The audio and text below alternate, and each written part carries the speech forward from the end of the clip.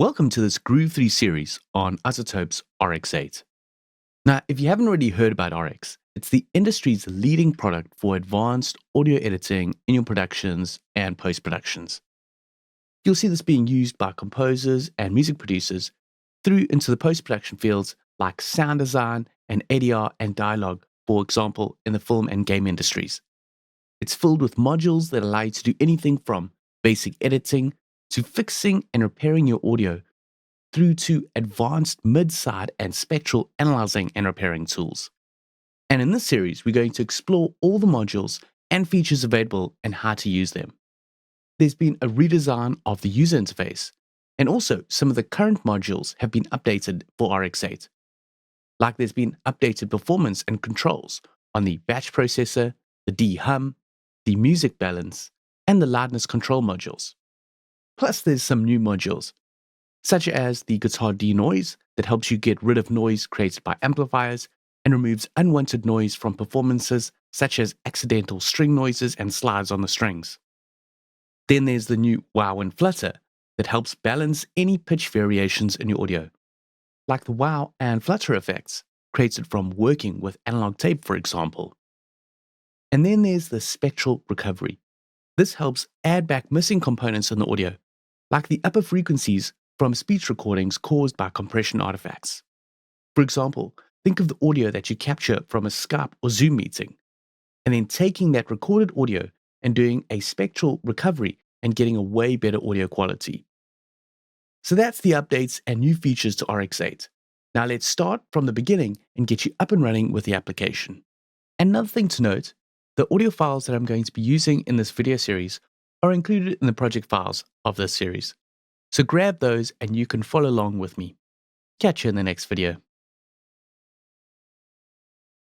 Before getting into any editing, we need to make sure that our audio is playing back through our audio device correctly.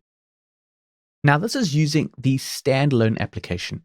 And for the majority of this video series, I'm going to be using the standalone application. And then later in the series, I'll show you how you can use it as a plugin in your DAW. I'll also be focusing on RX Advanced. I'll mention if a feature is only exclusive to Advanced, so if you're using Standard, you know which features you might be missing. Then there's also RX Elements that's missing a few features. If you want to see the differences between the different versions, check out on the iZotope site to see what's missing and what's available on each different version. So let's see now how to set up the audio device. To do this, you need to go to your preferences. On the Mac, you go to the iZotope RX menu and then down to Preferences, but on the PC, you'll be going to File and then Preferences. Then on here, you'll choose the audio device that correlates to your system. If you're on a Mac, you're going to be using Core Audio, and on a PC, you're going to be using the ASIO Audio. So when I select Core Audio, I can now see my input device.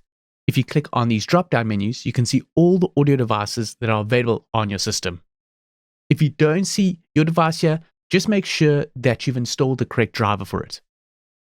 You can select a different output device if you wish, but I'm going to stick to the same input and output device, which is my Behringer UMC 404HD. By default, it's using the preferred layout, which is the film layout, but you can also select the SMPTE option. For now, let's stick with film. And then the buffer size can also be changed. By default, it's set to 2048, but you can make a smaller buffer size or a higher one. Obviously, the lower you go, you're going to have a less latency, especially when you're recording audio in, but you might get some clicks and pops if you go too low. And when you're going higher, you're going to get a better audio resolution, but your system might take a bit of strain when you get higher. And the file sizes of recording audio in will obviously be a lot bigger if you're using a bigger buffer size. Then the stereo downmix option is going to be using the default, but as you can see here, you do have some other options available to you, like some surround downmix formats. Now, to test that everything is working correctly, you can send a test tone. I can tick that, and it sends some pink noise. I can check the channel identification, left channel, and change that right volume channel, of that test tone. left. Another thing I want to point out is you'll see that there's this other option here, RX Monitor.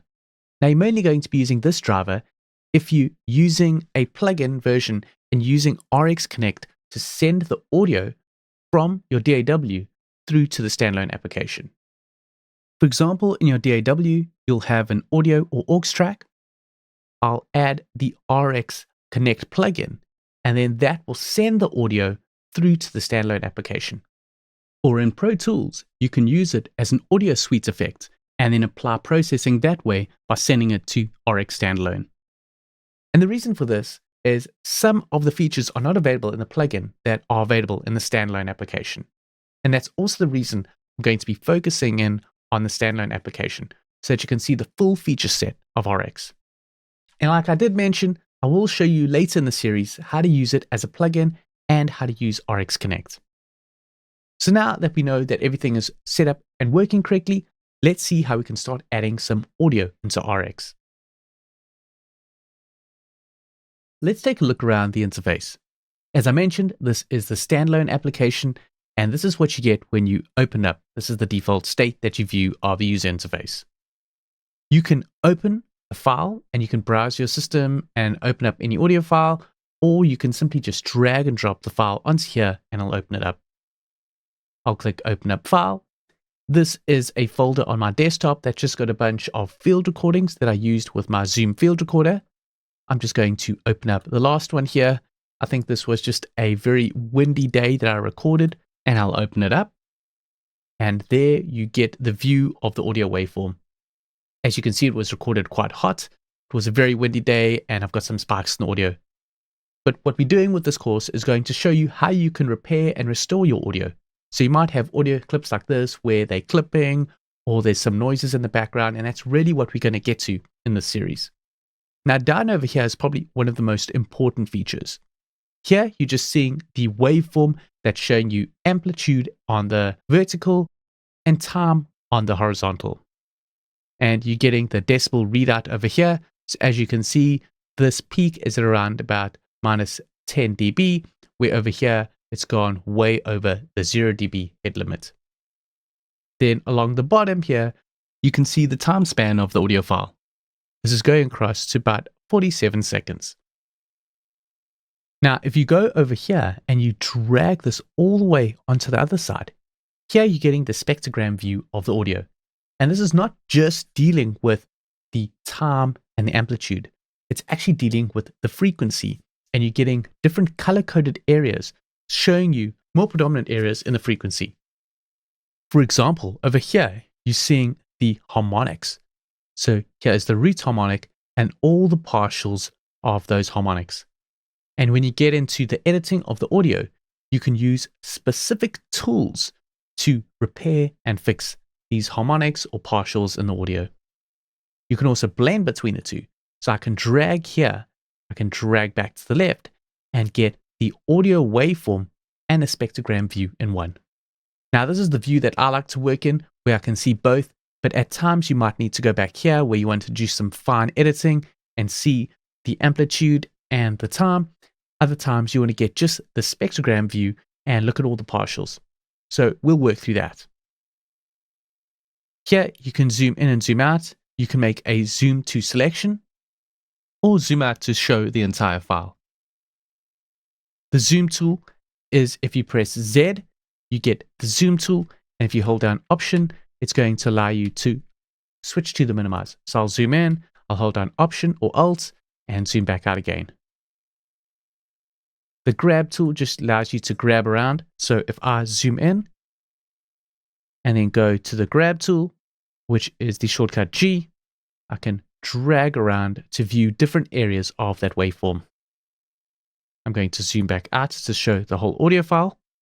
I'll get to the instant process, but basically you've got a bunch of different functions that you can choose to instantly be processed as you make the change. Then here are your selection tools. This is going to allow you to select a time. I can use the T tool to switch to that, and that's making a selection along the time selection. Then you've got the time frequency selection. So that is going to allow you to select an area of the frequency. And this is where it makes more sense to switch to this view. Over here, I can choose that I want just this frequency over here. I want to work on just that area. Then you've got your frequency selection. So that's going to select just along the frequency area. So going back again, here you've got a selection that's going across the horizontal. This is where you've got a selection where you're making a frequency selection within the audio, and then you've got a horizontal selection. So depending on what you want to select and what you want to repair, you'll use the different tools. You're going through the shortcuts. The time selection is T, the time frequency selection is R, and the frequency selection is F. Then you've also got the lasso tool. So here you can just lasso around areas. If you hold down Shift, you can make multiple selections. And here is the brush tool. So I can draw in brush strokes to make selections. And if I want to choose a different brush size, I just click and hold. And there I can choose a different pixel size. So here I'm going to have a much bigger brush to make different selections, or maybe I want to go down to have a finer resolution for my selection. Then there's the Magic Wand tool. So here you'll just click on an area and it'll magically select what you're trying to get for. This works really well. Instead of having to draw around a selection, maybe you just want this selection over here. It uses very clever and advanced detection to detect the partials that you want to select in the audio.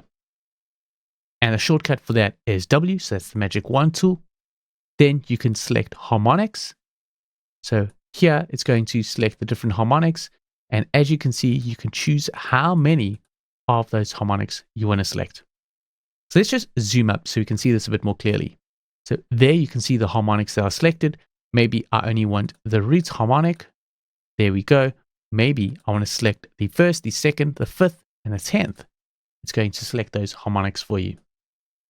And for the harmonic shortcut, you're looking at Shift Command H. And then finally, you've got the clip gain. If you click this, and maybe if I switch across to this view here, I can see the clip gain for the audio. I can make node points and drag these up to change the gain. So like you saw, there were some areas where it was clipping. Maybe there, I want to change the clip gain for that selection. I can drag it down and do some corrections to the audio. So those are the tools available to you. And we're really going to be using these in great detail throughout the series.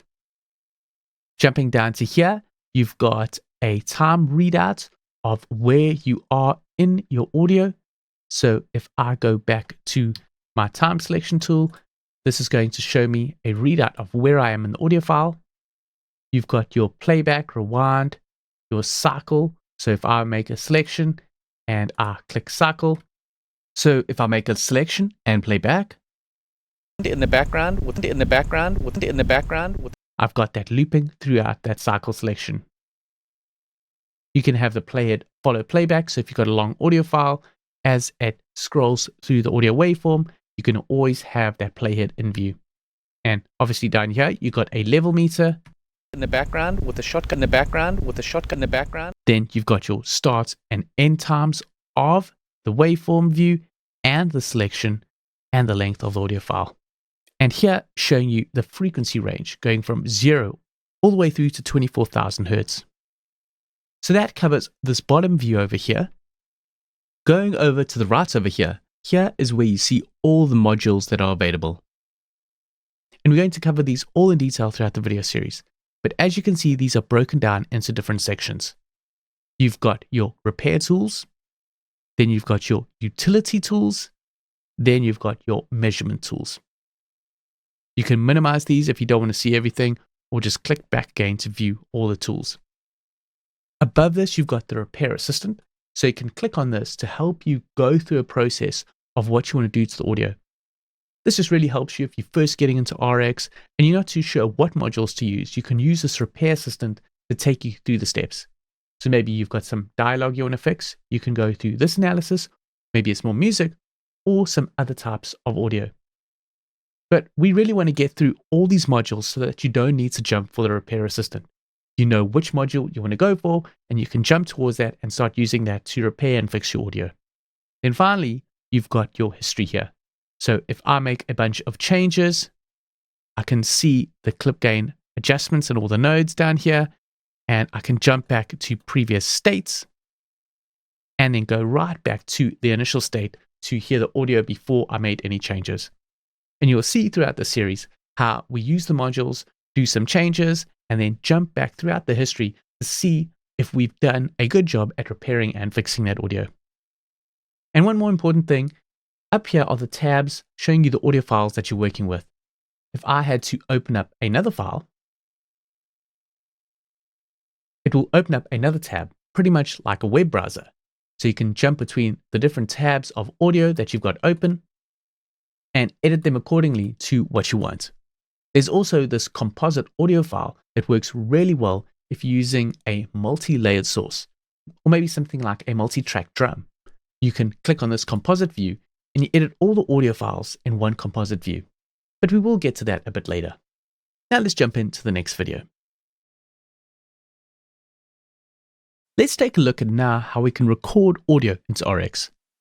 To do this, you need to first go to the File menu and create a new file. In this new file dialog window, you can give the new file a name. So I'll call this new recording. I can set the channel configuration. This is going to be a mono file, and I'm going to be using my input 1 on my audio device to record my voice in. I'll leave the sample rate set to 44.1 kilohertz, but I could go through and choose a lower or higher sample rates if I wanted to. Then I'll click OK. And to hear my audio, I'm going to click on this input monitoring. Now when I click this, I can hear the input monitoring coming through, but it's only coming through on the left. That's fine because I've got a mono signal and mono is set to the left. If you're not hearing anything, go through to your preferences and here go to channel routing and check that everything is set up correctly. So channel 1 is my input 1 and that's to the left and that's set to a mono signal. Channel 2 is set to the right, and if you've got extra inputs, you can assign them over here. This is for a surround setup. But if something's not working or set up correctly, just make sure that it's showing the correct routing over here.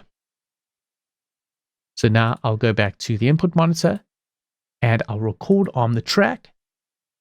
Now when I press the play button or press spacebar, it's going to start the recording. This is me recording into RX. Then when I stop it, it shows my audio file over here. I can play it back to test it out. This is me recording into RX. So that's how easy it is to record into RX. You first need to create a new file, and then you just need to make sure that you're input monitoring so you can hear your input of your recording signal. Then you record, and after you press stop, it'll show you the audio that was recorded into RX. And then now you can go in and save this as a new audio file. Now let me catch you in the next video and show you some more stuff. In this video, I want to talk about some of the shortcuts that you have available to you in RX. I did slightly cover this when I went over the user interface, but let's get into it in some more detail in this video. Starting off with the tools, if you hover over each one, you can see that each of them has a shortcut. So zoom is command and equals. And then if I want to zoom out, it's command and minus. Following on, you can see you've got some other shortcuts over here. For example, if I zoom in and I want to zoom back to the selection, I can just hit command and 0 and I go back to showing the entire file. Obviously, if you're working on a PC, all the options where I'm saying command are control. Then the zoom tool shortcut is Z. So if I hold down Z and drag around a selection, it'll zoom up into that selection. Then there's the grab tool, that's G. So you can switch between the zoom and the grab tool. So here's the grab tool. Then I'll go to the zoom tool. I'll zoom in, go to the grab tool, drag around, go to the zoom tool, or I can zoom back to the original selection. Moving on over here for the time selection, that's T. So if I press T, it jumps to the time selection. The frequency time selection is R. And then the horizontal selection or frequency selection is F. So you've got T, R, and F. Then for the lasso tool, this is L. I hit L and I can make some lasso selections. The brush tool is B. I can do the brush. And the magic wand tool is W. Obviously, you can see this more when you go over to the spectrogram view and make some selections on the frequency areas. The select harmonics is Shift Command H. That allows you to see all the harmonics. The clip gain view is Command G. So I can hit Command G and I can go in and make clip gain edits to my audio. And as you can see, I've also got the magic tool selected. So I can use two tools and go between them. Also, if you hover over some of these modules, you'll see that some of them have shortcuts assigned to them. So DeClick is Shift 2. The Crackle doesn't have one. The Hum is Shift 3. And basically, the big point about shortcuts is if you learn these shortcuts, you can quickly jump to the different modules instead of having to move across to these each time. And when you're working with hundreds of audio files that you need to fix and repair, knowing your shortcuts can really help you speed through and improve your editing and efficiency with your audio repair and fixing. Also, if you go to the Preferences menu, under here, if you go to Keyboard, here you can see all the keyboard shortcuts for an option. So if I go to Show Command and I type Zoom, it's going to show me all my Zoom commands. I can click on a command and it can show me the shortcut that's being used. If I type Select, I can see Edit or Deselect and the shortcut. Or I could reassign a shortcut to it. So if I remove that, so that's Command D, I'm going to remove that. And I'm going to assign a new shortcut. So there I've pressed a key and I've assigned that to Edit Select. If I remove it and go here and type another key, it'll let me know if something is already assigned to something else. So I can go back and change that to Command D, assign, and I can see the shortcuts. So basically, if there's a function that doesn't have a shortcut assigned, for example, maybe you go to debleed a lot and that doesn't have a shortcut, you can go to the Preferences, find debleed, and use a shortcut to either apply the debleed or view the debleed module. And like I mentioned, knowing these shortcuts or creating your own shortcuts for modules and actions that you use regularly is just going to speed up your efficiency of using the application and getting the work done. Catch you in the next video. In this video, I want to talk about the different saving options that you have available to you in RX. So let's say you've done some editing to an audio file. I'm just going to do some clip gain envelope changes on the audio. So you can see that there's some changes. It's updated the audio waveform. Down here, I can see all the nodes added for the clip gain. Now, if I go to the File menu, I can Save As. Now, what this is going to do is it's going to save out the audio waveform as a WAV file. So I'm just going to name that DeClick Drums 2. And I've got a new waveform. Now, another option is you can save your audio as an RX file. So I'm just going to go to File and then Save an RX document. Now, what this is going to do, it's going to save the audio, plus it's going to include all the changes in the history of the modules that you've used and any audio editing within that file. I'm going to save this as version 3. And as you can see, the extension is RxDoc. So I'm going to click Save. And now I've saved that as an RX document. Now, you're probably wondering, what does this mean? So I'm going to go to my browser and just pull in those audio files. So over here, I've got my second drums file. I'm going to drag that in. And as you see, that's just an audio waveform. So it's just saved the changes that we've done to the volume of the audio. Then if I go back to the RX documents, I can drag this in.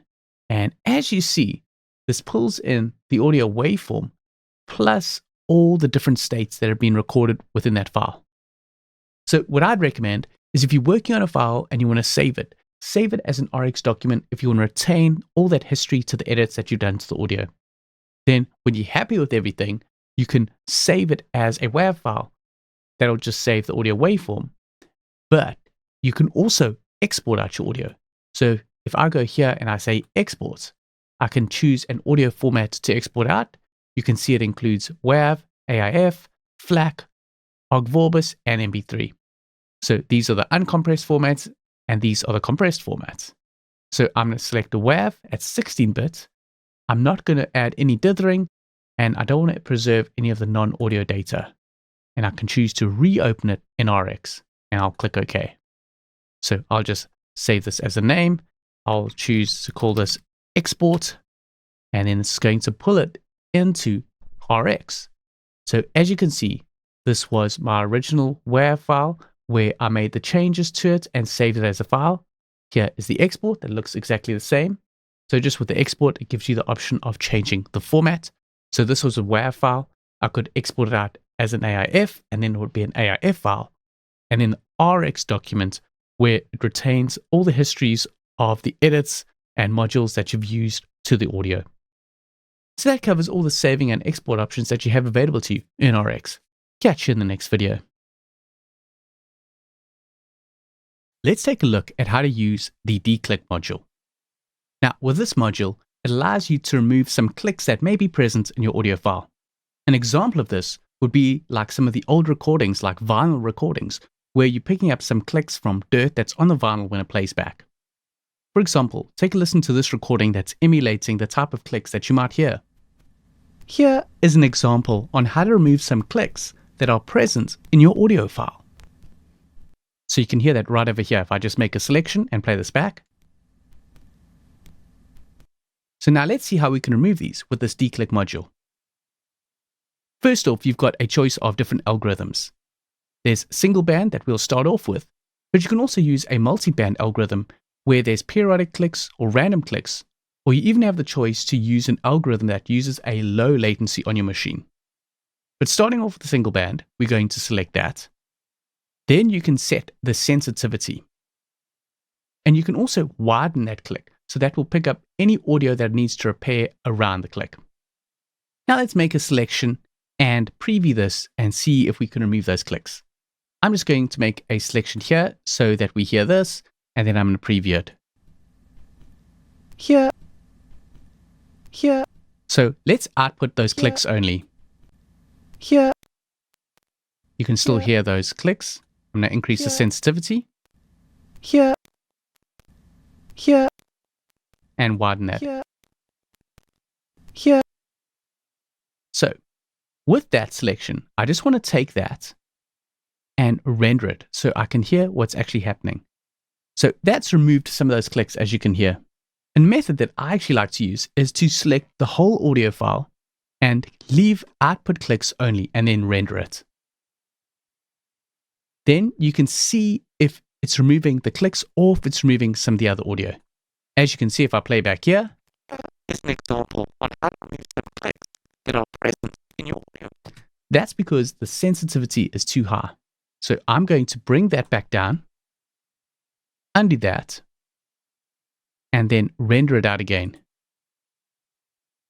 So you can see that it's picking up just the clicks now.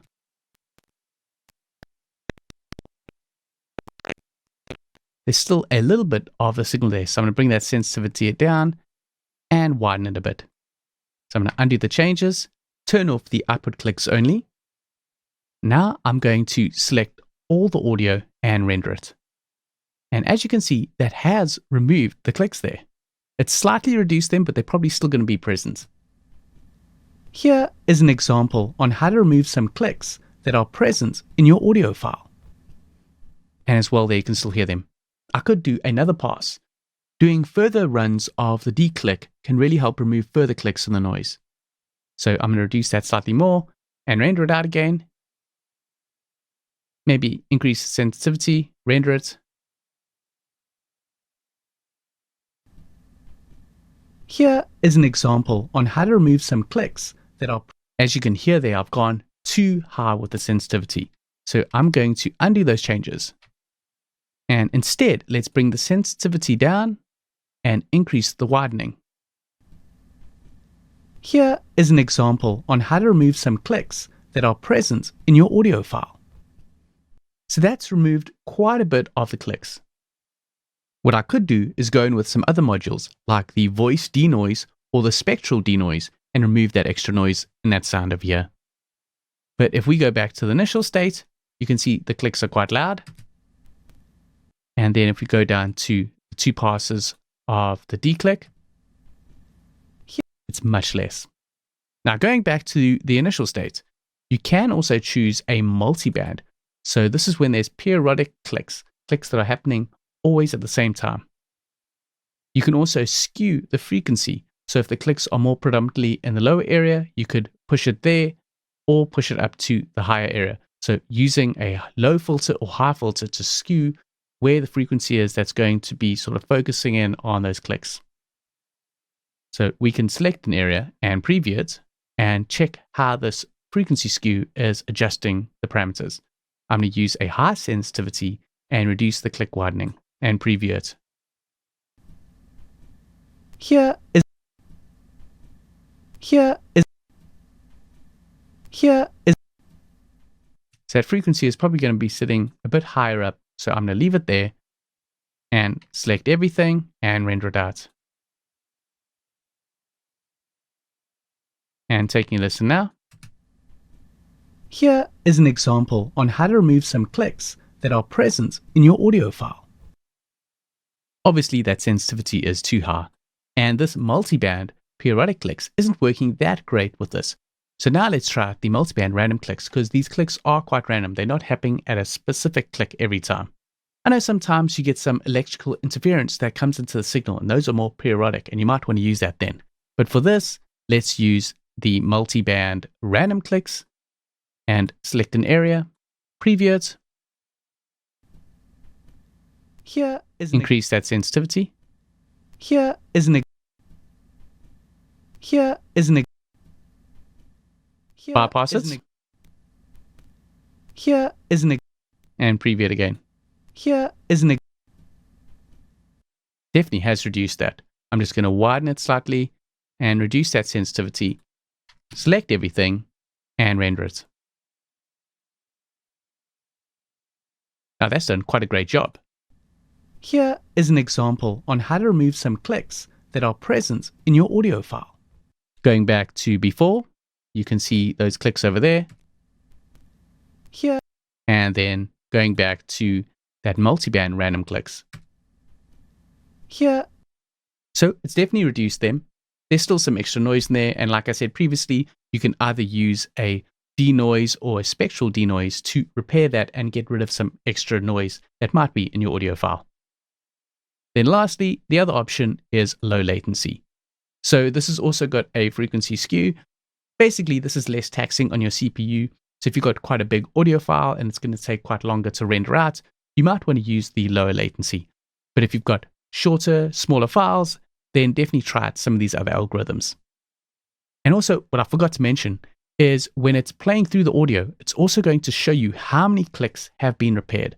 So this is really a great way to see what this module is doing and how it's going to repair the audio. Now, next up, let's take a look at the Crackle and how we can use this. In this video, let's talk about the Crackle module. Now, how this differs from the DeClick is Crackle is referred to clicks that are more frequent and closely spaced. So that's when something will be considered Crackle, and that's when you'll need the Crackle module to remove those types of noises. What I've done here is I've got a music track where I've imparted a sort of vinyl sound onto it. I've used a vinyl plugin that's pushed some crackle and noise into the sound, and we're going to see how much of that we can remove with this module. First, let's take a listen to the track.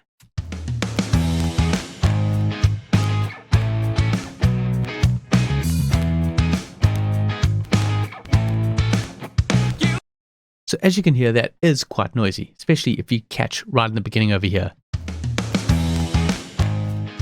So let's see how much of that we can remove.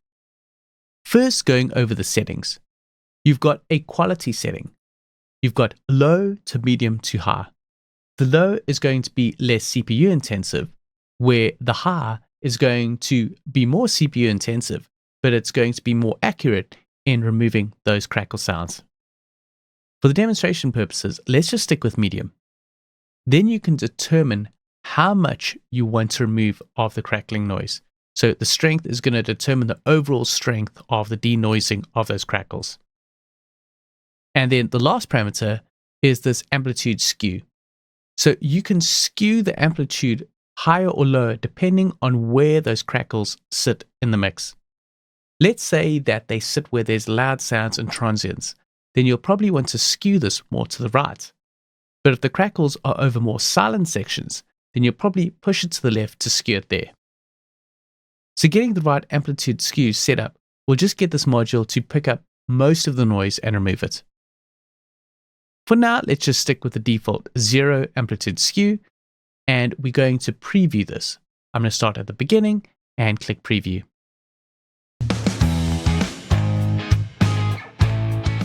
Here is with no strength.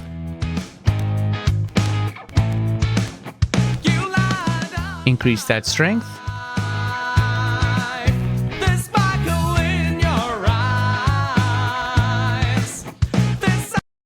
You can also output the crackle only.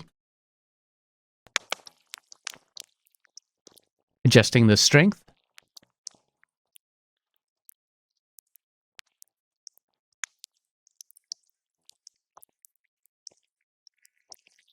That's going a bit far where you start hearing the music come in, so we're going to pull it back. That sounds good. So what I'm going to do now is I'm going to compare them. I'm going to click compare, and I'm going to get those settings pulled from the plugin to settings 1. Now I can preview the original.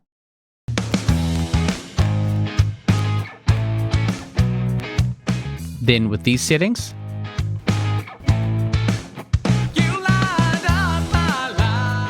before,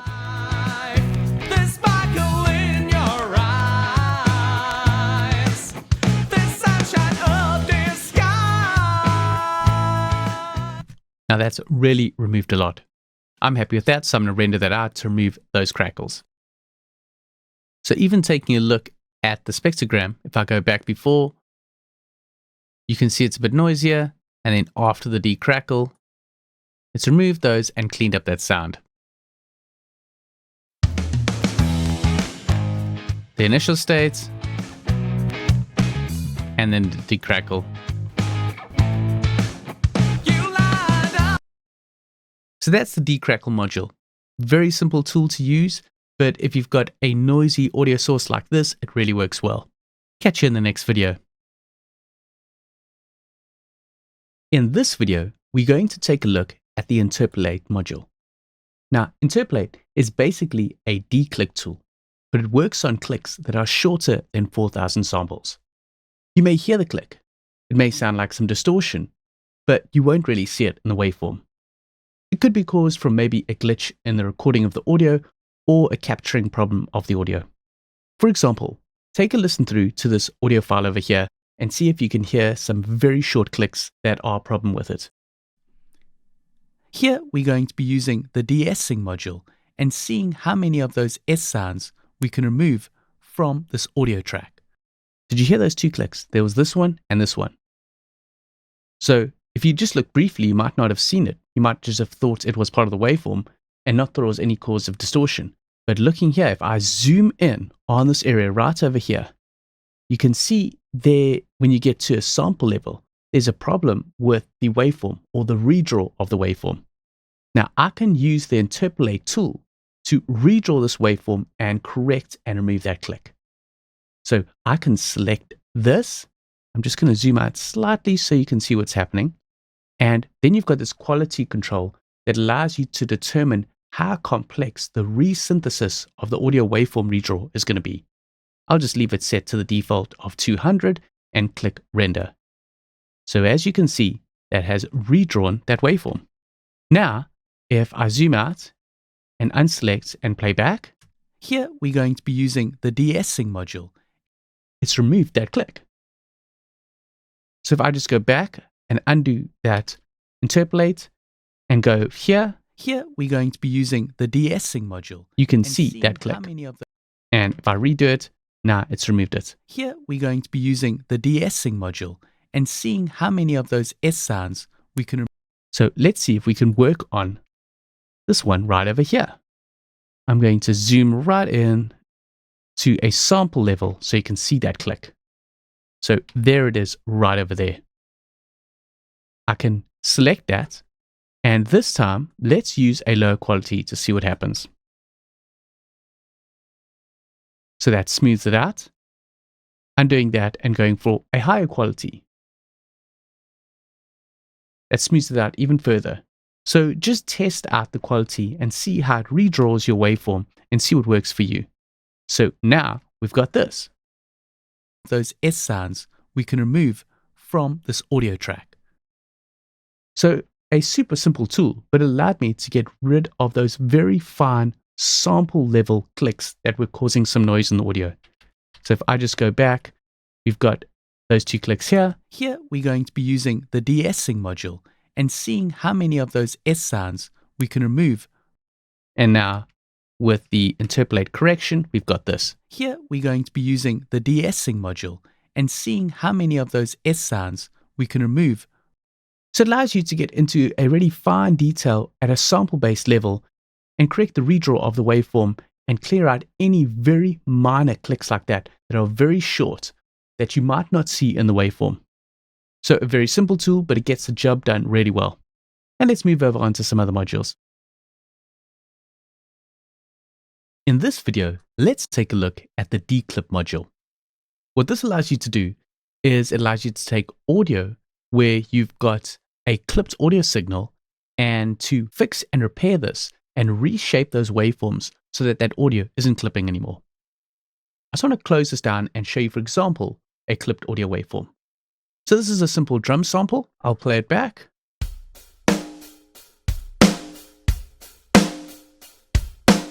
And those snares were recorded a bit hot.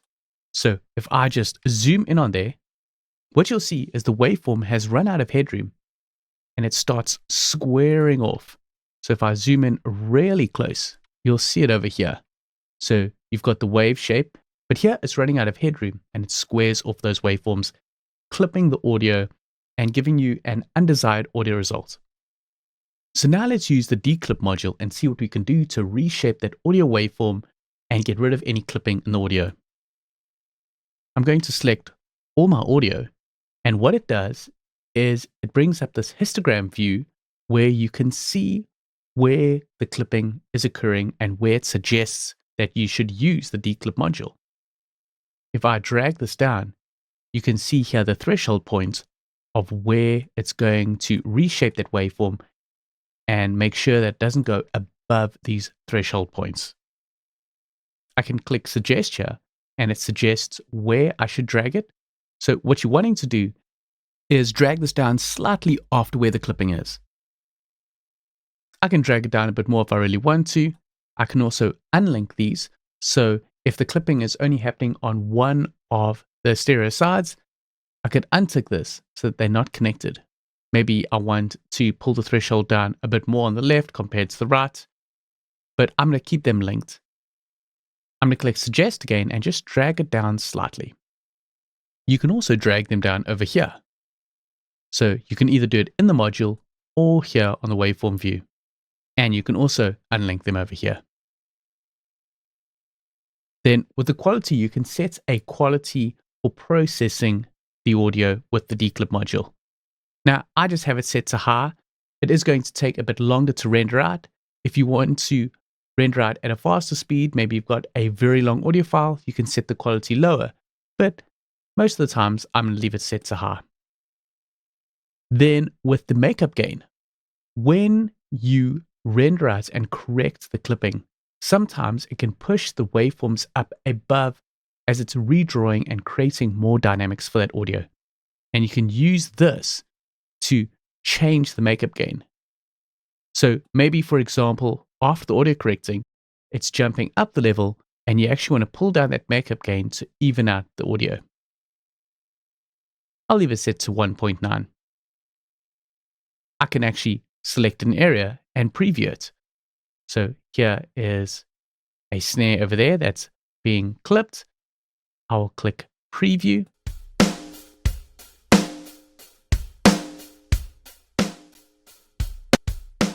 That sounds good. So I'm going to select all the audio and render it.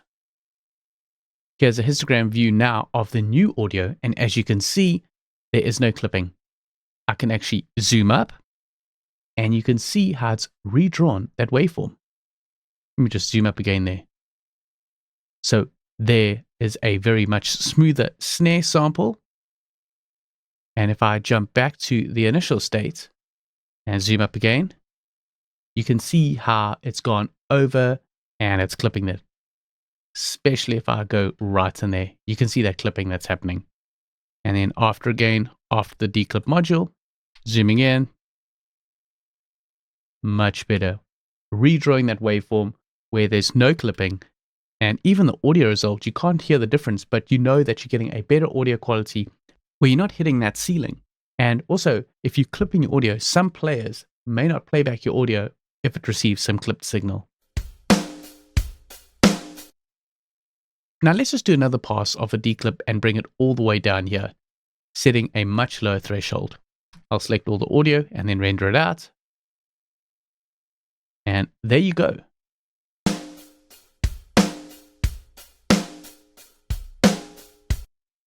If I zoom up on that area there, you can see how it's redrawn that waveform. So that is with the makeup gain. So I've got increased dynamics, but I've set a ceiling for where I want that snare to be pulled down, but it has redrawn it to create some more dynamics in the audio. I do find that this is maybe a bit drastic, so I'll jump back to the previous declip module. Then finally, there's also a post limiter. So it will limit that audio and make sure that any makeup gain isn't making it jump up over 0 dB. So that's the declip module. Really handy, especially if you get some audio from a user or an artist, or maybe you've recorded in some audio where you've set the gain too high on the input. You can use this module to go in and bring out any transients or nasty peaks down using the declip module. Sometimes, if you've got some clipped audio, it might be distorted and might be some extra noise as well. And you might run a pass of the declip, but you've still got that sound. If that happens, you might need to go back and use the DeClick and DeCrackle modules to help improve that audio quality. I did cover DeClick, but let's now take a look at DeCrackle and see what we can do with that. Catch you in the next video. Now let's take a look at the de-hum module. Now, this is there to remove any sort of low rumble hum sounds that are in your audio. Normally, these are associated with grounding issues. For example, you get some grounding sounds that sit at the 60 Hz region, and you can use this de-hum module to remove those low hum sounds. This is an example of some hum in the audio, which could possibly be from a grounding issue. You can hear that hum over here. I just hover over here. That's the hum sound. And if I move across into the spectrogram view, there's this low hum over here. But if I right click on the frequency area here and change the frequency scale, I'll change it to extended log. Now you can more clearly see that low 60 Hz hum. And also its partials. So there is a partial at around 120 Hz, another sort of harmonic partial at about 180 Hz. I'm going to bring back the waveform slightly so I can see where everything is. And also, you can jump across to a spectrum utility measuring tool. And if you play back, this is an example. You can see there's some hum at 60 Hz, at about 116, and another at 174. This is an example. So now, let's use the de-hum tool to see how much we can remove of this hum. First, what you need to do is you need to select some of the hum so you can learn it as a noise profile. You can select a bit and learn it, but unfortunately, this is a bit too short, so I'm going to make it on adaptive mode so that it's constantly going to be listening out for the hum. Then I'm going to make a selection. So I will select this over here. I'm going to play it back and preview it. But before I do that, I want to reduce the harmonics to 1. So this is going to focus in on the frequency at 60 Hertz, and you can change the Q value. I'm going to keep it quite narrow, and I'm going to preview. This is an example of some hum in the audio. This is an example of some hum. Let's reduce that Q value so it's not so narrow, and preview it again. This is an example of some hum in the audio. Now let's add in some extra harmonics. So here we've got a harmonic at about 120 and then another at 180. We'll preview that. This is an example of some hum in the audio.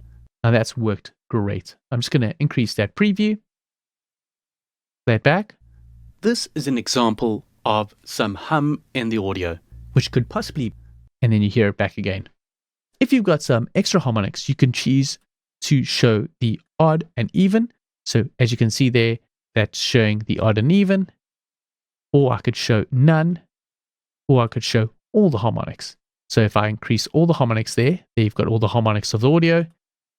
This will only show the odds and evens, and this will show none of them.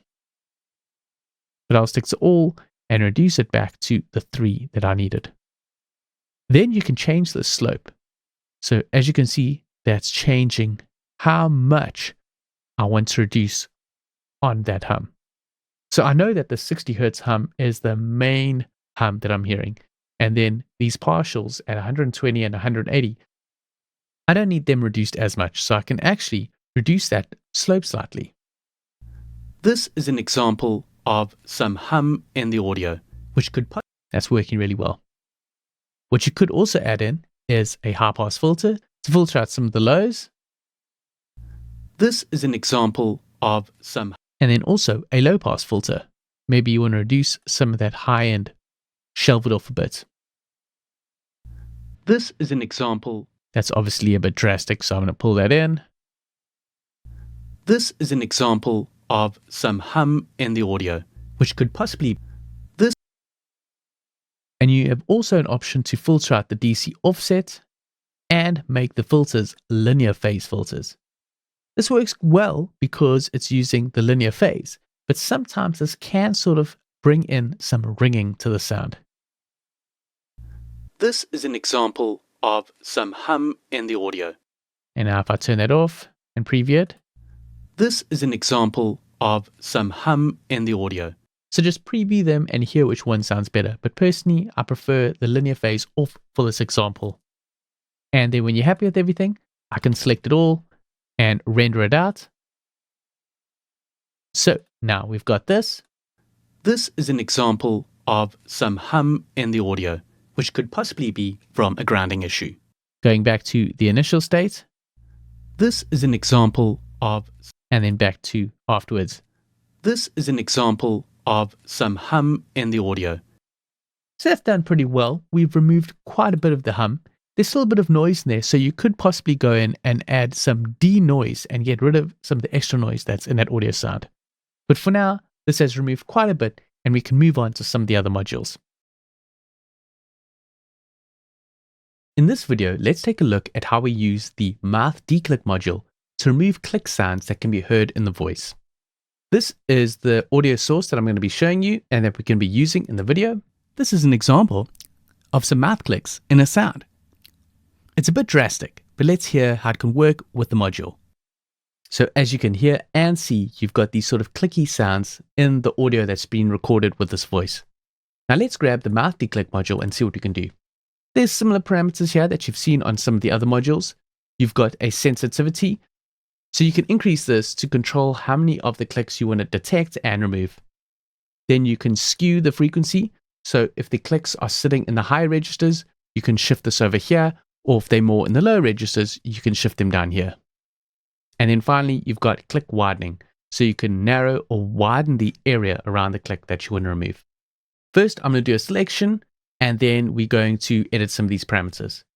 So I will select this area over here, leave all the dials set where they are, and preview it. This is an example of some mouth clicks in a sound. As you can already see, it's picked up 25 clicks that can be repaired. I can switch to output the clicks only and hear what we're repairing. preview that.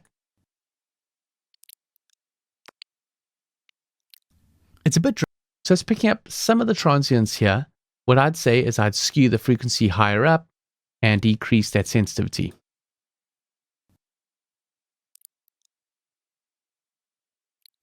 Sounding good? Another trick that you've seen me do is I like to select all the audio, then render it out with output clicks only ticked, and we can see the clicks that are being rendered out. So there you can see some clicks. Another thing to notice is you can see with it moved over to the spectrogram area is that the clicks are sitting in the higher registers, except for here where it is sitting a bit lower in frequency. What we're going to do is multiple runs of this module, rendering it out to see if we can remove all those clicks. So I'm going to undo this. I'm going to render it out with that output clicks only unticked. As you can see, it has removed some of the clicks. Now, let's narrow that click widening, increase the sensitivity slightly, and take the frequency skew and put it higher up. Now, do another pass of the render. That slightly removed some more. So now let's drop that sensitivity, turn the frequency skew all the way to the lower area and widen it out. Do another render. That has removed a few more clicks. Now let's do something drastic. Let's go for a higher sensitivity, a frequency skew a bit lower, maybe just preview it first. This is an example of some mouth clicks in a sound. That's pretty good. So let's select that all and render that out. And those clicks have dropped drastically. So listening back, we've got this. This is an example of some mouth clicks in a sound. It's a bit drastic, but let's hear how it can work with the module. So they're slightly there, but let's see how far we've come. I'm going to go all the way back to the initial state and play back.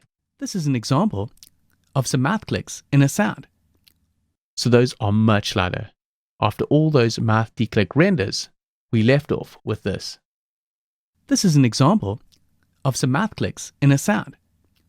It's a bit drastic, but that's working great. So we minimized the amount of that click. We didn't get rid of it completely, but we've got it to the point where you barely notice it. You could do multiple extra renders of this, but there is the possibility if you render it out too much and increase that sensitivity too much, you're going to bring down some of the transients of the other side. So it's always good just to jump back through the history just to make sure that you're correcting what you want to correct and you're not going too far. Now let's check out some of the other vocal repair modules in the next few videos. In this video, let's take a look at how we can use the breath control module. This works really well with some sung vocals where you've got those sort of breaths between sung phrases. For example, I've got this simple vocal part that I've sung, and just before the start of each phrase and in between, you'll hear these breaths. I'm going to test out breathing sounds while singing. So just a very cheesy vocal line there, but this is just to demonstrate how this module works. So you've got two different modes. You've got gain, where this will apply a fixed attenuation to the detected breaths. So for example, if I pull this to about minus 50 dB, that means it's going to attenuate all the breaths by minus 50 dB. Whereas with target, this detects the breaths to a target output. So if I select this, you'll have breaths that are at different volumes, but it'll attenuate them all to about minus 50 dB, making it sound like the breaths are a bit more even. So let's first start off with gain and preview it and hear how it sounds, and then we'll adjust the rest. As well, there's a sensitivity dial, so you can increase this to adjust the number of detected breaths. So let's select this area and preview it. I'm going to test out. That's really not that bad. If we preview it and compare it to before, I'm going to test out. And now the effect. I'm going to test out. So with these two breaths, this one it's removed completely, where this there's still this little spark of a transient here that it's battling to remove. So let's see how much of it we can get rid of. So I'm going to bring that gain all the way down and increase the sensitivity and preview that. I'm going to test out. So it's still quite a high breath. It's probably picking it up as part of the vocal phrase, but it's removing the breath. I can listen to the outputs and see what's going on.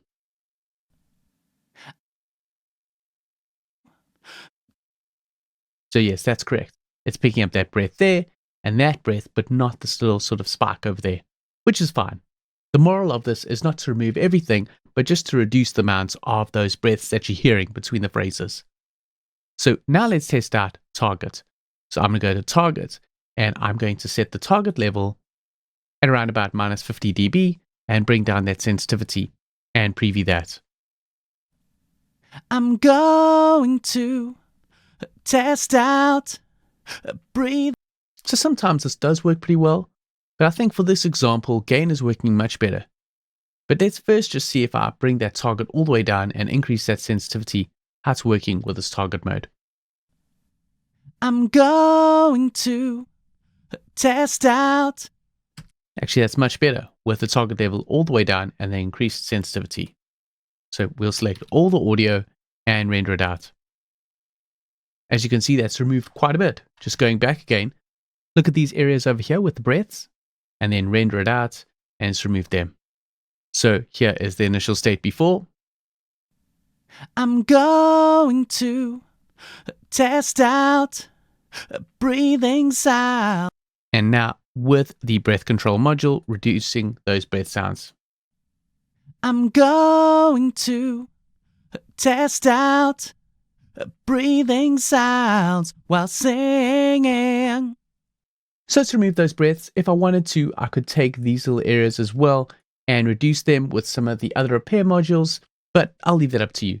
I just wanted to show you how this module works and how it can really help take out those breath sounds in the voice with this module.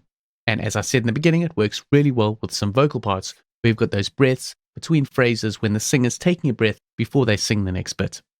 So it can really help clean up the mix on those vocal parts, so it sits really nice in the mix. Now let's check out some other modules in the next video. In this video, let's look at the Plosive module. Now, plosives are basically hard consonant sounds that you pick up when you sometimes sitting too close to a mic or projecting too hard onto the microphone, and you get these very loud sounds that predominantly sit in the low frequency areas. For example, I've got the sound source over here where I've purposely tried to get some plosive sounds in there that we can repair. Take a listen over here. Plosive sounds are hard consonant sounds that sits in the low registers. Now let's see how we can remove these plosive sounds. So you can definitely pick up the plosive on the word plosive. So you've got that pa, pa. That's a very hard consonant sound. And when said too close to the microphone, it's picking up that plosive. It's sitting in that low register. And we're going to use this Plosive module to see how much we can repair. First off, just looking at the spectrogram meter, you can see how it's sitting more dominant in this low frequency. I can adjust the frequency scale to see this more clearly. Let's go to extended log, and here you can see the partials, and with the plosive, they're definitely sitting in that low register. So going across to the Plosive module, you've got a couple of dials here. You've got sensitivity, so you can dial in the sensitivity, so you can adjust the amount of detected plosives with this. You can set the strength of how much you want to reduce those plosives by. And then you can also limit the frequency. So you're setting the highest frequency to attenuate. So anything below 170 is going to be attenuated. I want to increase this because with vocals, your lows are probably going to sit around about 200 hertz down. You're not really going to have anything at about 60 hertz. I'm going to increase the strength, and I want to detect the maximum amount of plosives. So I am going to increase that sensitivity. So let's select this area and preview it with the parameters that we've set. Plosive sounds are hard constant. Plosive sounds are hard constant. Bypassing it. Plosive sounds are hard constant. Definitely reducing the plosive sound and the low frequencies in it. So I'm going to increase the strength. Maybe drop this frequency limit a bit because it's cutting off a bit too much of the higher bits of the lows, and increase the sensitivity. And preview that, take off the bypass, and here we go. Plosive sounds are hard constant bypass. Plosive sounds are hard constant. Plosive sounds, and back in. Plosive sounds, definitely taking away the hardness of those plosive sounds within the audio file. So I'm going to select everything and render it out with those settings. After the render, you can see that it's removed those low frequency areas on those plosive consonant sounds in the audio file. Going back, if you go to the initial state, you can see all those low frequency areas, specifically on that area over here and there. I'll go back to the rendered out the plosive module and just remove that. And now you've got a much cleaner audio source. Plosive sounds are hard consonant sounds that sit in the low registers. Now let's see how we can remove these plosive sounds.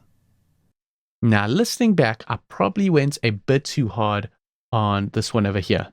So I'm going to undo the changes, back off on the sensitivity and the strength, and run another render. And taking a listen back. Plosive sounds are hard consonant sounds that sit in the low registers. Now let's see how we can remove these plosive sounds. Much better. So as always, you're going to have to do a bit of tests with the parameters, render them out, and then compare. And then obviously you can jump back in the history to check how far you've come with the sound from the beginning initial state. Catch you in the next video. In this video, let's take a look at the DS module. So this is a module that allows you to remove sibilants in a voice. And sibilants is those sort of sharp tones from the pronunciation of S sounds, SH sounds, and even C's, F's, and X's. Over here, I've recorded a voice where I've pushed the S sound just to accentuate it and see how it can work with this module. Take a listen to the audio sample over here. Here, we're going to be using the de-essing module and seeing how many of those S sounds we can remove from this audio track. So let's test out the de-esser. So you can definitely hear those pushed S sounds in that audio sample. So moving over onto the module, you've got two modes, classic and spectral. Starting off with classic, this is a full band attenuation of the sibilants. So it goes across the whole frequency band, so it'll attenuate anything at the threshold point and attenuate it. So you've got this threshold that acts like a compressor. So you'll set the threshold level, and when that audio passes that threshold level, it'll be pushed down, and you can see the reduction meter over here. Then you've got absolute mode that I will get to in a second. But first, let's take a look at how to use it without the absolute. Without the absolute, you're going to have a bit more of a natural sound when it attenuates the audio. So when you're not in absolute, you're in the relative mode, and the relative mode calculates the level of the vocal and compares it to the sibilants and then makes the adjustment. Then the cutoff limits the frequencies triggering the de-esser. So anything above this is where the sibilance is going to be detected.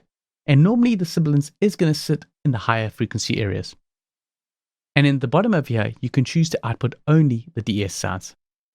So let's turn this off, make a selection, and then preview it with the current settings. Here we're going to be using the de-essing module and seeing how many of those S sounds we can remove. You can see that reduction that's happening over there. I'm going to pull up the cutoff frequency and pull down that threshold even more. I'm going to bypass it, preview it, watch over here. Here we're going to be using the de-essing module and seeing how many of those S sounds we can remove. Now before, here we're going to be using the de-essing module and seeing how many of those S sounds we can remove. So you can definitely hear how it's pulling down those S sounds. And that's also determined by the speed. With the speed, you've got a fast or a slow. The fast is a fast attack and fast release, where the slow is a slow attack and slow release. If you hear too much transient reduction, it means you set it too fast. And if you've got too much high frequencies, then the compression is too slow. It works pretty well set to the fast speed, but let's try out the slow speed as well. Here we're going to be using the de-essing module and seeing how many of those S sounds we can remove. Now back to fast. Here we're going to be using the de-essing module and seeing how many of those S sounds. I like the fast speed and how it reduces those transients on those S sounds. Now that is the more natural sounding algorithm of the classic mode. Now let's turn on absolute, which means it's going to attenuate all audio that happens at that threshold, not only the sibilants. Let's preview that. Here we're going to be using the de-essing module and seeing how many of those S sounds we can remove.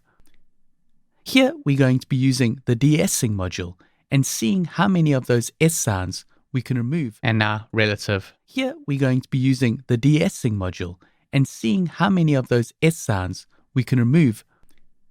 Here we're going to be using the de-essing module and seeing how many of those S sounds we can remove. Definitely sounds way more natural in relative mode as opposed to absolute. Now let's take a look at Spectral. Now with Spectral, it's a multi-band attenuation of the sibilants, so it's honing in on only the sibilants and not the other frequency areas. And how it does this is it uses these two parameters here, which is the spectral shaping and then the spectral tilt. If you've got the spectral shaping all the way at 0%, it retains the natural tone of the sibilants. But if you increase this all the way to 100%, it's going to conform it to the spectral tilt, where you can determine what type of noise you want to use on that sibilant. So just mentioning again that the spectral mode helps reduce the sibilants and not the surrounding frequencies. So let's take a listen to this. We're going to set the spectral shaping all the way to 100% and then hear how you can choose between white, pink, and brown noise to shape that sibilance. Now let's preview it to see what it sounds like. Let's pull the threshold down quite a bit and preview it. Here we're going to be using the de-essing module and seeing how many of those S sounds we can remove. Here we're going to be using the de-essing module and seeing how many of those S sounds we can remove. Here we're going to be using the de-essing module and seeing how many of those S sounds we can remove.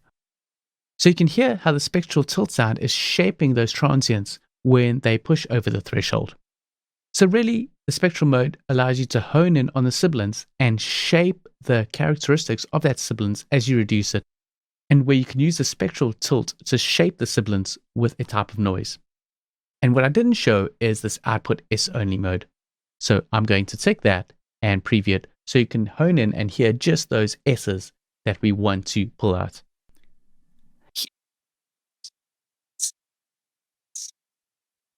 Change the noise to white. We can remove. Here we're going to be using the de-essing module and see how many of those S and then down to brown. we can remove.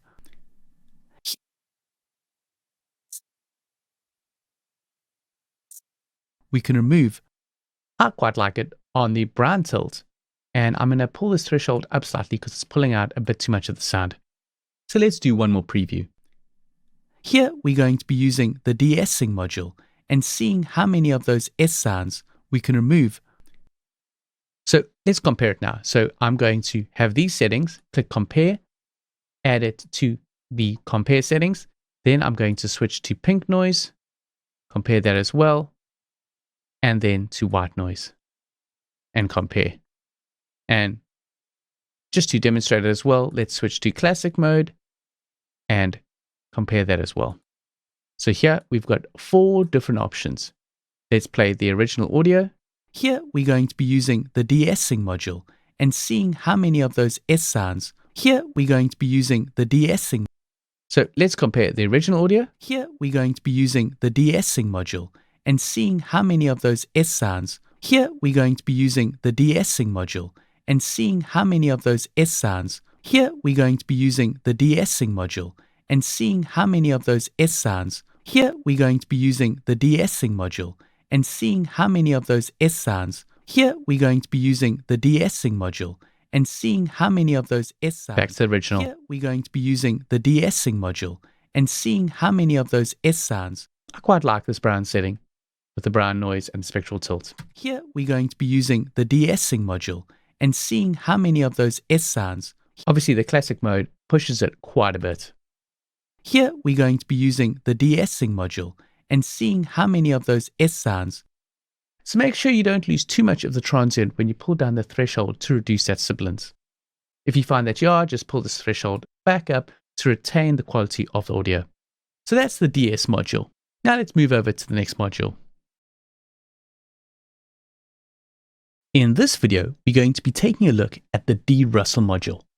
Now this is an advanced only module, and this is used in cases where you have a microphone that's touched or moved or bumped against a material and it causes this sort of de-rustling effect in your audio.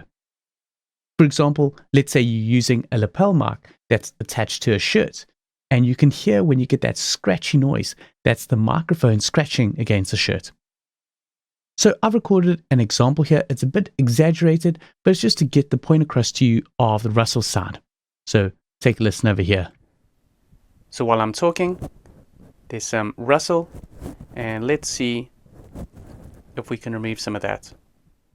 Okay, so as you can hear, there's definitely bits of rustle over here, and over here, and here. So we want to see if we can remove that, just to make the listening experience a bit more desirable. You don't want to remove it completely because it can be quite drastic, but you want to use this de-rustle module to reduce that rustle sound. So it's quite a simple module. You got two parameters here, reduction strength. So this is going to increase the amount of rustle that's removed. And then you've got ambience preservation. Basically, when this is set all the way to 0, it's going to remove the rustle and it's going to be silence there. But by increasing this, you're going to add some ambient noise back into the audio that just gives a bit more of a steady noise floor bed and is less distracting. Then you've got your separation algorithm, and this just depends on how your audio is. You've got channel independent, so if you've got things that are separate on the left and right channels, then you can use this. Joint channel is if you've got things where there's a crossover mix between the left and right, so there's some smearing between the left and the right, then you can use this. And then advanced joint channel just uses a more advanced algorithm for stereo sounds that are smeared across the left and right. I'm just going to stick with joint channel. So let's make a selection and preview this. I'm going to take the ambience down and reduce the strength and slightly increase it. So while I'm talking, there's some rustle, and let's see if we can remove some of that. So while I'm talking, there's some rustle, and let's see. And you can hear that's completely removed that rustle. Now that has removed it, but added silence in there. So let's increase the ambience preservation to add some noise floor back into the signal.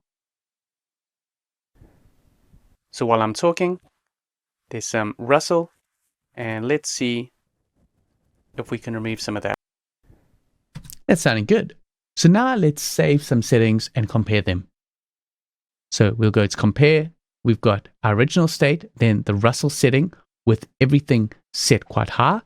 Now let's do one with the ambience preservation all the way down. Then another with the ambience strength a bit down.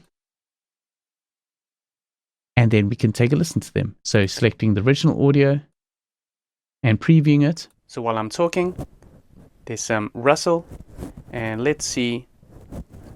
So while I'm talking, there's some rustle, and let's see. So while I'm talking, there's some rustle, and let's see. So while I'm talking, there's some rustle, and let's see. So I personally prefer the first setting where it's reduced all the rustle but has retained some of the noise floor. Going to setting 2, you can see that had a high reduction strength but a low ambience preservation, and it's removed it and created some silence. And that might be a bit more distracting than having the rustle in there. And setting 3, it had a lower reduction, but it's picking up too much rustle. So let's go to setting 1 and preview that again. So while I'm talking, there's some rustle, and let's see. So while I'm talking, back to the original, some rustle, and let's see. So while I'm talking, There's some rustle. Very good improvement. So that's how to use the DeRustle module to remove these rustle effects that you might get in your audio when recording, and you come back and you listen and you have an undesirable result, and you want to use a module like this to remove and clean up your audio so there's some more clarity to it. Catch you in the next video. In this video, we're going to look at the de-wind module. So this is where you record an audio source, but it picks up the wind that's coming and hitting the microphone capsule and causing a sort of low rumble sound to the audio. Now here is an audio sample that I recorded with my field recorder. I did have the wind sock over the microphone, but there was still some wind that came through and hit the capsule and caused this low rumble on the audio. So take a listen over here, and then we'll go through the parameters on the module. Here recording a signal where there's some wind. We're going to see if we can remove some of that wind and how much of it can be removed. So there you go. That is the sample. You can hear that low rumble that's happening. You could have audio that's got more drastic wind to it, but I want to use one with some minimal wind just to see how much we can remove and clear up the audio signal. Going over the module, what you've got is you've got your reduction parameter that's going to allow you to dial in how much of the wind you want to reduce. Then there's the crossover frequency. Now this limits how high the reduction goes into the frequency. So normally your low rumble is going to sit quite low, around probably about 100 Hertz. But if it goes up a bit more, so let's maybe change this view. Let's go to extended log, and you can see all that low rumble here sitting around about 100 Hertz. Maybe could go up to about 200. So for this, let's set it to 200 Hertz. Now, the low wind could be covering up the fundamental of the audio. So this is why you've got your fundamental recovery. This helps recover the fundamental after the reduction of the low wind. It does this by resynthesizing the low frequencies to build up that fundamental again. So this is the fundamental that's been lost or covered up by the wind. And then you've got artifact smoothing, where this just smooths out any artifacts that are created. For example, that sort of gurgly, underwatery sound that might happen when you push the reduction too far. So let's take a listen through on preview and tweak some of these parameters. So I'm going to just select all the audio and then preview it. Increase that reduction. Recording a signal where there's some wind. We're going to see if we can remove Increase some of that the wind fundamental and how recovery. much of it can be removed.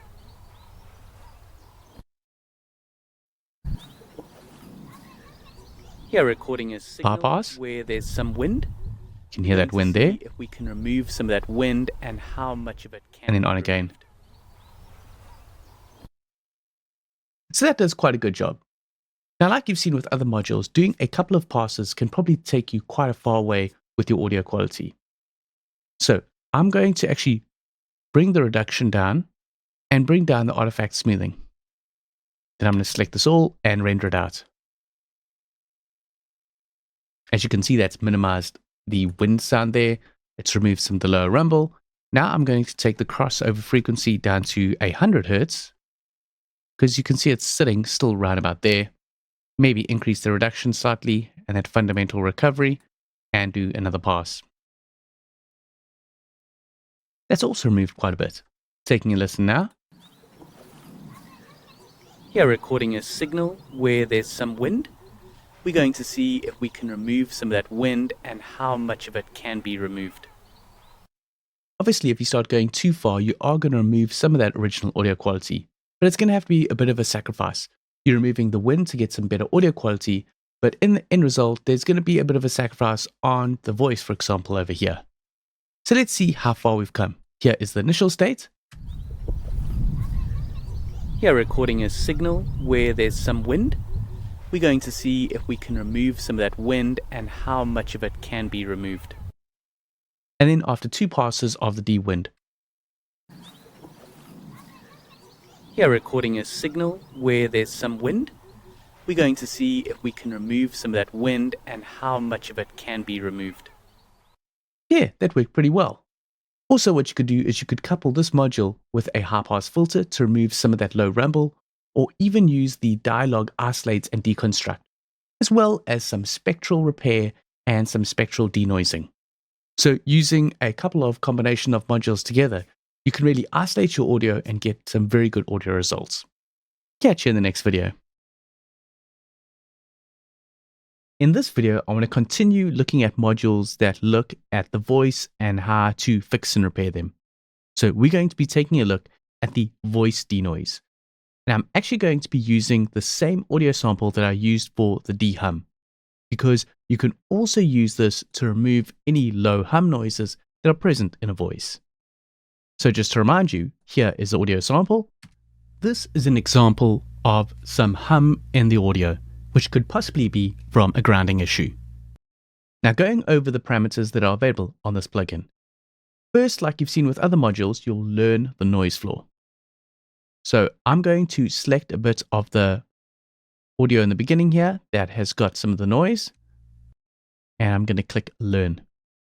So what this does now is it creates a noise profile. So you can see this graph over here. This gray line is the audio, and then this is the threshold that is determining the noise profile, and then you can determine how to reduce it. So you can see if I drop this threshold, it's dropping that noise profile line that's been created. I can increase it again, and then the reduction determines how hard it's going to reduce the audio at that threshold. So I suggest starting at a low rate and then increasing it. And obviously, like you've seen with other videos, doing multiple passes of the audio and rendering them out will get you better results. You can optimize it for dialogue, but you can also use it for music. But in this video, we're going to focus in on dialogue. And with the filter type, we're going to keep it at surgical. I'm going to select some audio, and then I'm going to preview it. This is an example of some hum in the audio, which could possibly, already it's done a great result. So I'm going to pull down this reduction and preview it again. This is an example of some hum in the audio, which could possibly, and increase it slightly and preview it again. This is an example of some hum in the audio. So what I'm going to do is I'm going to select all that audio and render it out. Then I'm going to learn it again to create a different noise profile. Make another selection and preview it. This is an example of some hum in the audio, which could possibly be this. Select it all again, render it, and then do one more noise profile learning. This time, maybe pull the threshold down slightly and increase that reduction. This is an example of some hum in the audio. So taking a listen back from the initial state, this is what we had. This is an example of some hum in the audio. Then going through to this last state where we've done 3 different renders of the voice denoise. This is an example of some hum in the audio, which could possibly be from a grounding issue. So there's a very big change there. It's definitely removed the noise, but I do find that on some of the initial attacks on the audio, it's created too much artifacts. So I'm going to jump back to the second state and take a listen. This is an example of some hum in the audio. That's sounding good there. Now let's talk about adaptive. So with the current mode, we're selecting a noise profile and learning it. If the noise is always staying the same, then it's good to learn it this way. But maybe you've got some noise that's constantly changing throughout the audio, or you don't have a bit of noise to select to learn. Then you can use adaptive mode. So I'm going to go back to the initial state, and I'm going to click adaptive. Now watch as I preview how that noise profile is going to change and adapt while the audio plays back. This is an example of some hum in the audio, which could possibly be from a grounding issue. Increase the reduction. This is an example of some hum in the audio, which could possibly be from a grounding issue. So that works really well actually. So instead of having to find a bit of audio and then clicking the learn, you can just use adaptive mode. Now, if you do have some audio where the noise is changing throughout it, and you do have a little bit of a runner-up, it does work better for the adaptive mode to learn that noise and then going into the audio. Just one more thing, if I go back to the other mode, out of adaptive mode, you can see if I just learn the profile, it creates that noise profile, and these node points you can actually move. Maybe you don't want the threshold to be so high on this first one. Then I can bring it down. This is an example of, or maybe even increase it and increase some of the other nodes as well. Maybe you just want to slightly tweak that noise profile. This is an example of some hum in the audio, so that's really how to use this voice denoise on audio where there's a bit of noise and you want to see how much of it you can remove. Maybe you've used some of these other voice noise modules and they're not quite doing the job, then definitely try out the voice denoise. And like I said, doing multiple runs at lower reduction rates will probably get you the best results. Now, as mentioned, this also works with music. Now let's take a look at a song with some vocals in the music and some noise in the background and see how this works. Now I want to show you how powerful this module is, not just with dialogue, but with music. So I've got a song here with a full band mix. I've set it to music for the optimization setting. Then I'm going to turn on adaptive mode. If I play back the beginning, I've actually added some white noise into this mix, so it's quite noisy. Take a listen here.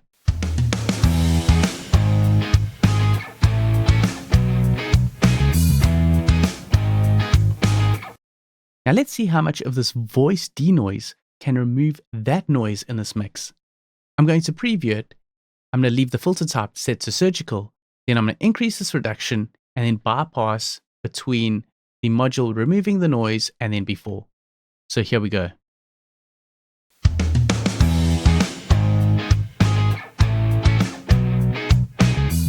Before.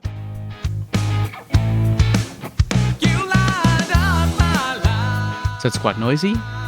Now add in the module. Push the reduction even more. Before.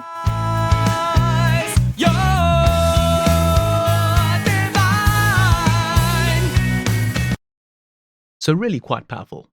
So you've seen how you can use it with a voice and removing the noise. Plus you could even use it in a full mix where you've got it set to adaptive mode. So it's learning the noise as it goes through the song and the playback. And you can even reduce noise that's maybe not associated with voice.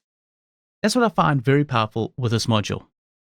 But obviously, the benefits of it are using it on a voice to remove noise in the background and clear up the signal. That's that for this module. Let's catch you in the next video. In this video, we're going to take a look at Spectral DeNoise. Now, where the DeNoise module worked well with a varying noise floor, Spectral DeNoise works really well with noise that is constant.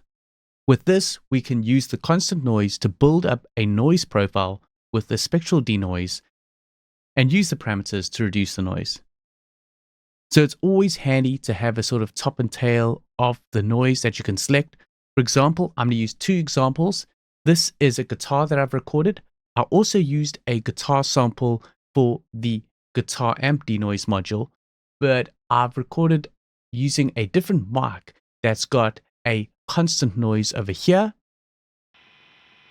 You can hear it here as well. And then also there's the sound sample that we used for the dehum module, which has this constant hum. And we're going to see how much of that we can remove with the Spectral DeNoise module. So what you need to do, as you can see, is no noise profile has been made on the Spectral DeNoise module. What you need to do is first select a area and then click Learn, and it builds up a noise profile for you. If you don't have a big enough area to learn, then you might need to zoom up and find areas to select. So you could select an area, hold down Shift, maybe if you wanted to grab another gap of an area, and then you can click Learn and it'll create a noise profile for you. But luckily, we've got an area that we can select. I'm just going to zoom out and learn the noise profile again. For now, I'm just going to close the Advanced Settings tab. We'll get to that in a bit later in the video. And I just want to focus on the parameters you see here. So like in the DeNoise module, you've got a threshold. so you can set where that threshold point is and adjust how much of the information you want in the denoising. And then there's also a reduction, where you can specify how much of the noise you want to reduce. Then down here, you've got quality settings. Obviously, the fast setting at A is going to be the least CPU intensive, but as you move up, you're going to get a better quality, but it is going to have a higher demand on the CPU. Also to note, if you're using this within a plugin, only option A of the quality is available to you, where in the standalone, you've got B, C, and D. Obviously, D being the best quality. Let's start off with A, and then we'll check out the other qualities. Then you've also got artifact control. So if you take this and move this to the left, it's going to be more accurate at removing the noise, but it can bring in that sort of underwater goggle sound and introduce some artifacts. If you find that is happening, you're probably going to need to back off a bit and move over to the gate side. So starting off from here, let's take a look at those settings. I'm going to first play through this guitar amp, and you can hear this buzz over here.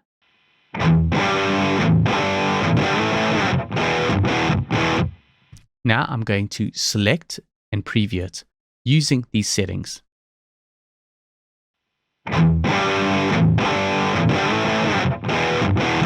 Bring up the reduction. Listen over here. Make more musical noise. That's working well. You can hear this was before.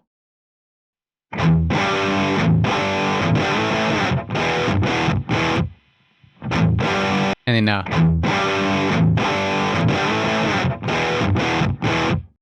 Working really well.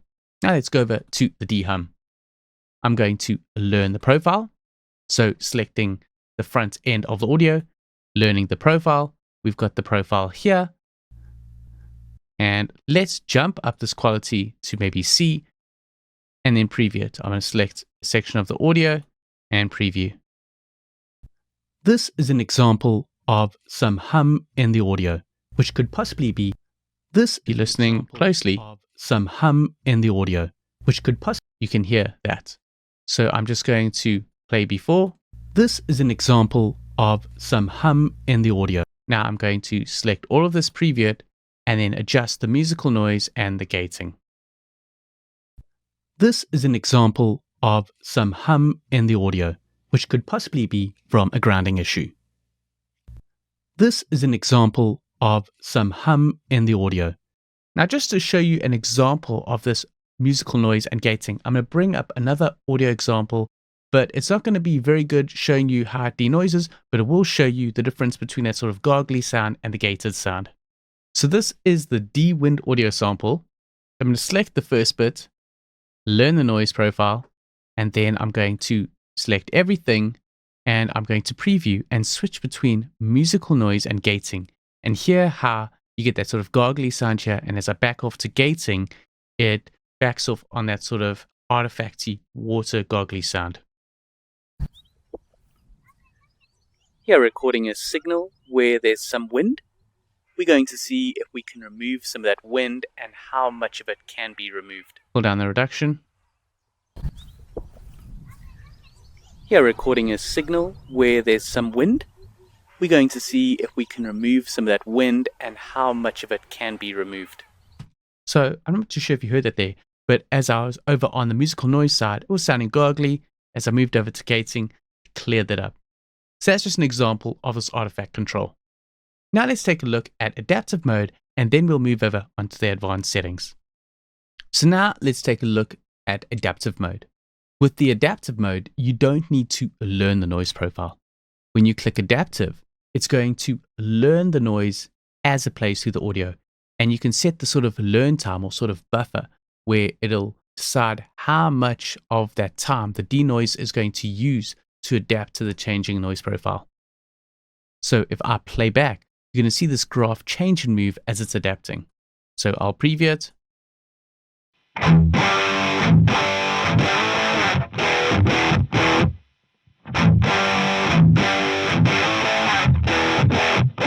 Change the threshold point.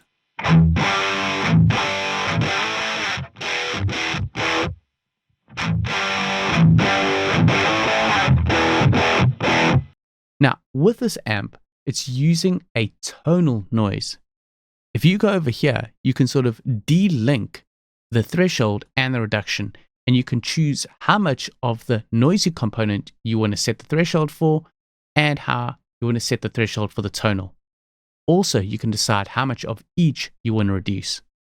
So let's say with the tonal, we want to increase the threshold for that and reduce the noisy.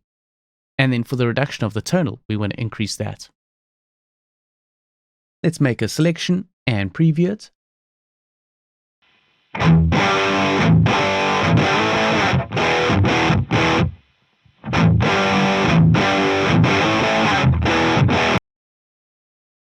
If I did the reverse and increased the noisy threshold and went and pushed up the reduction of the noisy, you would get a completely different result. Check this out.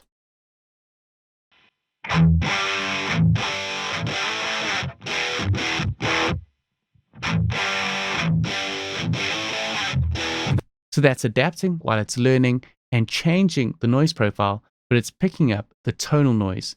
So that's not very a good judge for this audio example. But I just wanted to show you the differences between the noisy and the tonal, between the threshold and the reduction. Now next up, I want to talk about this curve. So I'm just going to go out of adaptive mode, learn that noise profile again, and then enable the curve. What this allows you to do is create a reduction curve where you can draw in node points over here and smooth out the curve. I just want to do something here. I want to select this beginning noise, hold down Shift and select that as well, and click Learn Again. So we've got this noise profile, and at this point, it is quite high. I can create some node points and bring this down. And what I'm doing is smoothing off the residential noise profile. And my goal is to get the residual noise line as smooth as possible. So this is the noise profile, this is the residual noise, and we're trying to smooth that off. There's another peak over here. I could click here and bring that down, and maybe also do a slight drop over here. Then over here, you can smooth that out to have a more natural curve. Now let's talk about these advanced settings. First off, we've got algorithm behavior. Here you can smooth the algorithm that is being used and the FFT size.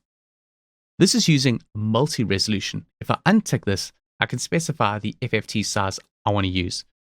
Just note though that if you're not in adaptive mode, if you change this FFT size, you'll need to relearn the noise profile.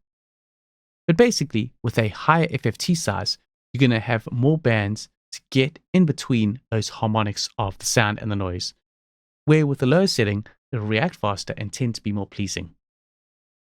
But you can also tick this multi-resolution, where it'll do all the thinking for you on what FFT size to use. Then synthesis. This is going to re-synthesize the higher frequency partials to improve the brightness of the result. So for example, if I go to this dehum module, I'm going to learn the noise profile. Then I'm going to preview it back. This is an example of some hum in the audio. Now, if I increase that synthesis to improve the higher frequency partials, this is an example of some hum in the audio. You can hear there's some higher frequency content from the resynthesis. The enhancement is also going to predict and enhance those partials. This is an example of some hum in the audio, which could possibly be. This is an example of some hum in the audio. Masking uses the psychoacoustic masking to only reduce the audible noise and keep the inaudible noise. Now it's recommended to keep this at 10, but you can try adjusting this to see if it's having any change on the noise from a psychoacoustic level. Then with whitening, the resulting noise floor can be made to sound closer to white noise or to the original noise. This is an example of some hum in the audio, which could possibly be.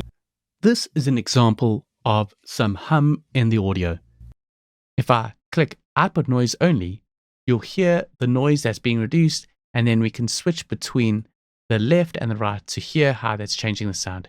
You can also see how that's adjusting the residual noise. Now let's preview the output noise only.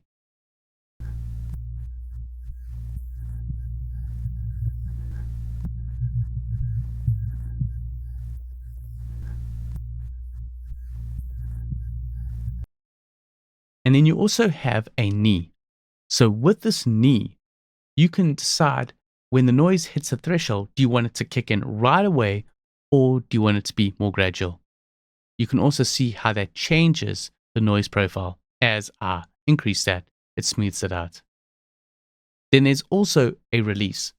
So the release can bring this up to reduce the musical noise, and it can also affect the transients and the tails. So just check if you need a shorter release or a longer release on the sounds. So that covers the Spectral DeNoise module. It's quite a big one compared to just the DeNoise, where you've got to learn the profile, you've got different curves, you can change the curve behavior, smooth things off with algorithm behaviors, and even change the way that the noise floor is working with the synthesis, enhancement, masking, and whitening. And the most important thing is this works well with constant noise. So if you've got a sound with a noise that's very constant, then definitely have Spectral DeNoise as your first module of call before going to the DeNoise. Now let's check out some other modules. Catch you in the next video. In this video, we want to look at two modules. We want to look at DialogIsolate and Deconstruct. And basically both these modules take the audio source, which contains different types of sounds, and allows you to isolate them. As you can guess, from DialogIsolate, it's going to allow you to isolate the dialogue that's in the sound from the background noise that's also in the sound. Let's start off with this module, and then after that, we'll get into Deconstruct, where Deconstruct deals more with tonal material, for example, a musical instrument that's playing, but there's other mechanical sounds as well that you want to isolate so you just hear the tonal sound of the instrument. But we'll get to that in a sec. First, starting off with DialogIsolate. So where Spectral DeNoise is great with static noise, where you want to remove static noise, where with DialogIsolate, you want to use it where there's not stationary noise. You want to separate that dialogue from that other type of noise that's in your sound. So for example, in this sound over here, I've got a dialogue that I've recorded of myself, and I'm talking where there's some ambient noise in the background. It's some city street sounds and some bird life that you can hear in it. Check it out over here. This is a voice recorded with some ambient background, and we want to see how much of the dialogue we can isolate from the background. Let's see how good this works. So I can hear my dialogue there, but the noise is pretty loud. So let's see how much of that we can remove. So I'm going to open up the DialogIsolate, and with here, you've got a couple of parameters. This is dealing with your dialogue gain. So if you increase this, you're going to increase the gain of your dialogue. So your speech level adjustment. Then with the noise gain, this is where you can choose to reduce the noise. So if I pull this down, it's going to reduce the amount of noise that it's detecting in the audio. I'll get to these other parameters in a bit. I'll just leave them set where they are. And then let's just select a bit of the area of the audio and preview it. This is a voice recorded with some ambient background, and we want to see how much of the dialogue we can isolate from the background. So you could hear clearly there how it did isolate the dialogue. But with the dialogue, when you're pulling the noise down that much, it does sort of add some artifacts to the sound. So let's just increase a bit of the noise gain and compare this. This is a voice recorded with some ambient background, and we want to see how much of the dialogue we can isolate from the background. That's a bit better, but it's still a bit noisy. That's where I can use this dialogue separation sensitivity. By increasing this, it'll separate the noise from the dialogue. So the separation strength will be more aggressive when you push this up. So let's push that up and preview that. This is a voice recorded with some ambient background, and we want to see how much of the dialogue we can isolate from the background.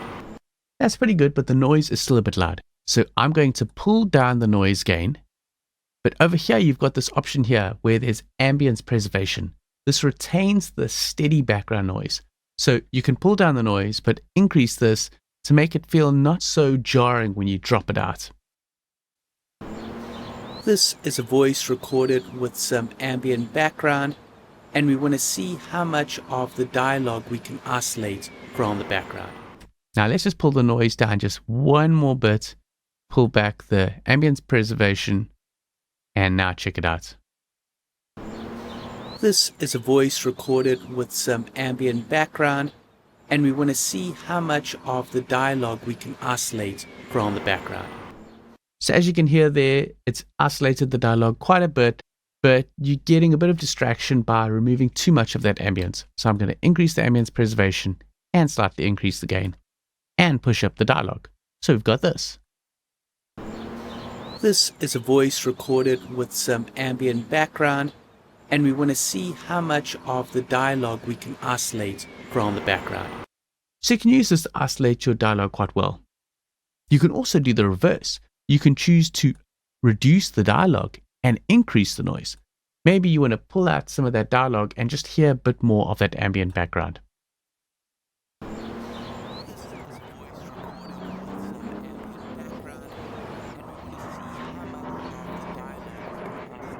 From the background. So it's pretty interesting how you can do that.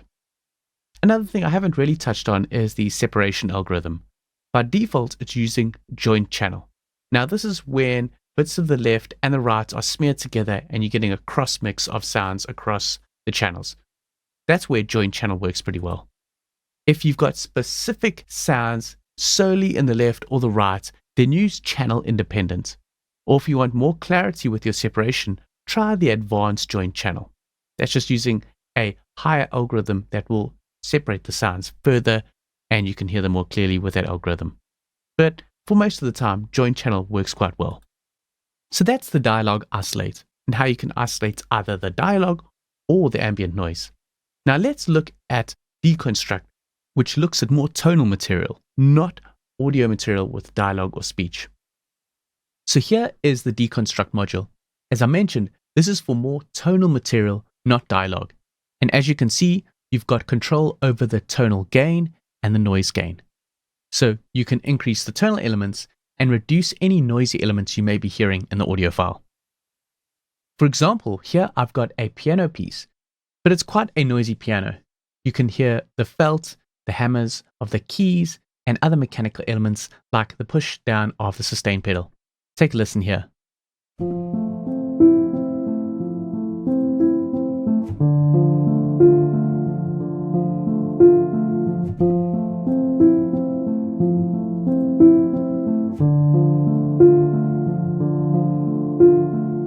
So you can hear those extra noises there. Now let's select an area as a preview, and I want to reduce the noise. So I'm going to pull this down and preview.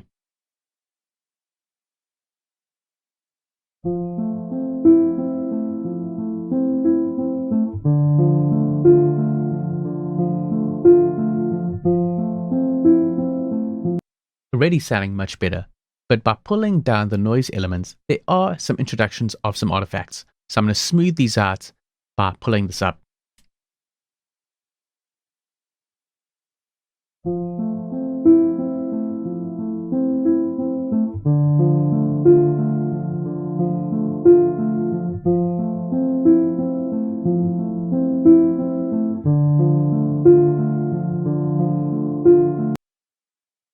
That's sounding much better. So by pulling those noises down, you're focusing in more on the tonal aspect of that piece. I can also balance between the tonal and the noise.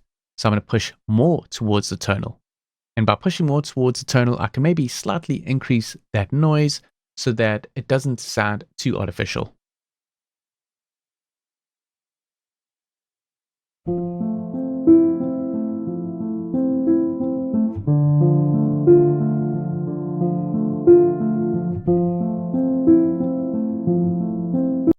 I can also decide to separate the transients. And with that, I can actually push up the transients to make them more apparent or even pull them down. Like these areas you can see here in the waveform are pushing too hard, I can pull that back. For this, let's slightly increase it and preview.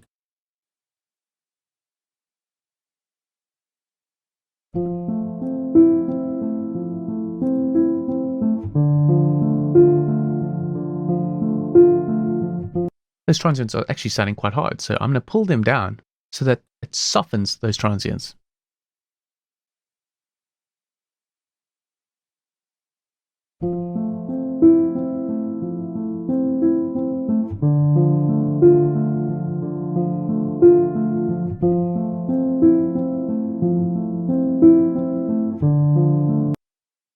I'm going to slightly pull down that noise just to reduce a little bit more of that. And then I'm going to render it out so we can see the difference. So this is what we started off with.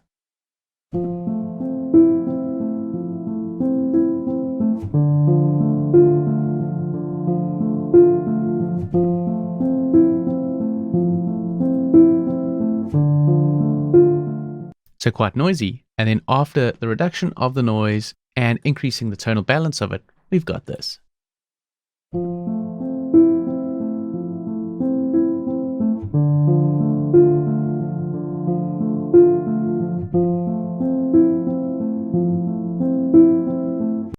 So basically it just comes across more pleasing. You can hear the tone of that piano and less distraction from that noise. Alternatively, you can actually do the reverse. You could push up the noise and pull down the tonal aspect of this audio. So I'm going to pull this down and increase that noise. So we're only hearing those sort of mechanical and string sounds of the piano. Check this out.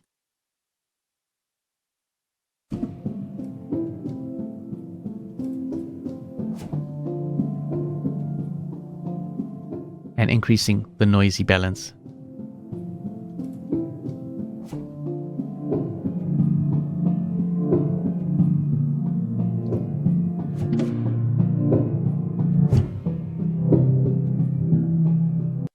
It's actually pretty cool. That would sit very nice as a sort of ambient texture that you could add in a soundscape. So as you can see, you can use this module for very creative effects, not only just for correcting some sounds like mechanical noises that you want to remove from a tonal piece. So that's the DialogIsolate and the Deconstruct modules. Let's check you in the next video. In this video, let's take a look at the Ambience Match module. Now this works really well where there's been some hard edits done to an audio file, and this has removed the sort of ambience that's in the sound, and it gets quite distracting. But by using the Ambience Match module, you can get it to learn the ambience and then smooth out these hard cuts to make for an easier listening experience with the audio file. So before looking at the module, let me just play back this audio file. This is just a sound I recorded and then edited out gaps between them. So you can easily see here where there's these black spaces, that's where the edits have been done. Now using Ambience Match.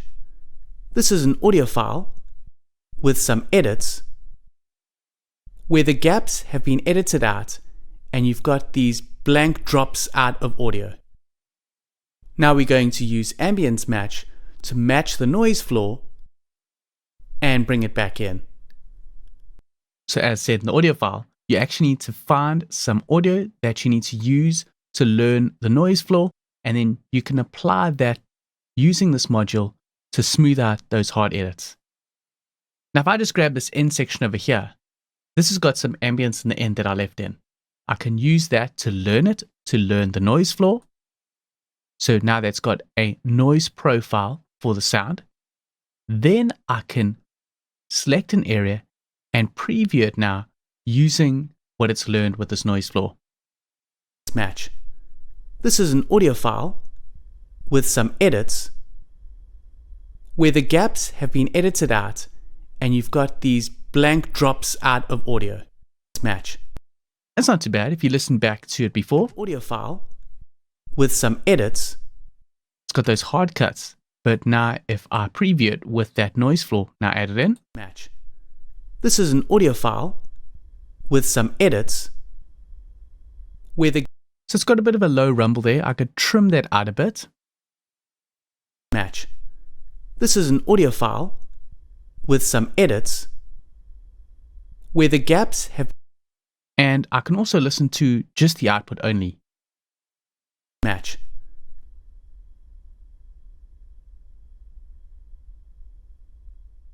So listening to just the output of the ambience, you can hear how it smoothed out that section. I could choose to select a different area if I wanted to learn a different part of the noise profile. So maybe selecting this little gap over here, learning it, and then previewing that with the sound as well. Match. So that's just the output only. I'll turn the output off and preview it. Match. This is an audio file with some edits where the gaps have been edited out and you've got these. Or I could maybe even use the beginning section over here. So I'll learn that, each time creating a different noise floor. So you'll have to do some different testing. You'll have to select different areas and then preview it and test it out and hear which one works best. This is an audio file with some edits where the gaps have been edited out. So I'm going to select that all and render it. So now I've got this using Ambience Match. This is an audio file with some edits where the gaps have been edited out and then this was before. This is an audio file with some edits where the gaps. It's much smoother, less distracting with those hard edits. If you can't find a selection of audio to use as the noise floor, you can simply just select it all and learn it.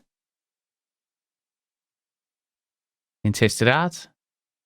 This is an audio file with some edits where the gaps have been edited out.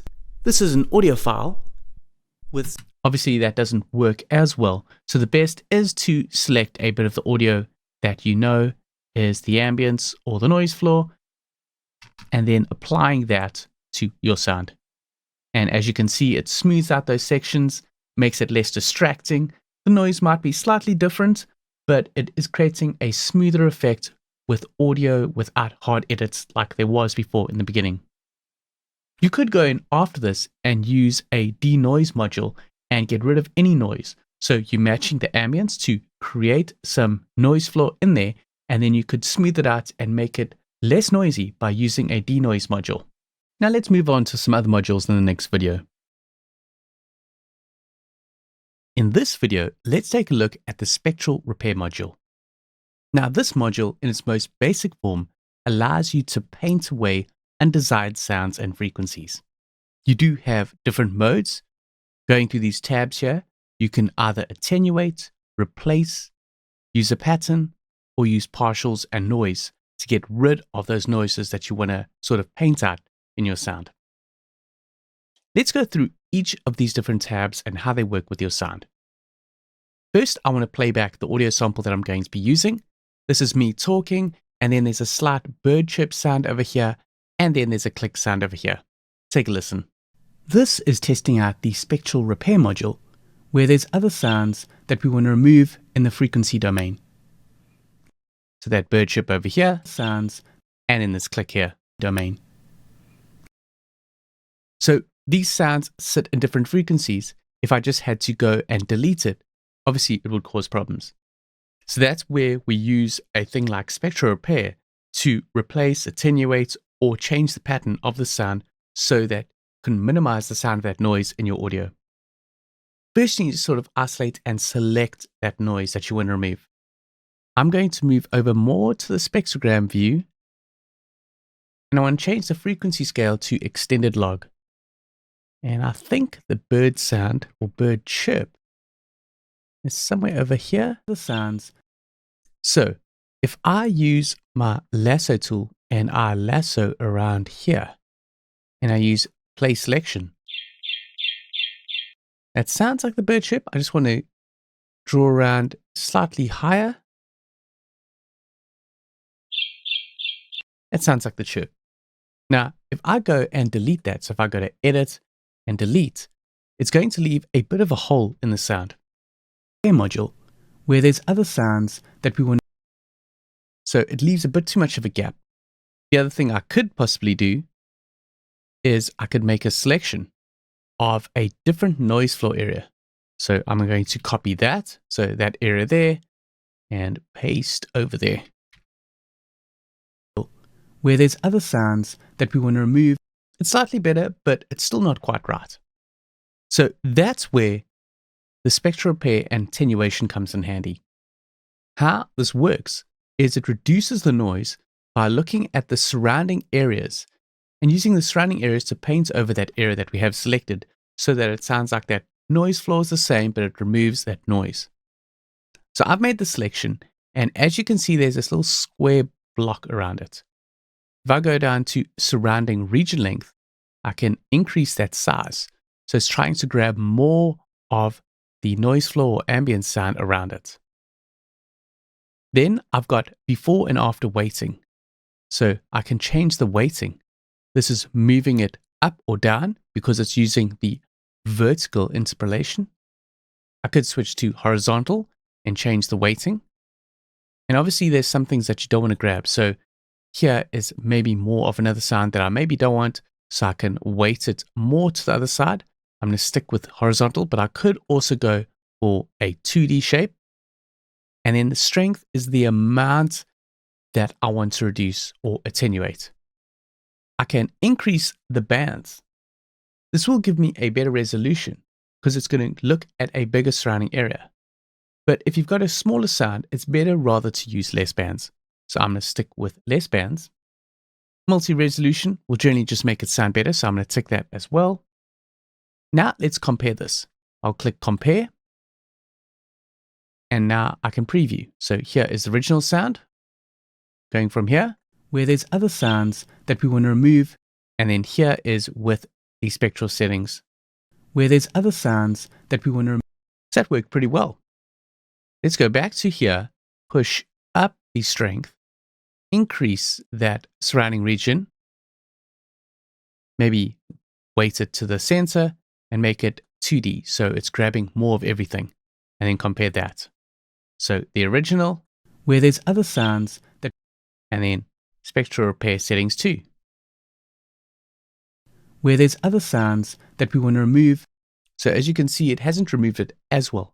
I preferred settings 1, where I had a smaller area using the horizontal, where there's other sounds that we want to remove. That works quite nice. Another thing I can do is run multiple passes or multiple renders of that. So going to that, I'm going to render it out, render it again, and for a third time.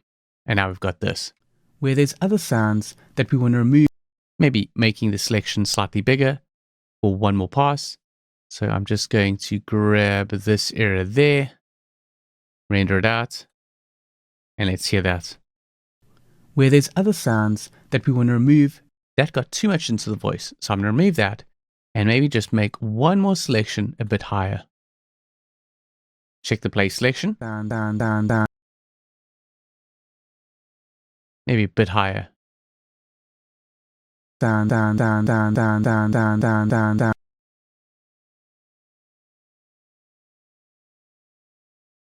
Where there's other sounds that we want to remove in the frequency.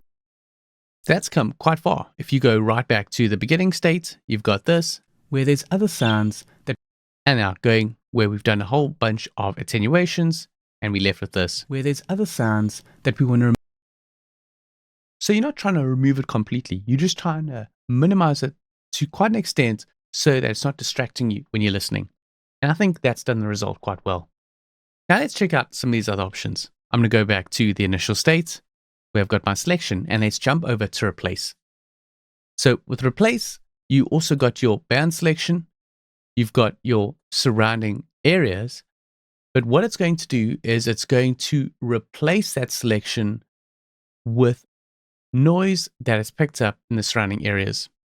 So this will sort of fill the gaps instead of creating a gap, where attenuating is just taking the selection and reducing it, but still looking at the surrounding areas, where replacing is replacing it with the surrounding area to sort of minimize that gap sound. So let's render this out and take a listen. Where there's other sounds that we want to remove in the works okay. For this particular sound, it sounds like it's smearing it a bit where it's going across. So let's undo that and let's use less bands, increase that surrounding area, and maybe weight it a bit more to the side. Where there's other sounds that we want to remove. Yeah, that's not too bad. So with the initial state, where there's other sounds, and then after the replace, where there's other sounds that we want to remove. working quite well. Now let's move over to pattern. Also jump back to the initial state. With this, you've got the same things. You've got the amount of bands you can use. I'll reduce that. You've got your surrounding areas. Now with pattern search range, it uses this to search for audio which matches the surrounding interval.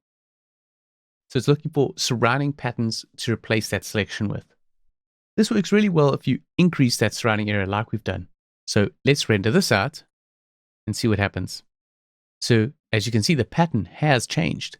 It's created a match of some patterns and moved them across. Where there's other sounds that we want to remove in the. But it doesn't always work quite well for all audio sources. For this, it's not working well because it's copying across from another pattern here and you're getting different sounds. Where there's other sounds that we. I'm going to move over to another sound now and show you how this can work better. Okay, so here is another sound. This is a sort of city ambience-scape, and it's got a bit of a car hoot sound in here. So if you take a listen,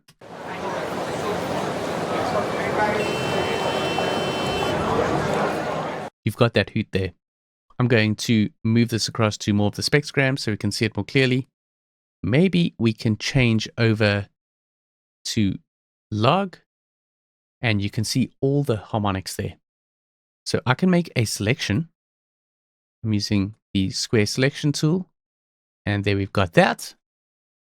I'm choosing the surrounding areas. I'm going to increase that and looking for similar patterns.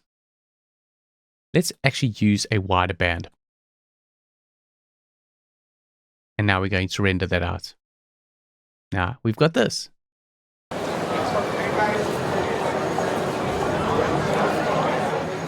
And you can actually barely hear it there. Looks like there's slightly bit down here. So I'm going to make a selection here as well. And run that again.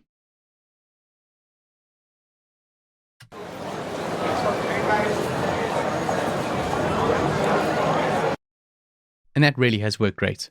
So it's taken patterns from this spectrogram meter and copied it across, making it a smooth transition when that sound has been removed.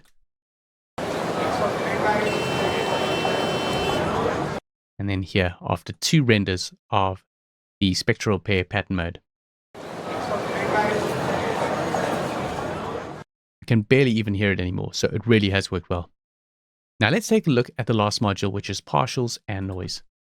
Now this is an advanced replace section where it enhances the harmonics or partials of a sound. So you've got this extra dial over here, harmonic sensitivity. So you can use this if you want to detect more harmonics in the selection. So let's go back to the initial state. Let's use this. I'm going to make the same selection. I want to increase the harmonic sensitivity. Maybe reduce that surrounding areas, and I'll leave the weighting at the center and maybe jump this down to a lower band and render this out. This does take a bit longer to render out because it's looking through all the partials and the noise.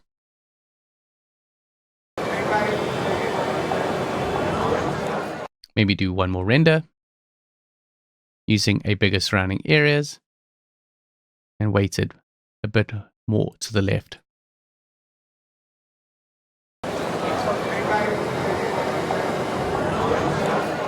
That reduces it, but there's still harmonics in there, and I actually preferred the pattern mode for this sound. But you get an idea of how you can use the different tabs here and their different properties to reduce noises within the spectrogram meter of your audio. Now let me jump back to that other sound and just quickly show you all of them again. I've got that click sound that I want to remove in that first audio that we used. Okay, so jumping back now to this original audio file that I showed you in the video, there's also this click sound over here We want to remove in the frequency domain. Now let's see how we can remove this click by going through the different tabs and seeing which one works the best. So I'm going to zoom in. I'm going to make a selection. It's going to be a vertical selection, and I'm going to use the horizontal direction of interpolation. For attenuate, we're going to maybe just set the surrounding bands over here and change the strength. And I'm going to compare that. So that's attenuate, then replace. We'll do the same thing. And then go to pattern, use a smaller band, and then partials and noise. It doesn't need to be so weighted, and smaller bands, and compare. Another thing you can do is you can actually rename these previews. So this will be attenuate, this will be replace, this will be pattern, and then this will be partials and noise.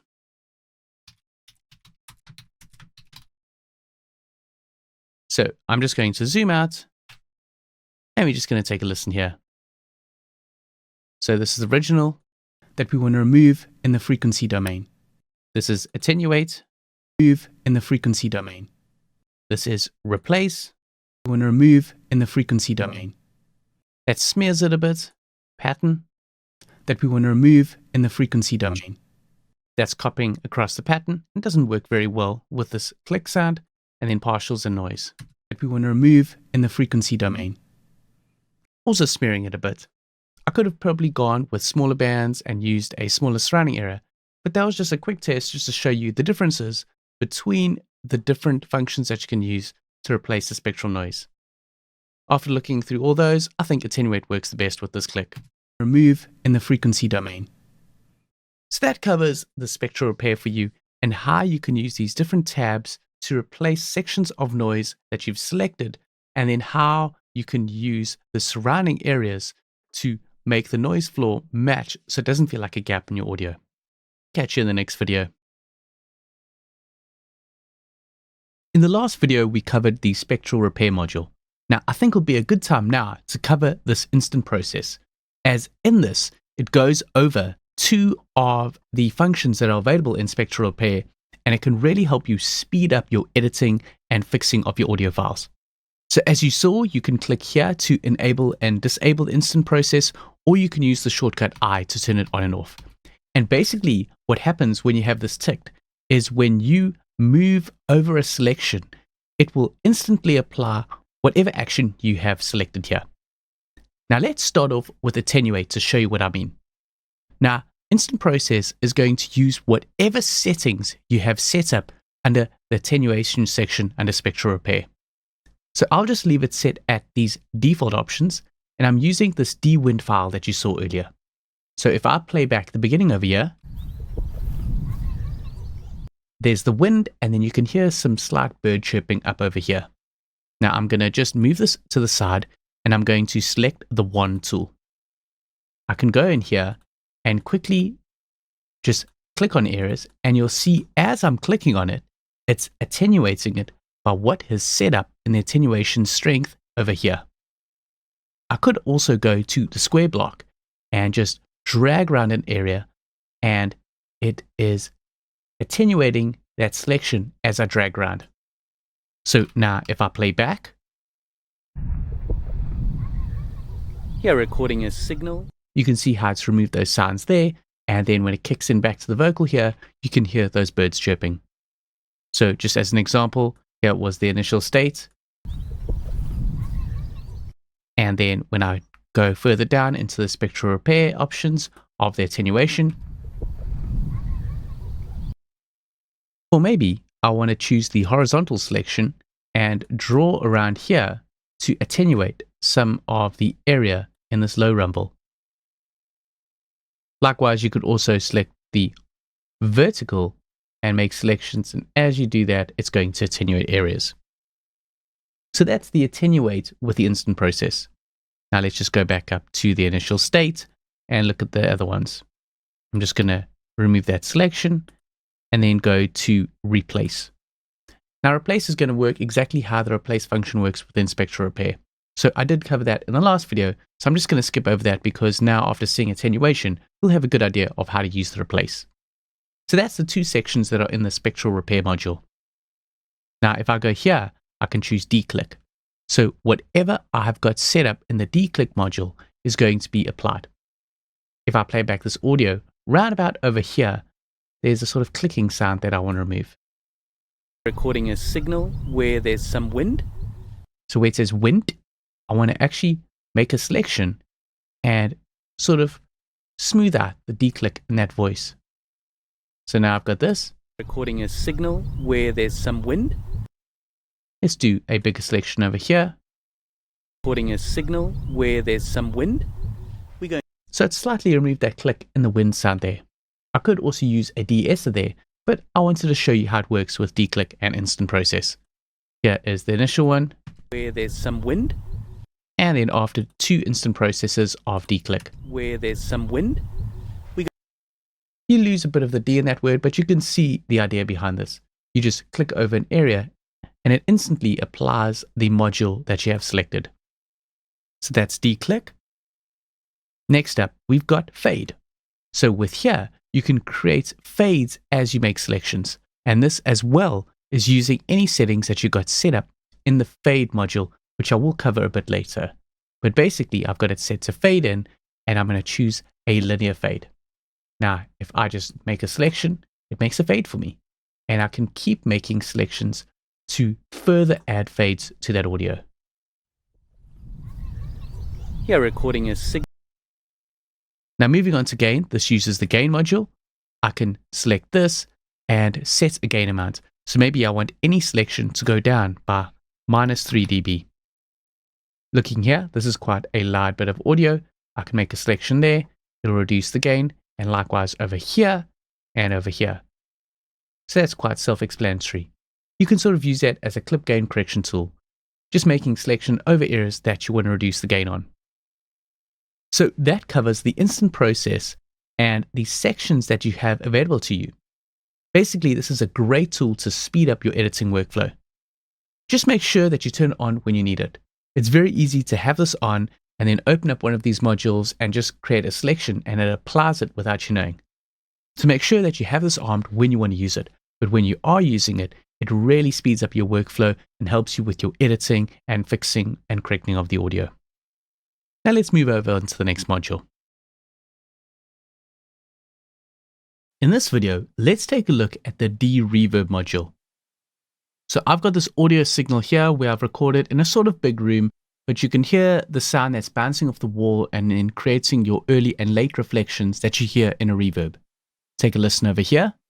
This is the sound of a voice being recorded in a sort of big room. So you're getting the voice hitting the walls and the reflections coming back, giving you that reverberated sound. Now let's see how much of this can be removed using the DeReverb module.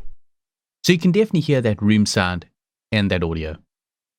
And this DeReverb, what I really like about it is it does exactly what it says. It removes the reverb and it works really well and it's really easy to use. All you have to do is select all your audio and click Learn. Then it learns the reverb profile of the room and the sound and the audio, and it determines how much of it needs to be reduced. This is the reverb profile. So you can have a reverb sitting on different frequency bands. So for example, you can have your low reverbs, your low mids, your high mids, and your highs. And with your noise floor, it determines a sort of like EQ profile of that reverb. Then there's also a tail length. So it's picking up the later reflection of the audio and determining how long the tail is. And with that information, it uses it to reduce the reverb on the sound. There's also the option to smooth the artifacts. So if you've got this all the way down at 0, you could have that sort of watery, goggly sound created by pushing up too much reduction of the reverb, and increasing this is just going to smooth that out. And then lastly, you've got this option here where you can enhance the dry signal. So with this, you're going to be removing the reverb, and by ticking this, you're going to enhance that dry signal and make it sound more like a natural audio or voice or whatever is in the audio file. And lastly, like you've seen in other modules, you can hear just the output only. So now that you know those settings, let's preview this. So I'm going to select the section and preview. And I'll be jumping between the preview and the bypass to hear the differences between the two. This is the sound of a voice being recorded in a sort of big room. So you're getting the voice hitting the walls and the reflections coming back. So you can definitely hear how it has removed that reverb sound from the audio. Now let's tick Enhance Dry Signal and preview that. This is the sound of a voice being recorded in a sort of big room. So you're getting the voice hitting the walls and the reflections coming back, giving you that. Now, if you look at this graph over here, this sort of looks like a compressor. You've got your input, which is the gray, and then your output, which is the white. And down here, you can see the reduction that's happening. So over here, there's some reduction happening, sort of like compression that's happening on the audio to reduce that reverb. So you can see what's actually happening from what's learned and what's being applied to the audio file. Now let's hear just the output of the reverb only. This is the sound of a voice being recorded in a sort of big room. So you're getting the voice hitting the walls and reflections coming back, giving you that reverb. What's also important to note is that it's not all the way at 0 over here. 0 is at the middle, and you can increase this to reduce the reverb, or you can even go below 0 into the negative to actually increase the reverb amount, if that's what you're going for. Maybe you've got a small room and you actually want it to sound bigger, then you can push this up to make it sound like it's a bigger reverb on the sound. But in most cases, you're going to want to reduce the reverb. And like you've seen with other modules in this video, what you'd probably want to do is multiple passes of this. So I'm going to select it all, learn it again. It's picked up that reverb profile. I'm going to do a slight bit of reduction and render it without the output reverb only ticked. So now we've got this. This is the sound of a voice being recorded in a sort of big room. I could do another pass, learn that again. It picks up a different reverb profile, render that. This is the sound of a voice being recorded in a sort of big room. So you're getting the voice hitting the walls and the reflections coming back, giving you that reverberated sound. Now let's see how much of this can be removed using the DeReverb module. That's obviously gone a bit too far, so I'm going to jump back to hear the previous version. This is the sound of a voice being recorded in a sort of big room. So you're getting the voice hitting the walls and the reflections coming back, giving you that reverberated sound. And now the initial state from where we came from. This is the sound of a voice being recorded in a sort of big room. So you're getting the voice hitting the walls and the reflections coming back, giving you that reverberated sound. So hearing those three examples, I actually like in between the initial state and the DeReverb. So what I'm going to do is I'm going to select it all again from the initial state, learn the profile. We've got everything there, and I'm going to reduce the amount that's applied with the reduction and increase the artifact smoothing and render that out. So now we've got a new DeReverb state, and it sounds like this.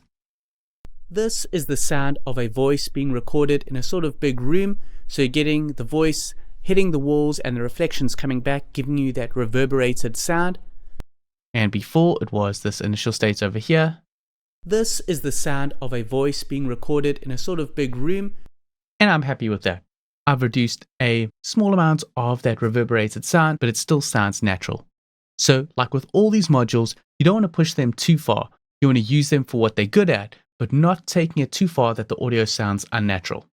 So like you saw, always do some tests where you learn the different noise profiles, test out how much reduction you want to apply, render that out, listen to the different states, and jump back in the history to a previous state if you went too far.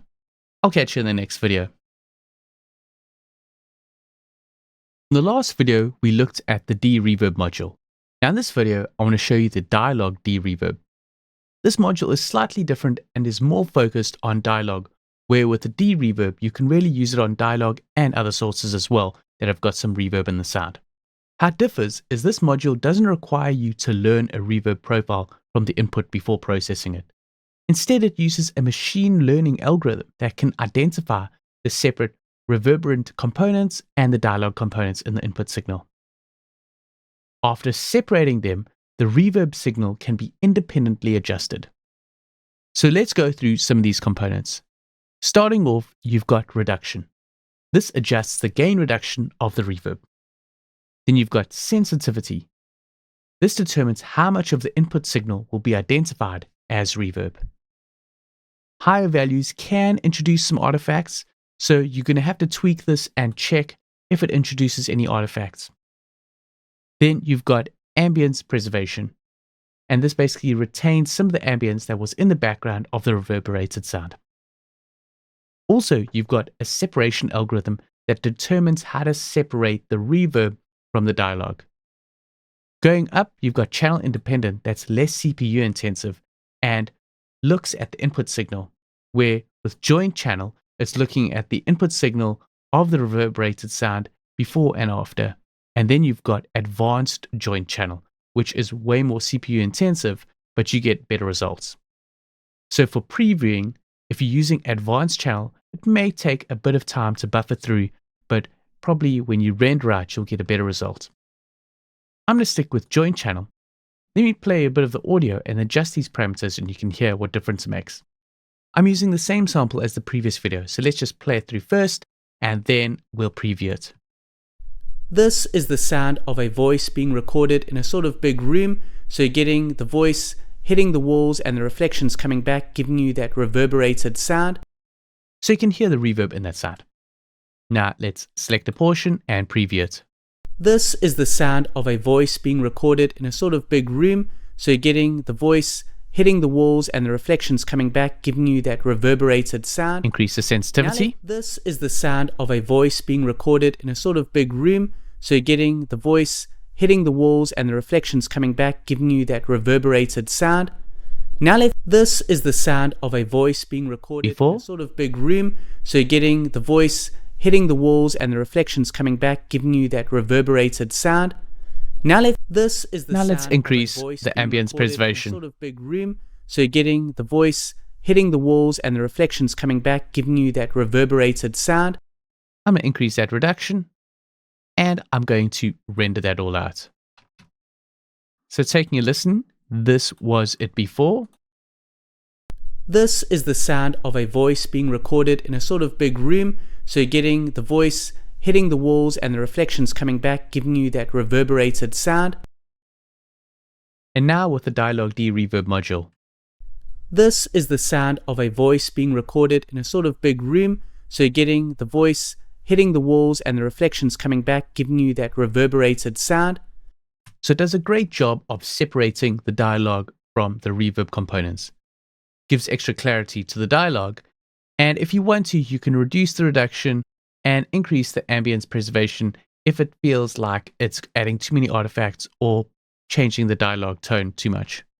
Quite a simple module, but it really does work well if you're just using it on dialogue. If you're using it on other material where you need to reduce the reverb, then you might want to go for the DeReverb module. But if it's just on dialogue, this is a great module just to jump for where you can quickly get good results. You can even check out some of these presets to see if they work. For example, maybe you want dialogue clarity. You could jump for that and test it out. So that's the two DeReverb modules. Now let's move over onto some others. In this video, let's take a look at the debleed module. And basically, what you can guess from this module is that it's going to help reduce the bleed that you're getting in your audio source. So for example, in this audio file over here, I've recorded a voice, but I had a click track that was playing quite loudly through the headphones and it was picked up by the microphone. So I'm just going to close this module and play this back so you can hear it. Here we're testing out an example where I'm recording a voice, but the click is too loud and it's bleeding through into the headphones. So let's see how much of this click we can remove. So you can see these areas over here, you've got those clicks. You could, for example, use the wand tool and remove these. I'm going to attenuate these using the instant process. So you could go here and click to remove those, move that beginning one.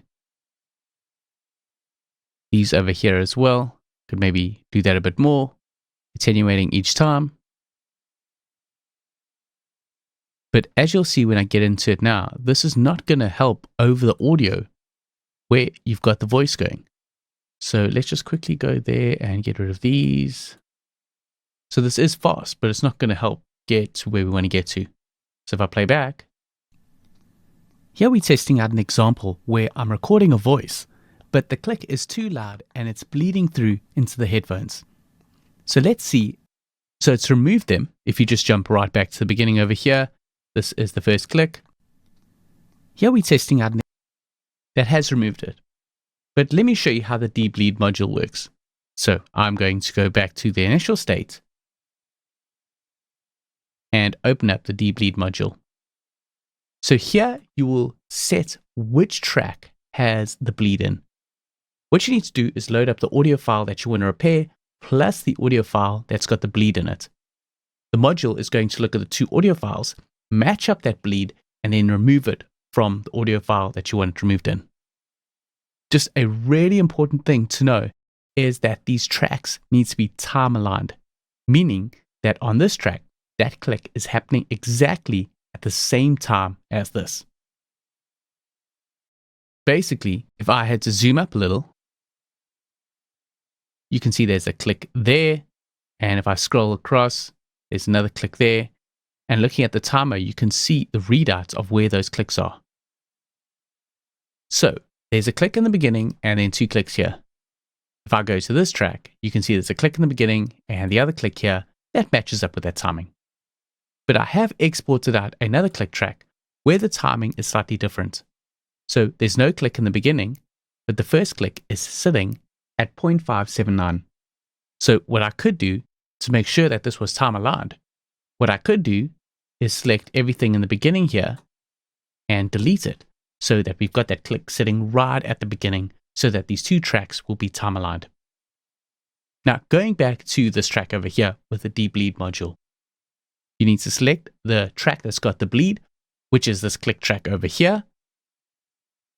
And the active track is the voice. Now I'm going to learn the bleed profile. So that's going to analyze the audio and determine where those bleed sources are. Then down here, I can choose how much I want to reduce it, then how I can smooth out any artifacts that may be coming in from the reduction. So let's zoom out again, and we're going to select an area and playback. So I'll select quite a big area to preview it. And here we go. Here we're testing out an example where I'm recording a voice, but the click is too loud and it's bleeding through into the headphones. Bypass it. So let's see. Here we're testing out an example where I'm recording and enable it again, but the click is too loud and it's bleeding through into the headphones. So you can definitely hear how that's removing that click from the track. So that's one example for you. You're recording a voice and there's bleed through the headphones that your mic is picking up. Now let's take a look at using the debleed with some multi-mic drums. So these are two time-aligned drum tracks. I've got a kick and a snare. If I play back this kick, you're going to hear the kick part, but there's also some bleed of the snare there.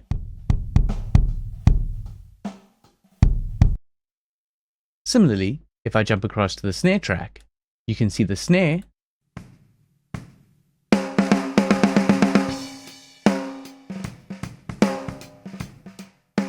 but there's the bleed of the kick. So let's do this in one run. We're going to first do the kick and then the snare. On the kick, I want to choose the bleed source as the snare, learn the bleed profile. So now I've got a bleed profile of the snare, and now I can use the reduction strength and the artifact smoothing to remove some of that snare. Let's preview this. I'll select an area and preview. Pulling the reduction down. There's the snare part over here, so let's take a listen out.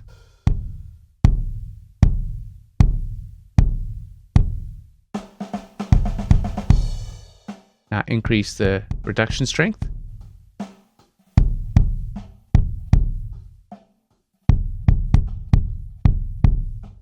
That's pretty impressive.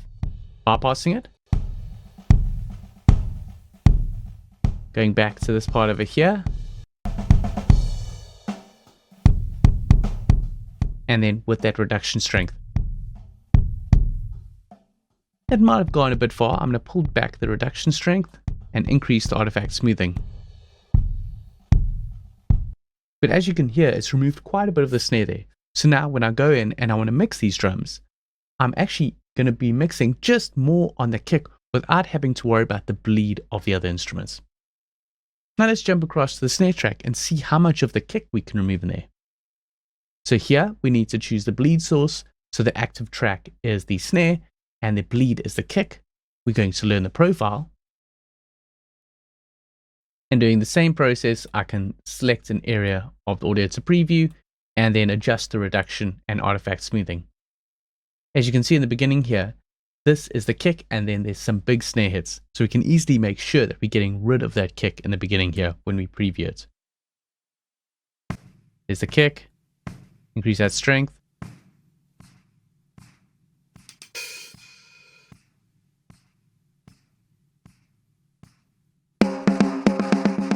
But obviously that reduction is changing the sound of that snare. So I'm going to pull that back.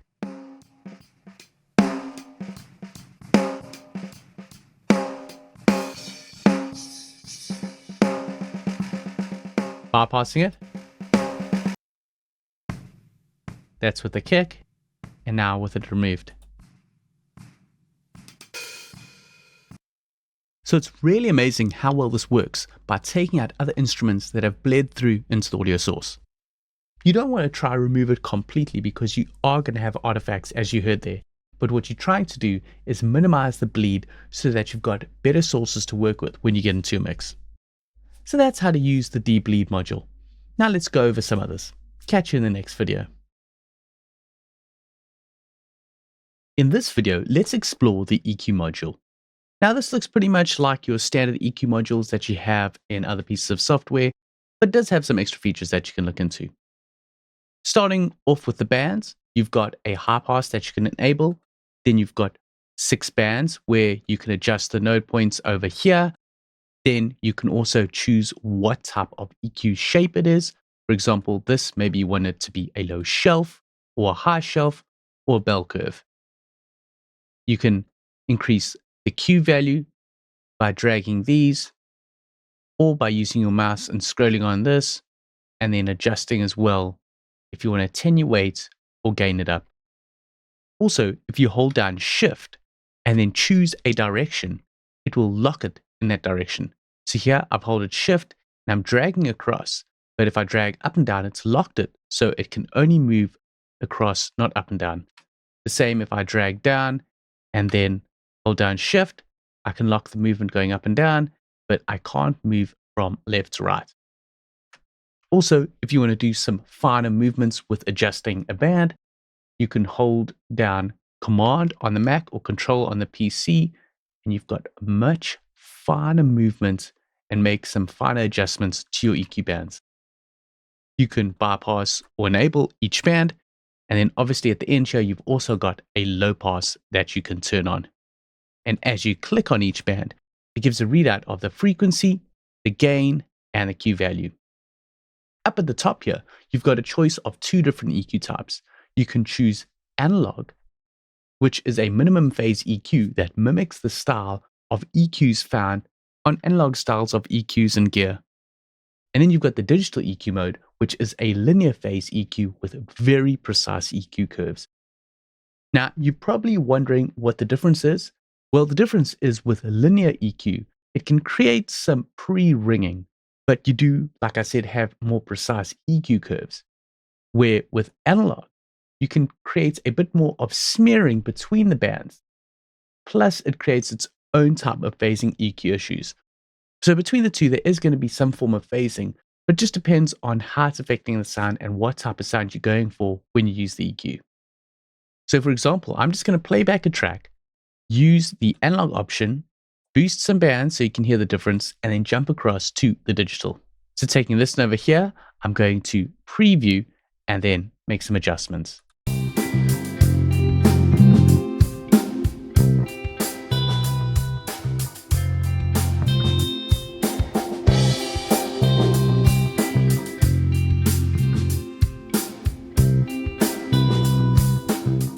Let's jump across to digital.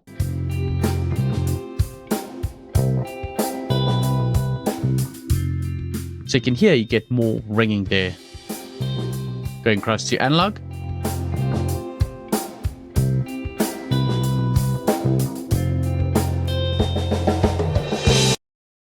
So you can hear the ringing as you jump across to the digital compared to the analog. What you do have with the digital is the option to choose a different frequency precision. So this is going from 48 Hz down to 3 Hz. The low frequency precisions improve the frequency resolution, but with the side effect, you do get some ringing. So if I pull this all the way up here, and we're going to start at the top and then go down to a lower precision so you can hear the difference.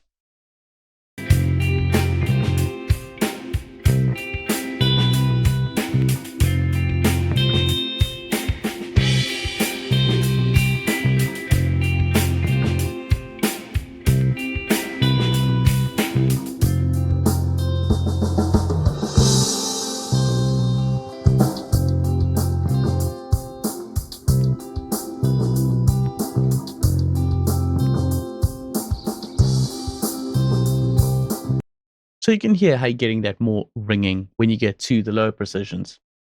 But like I said, it does improve the frequency resolution. So each EQ mode just does have its own character. It just depends how you want to use it and what type of sound you're getting out of it. Another thing I did forget to mention is with the low pass and high pass, you can change the slope. So if you want a steeper slope, for example, like a sharp brick wall, or if you want to smooth it out to have more of a 12 dB slope. So that covers the EQ for you. You've got your analog mode and your digital mode, and then your different bands that you can tweak. I'll catch you in the next video. In this video, let's take a look at the EQ Match module. Now, what this allows you to do is it allows you to take one audio source and learn its EQ profile, and then take another audio source that has a different EQ profile and match the two together. A good example of this is maybe where you've got two songs, one of them has been mixed slightly different, and then you can use the EQ match to get the two tracks to be much closer together by learning their EQ profile. Or the example that I'm going to show in this video is where you've got a source that you've recorded with two different microphones. So each microphone is going to have a different frequency response, and it's going to produce a different audio source. Then you can use the EQ match to match those two together to get them sounding much closer together. So for example here, I've got a voice that's been recorded with my Rode Procaster dynamic microphone, and another here using my Zoom H5 field recorder using the XY stereo mic.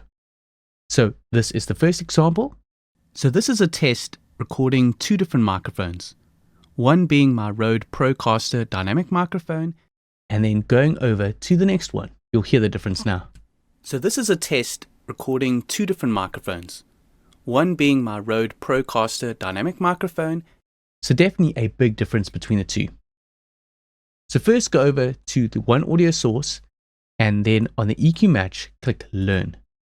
So this now learns the EQ profile of that audio source. Then you can jump to the next one. It has learned that EQ profile, and you can use this amount to adjust how much you want to match it to the other audio source. And I'm going to use the compare feature to match a few different options so we can hear the example. So let's start off by going maybe to about 30%, then another at 60%, and then another at 100. So you've got three matched EQ settings. I'll preview the original. So this is a test recording two different microphones. Then the first one being my Rode Procaster dynamic microphone, second one, and the other being my stereo XY capsule on my Zoom H5 field recorder. And then last. Now let's see how close we can match these with the EQ match. Going back to the beginning. So this is a test recording two different microphones. You can definitely hear a big change there. So if I jump back to the first one, this is the source that we are going to match. So this is a test recording two different microphones. And going over here to the compare, I'm going to make another compare again where we've got 30%, 60%, and then 100. So just running through these again, having the other one as a reference idea of what it sounded like. So this is a test recording two different microphones. Now I'm going to jump all the way to that last one at 100%. So this is a test recording two different microphones. Back to the original. One being my Rode Procaster dynamic microphone, and the other being my stereo XY capsule on my Zoom H5 field recorder. So there definitely is a big change where it has matched the other. What I could do is to make it even closer is to render it out, go back here, learn the profile again, jump back to this one and do another pass of it. Each time getting even closer. So this is a test recording two different microphones. Back to the other EQ source. So this is a test recording two different microphones. And just showing you how far we came, we're going to go to the history, to the initial state. This is what we started off with. So this is a test recording two different microphones. And then here, one being my Rode Procaster dynamic microphone, and the other being my stereo XY capsule on my Zoom H5 field recorder. So that definitely has matched it up and brought it a lot closer. This was just a quick example using two audio files, but you can imagine if you're working with multiple audio files with different mixer settings and different EQ processing, you can use this to really tie them in all together and get them sounding more cohesive and like they sit together in the same mix. So that's the EQ match. Now let's check out some other modules. In this video, we're going to take a look at the variable pitch module. Now, this will help with any pitch variance or pitch drift. You may have had some problems with some playback or recording where the pitch drifts or the pitch varies. Then you can use this to slow down or speed up the recording to correct that pitch drift. So here you've got your editor. You'll select an area of audio and then it'll show up in this editor view. Then you've got this area here where you can create breakpoints to either speed up or slow down. So if you create a breakpoint and increase it up and create another breakpoint and bring it down here, at this section over here, it's going to speed up. If I bring it down, it's going to slow it down. And also by speeding it up, it's going to increase the pitch, and by slowing it down, it's going to decrease the pitch. Normally, like I said, you'd use this on audio where there might be some pitch drift or pitch variance, but I'm just using it on a normal piece of audio just to demonstrate how it works. So you can go in and create as many node points as you want, and this view is obviously showing the time of that selection there. I can right click on a node point to delete it. I can double click on a node point to set it back to its reset value.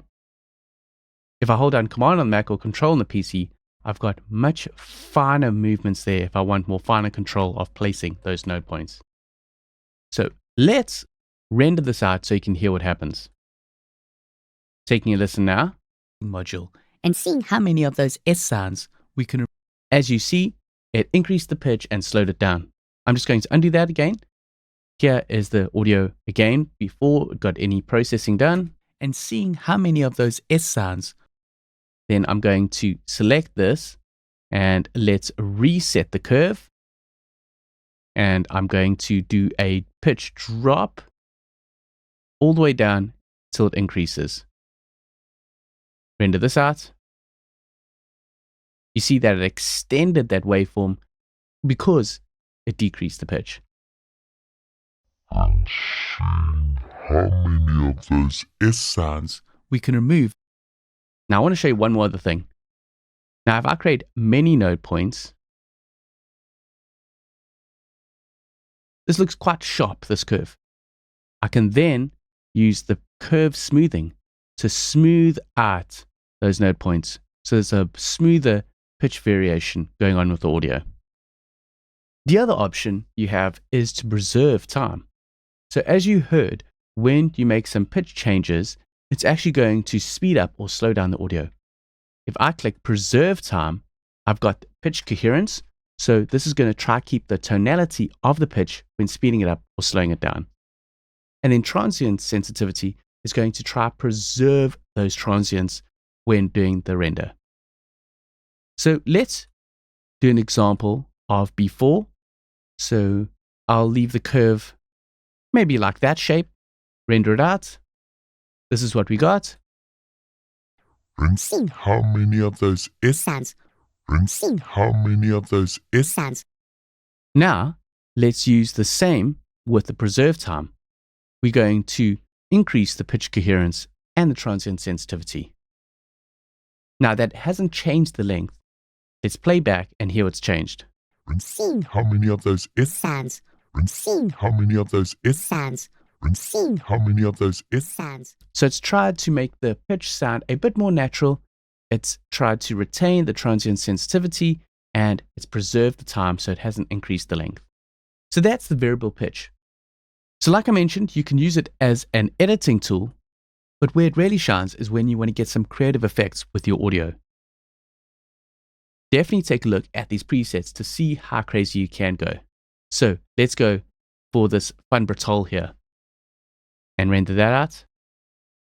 Here we're going to be using the de-essing module and seeing how many of those S sounds.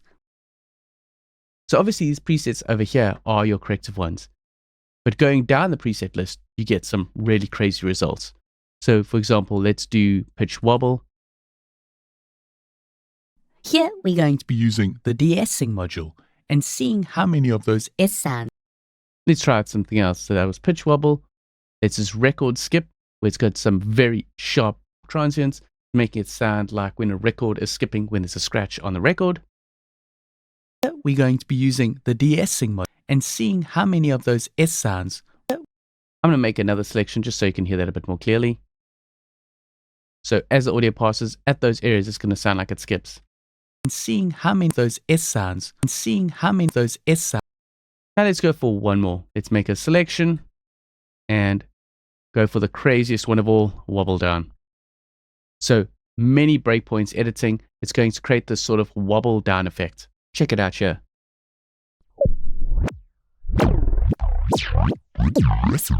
Seeing how many of those S sounds.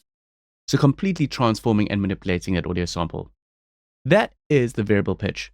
It can either be used as a corrective tool or, as you can see, as a creative tool as well. Catch you in the next module. In this video, I want to go over the center extract module. This is an advanced module only, and basically with this module, it allows you to extract either the center or the sides and choose how much of the other you want to reduce. Before getting into it, let's first discuss what the center and the sides are. So if you have a mix with a bunch of different instruments, they're all mixed in different ways and panned around the stereo field. When something is perceived as being in the center, what's actually happening is the signal is going to both the left and the right sides of the channel. But when you combine those both together, what you perceive is that sound coming through the center. So for example, when you're hearing the vocal right in the center, what's actually happening is the vocal is going to both the left and the right. And hearing both together, it sounds like it's in the center. Things that sit in the center are mainly the vocals, the kick, the snare, and the bass. And then the other things fall to the sides. Now, with the sides, this doesn't mean that the one instrument is all the way to one side. And when you're panning things around to different amounts, what it basically means is if you pan something 50% to the left, it's going to be heard more on the left, but also a bit of that signal is going to the right. So that's the difference, how you have some sounds in the center and then others on the sides. And with this module, it allows you to extract either the center or the sides. So as you can see, you've got keep center or keep sides. And then you've got some other parameters to decide how much of that is going to be reduced and how many artifacts are going to be introduced by this reduction and how you can smooth out these artifacts. So I'm going to be using the audio track that's the same track that I'm using for the music rebalance. But I want to use it for this module as you'll hear how you can separate these two elements. I'm going to play around about here where the vocal comes in and just preview it. This is with the keep center. I'm going to pull down the reduction strength. And now I'm going to push it up.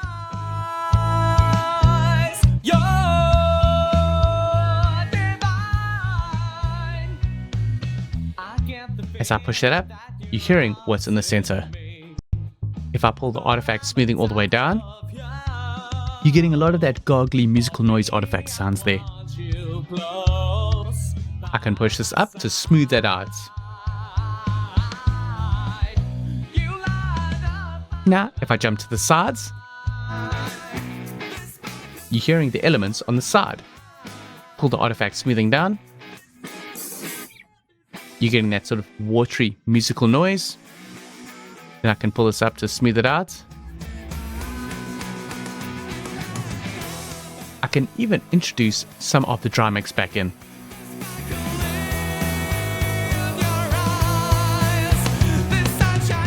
Switching back to keep center.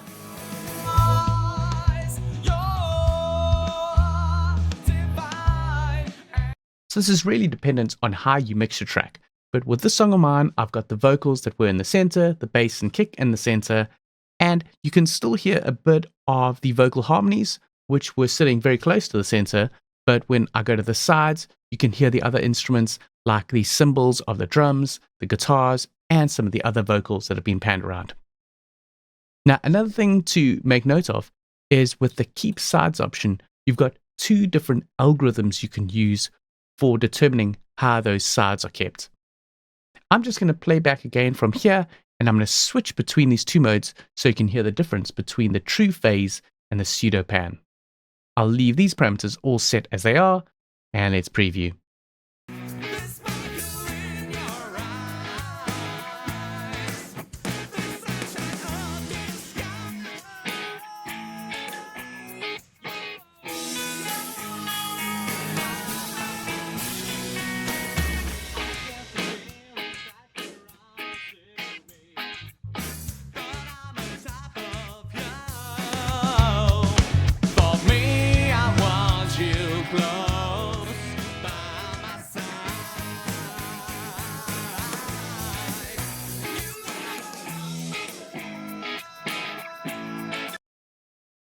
So two different algorithms there that you can use for the sides.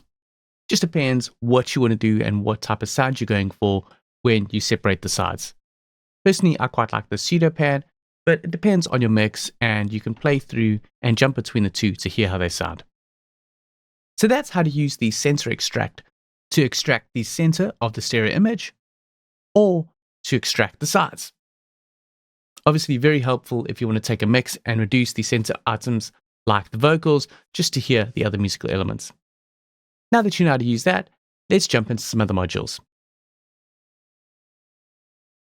In this video, we're going to be covering 3 utility modules. We're going to be covering mixing, phase, and Azimuth. Azimuth is an advanced only module. Starting off with mixing. This module allows you to have complete control over the left and right channels of your stereo file. By default, on the left output, it's got the left set to 100% and the right to 0. And the right output has the left to 0 and the right to 100%. With these settings, it's going to give you exactly how your file should be sounding without any alterations to the left and right mix.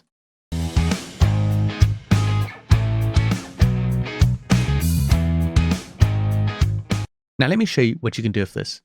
You could, for example, flip the channels. So flipping the left to the right and the right to the left. To do this, I'm going to take the left and drop this all the way down to 0 and the right to 100%. And likewise, the left on this channel to 100% and the right to 0. So now, if I preview this,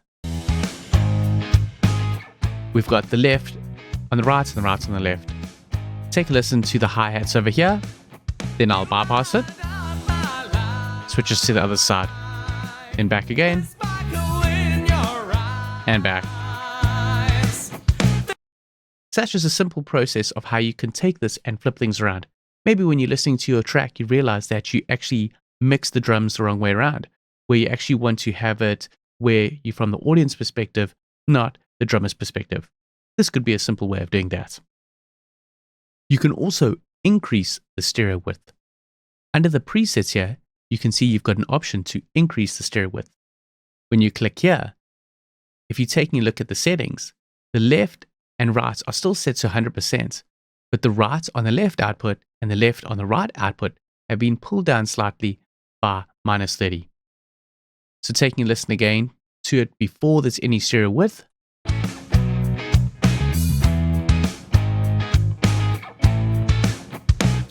and then now previewing it with some stereo width.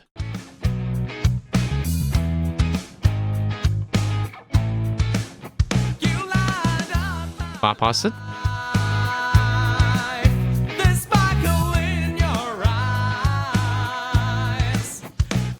So handy trick just to push that mix out a bit more in your stereo image. So basically it's sending an inverted signal of the left and right channel output. So we're subtracting a bit of the left that's going to the right output. And likewise the same with the right output. We can also make the mix mono, so mix to mono. And with this, it makes the left and right on the left output both at 50, and likewise on the right output, the left and right are 50 there as well. So hearing it in stereo and then previewing it in mono.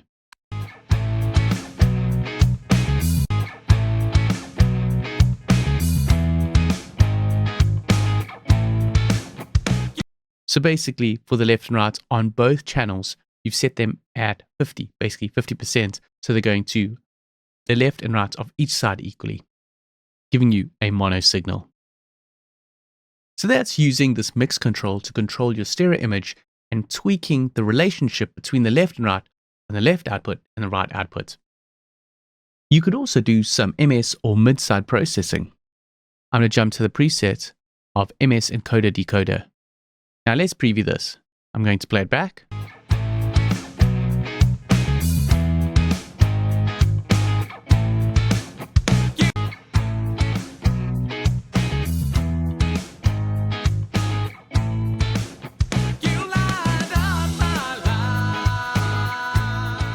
So what it's doing here is it's pushing the mids or the center to the left side and then to the right, you're getting sides. What you could do is you could use an MS encoder decoder to push the mids to one side and the sides to another side and then process each one differently. So maybe you wanted to process the sides with a specific EQ, so it's only applied to that side, and also pushing the EQ on the mids. Then you can render this out and have the different processing on each channel. So as you can see, it's a very helpful tool. You can use it to change some things or inaccuracies with the mix, or test out some other things like increasing the stereo width, listening to a mix in mono, and doing some MS encoding and decoding. Now let's jump over to phase and see how this utility works. So sometimes your audio files are asymmetric and you can run into some problems with the headroom. Now, using this phase module, we can rotate the phase and change the amplitude characteristics. And this will just give us some more headroom. You won't hear the difference, but it'll improve that headroom like mentioned. So, for example, over here, you can see there's some peaks in this audio file. I can rotate the phase and you'll see how it will minimize these. First, I'm going to link them. Then I'm going to increase the phase slightly, let's say by about 20, and then I'm going to render out the audio. And as you can see, it has reduced some of the area. Let's do a bit more drastic of the rotating of the phase. Let's say 50, and render that out. And now you can see how that's changed those peaks by shifting the phase. Likewise, I could do it the other way, so rotating to the other side and changing it on the phase. So that's just if you find you're running out of some headroom, you could use the phase module to rotate it to reduce those peaks hitting that amplitude peak over there. If you're not too sure what phasing to use, you can click Suggest, and this will detect the best fixed phase shift for reducing those signal peaks. So that's come back with the option of -18 to fix those peaks. Or you can even use the adaptive process so it adapts while it's going through the playback. If you want, you can also break the link between the left and right. So here they aren't linked and I can move them in different directions. Or if you want to do a simple inverted phase polarity, just link both and move them to 180. So this will do a complete phase invert if it's needed. So that's the phase module and how you can use it to reduce any peaks and increase the headroom in your mix. Now, the last module I want to go over is the Azimuth. Now with Azimuth, sometimes when you're working with tape and tape heads, the playback on these systems with the left and right can go out of alignment. and then you get a phase issue. And this tool can help you resolve this. It controls the balance of the left and right channel gains and delay. So basically, it'll help you improve your stereo balance and phasing issues. And like mentioned, this has often occurred when working with audio from tape. So I've taken my music balance track over here. On purpose, I've changed the level gain and delay on one of the channels, but I want to show you how you can use this plugin to help you resolve it. So if I play it back, you'll hear how there's a phasing issue.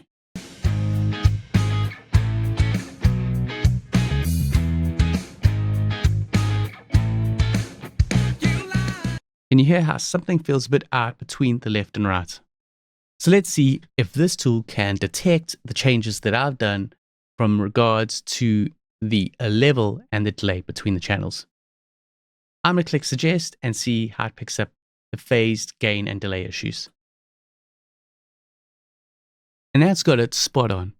On the right, I decreased the right gain by about 4 dB. And then on the right channel, I dropped this by about 20 dB. So I'm going to render this out. So now you can hear what it sounds like after the azimuth correction. Here it was before.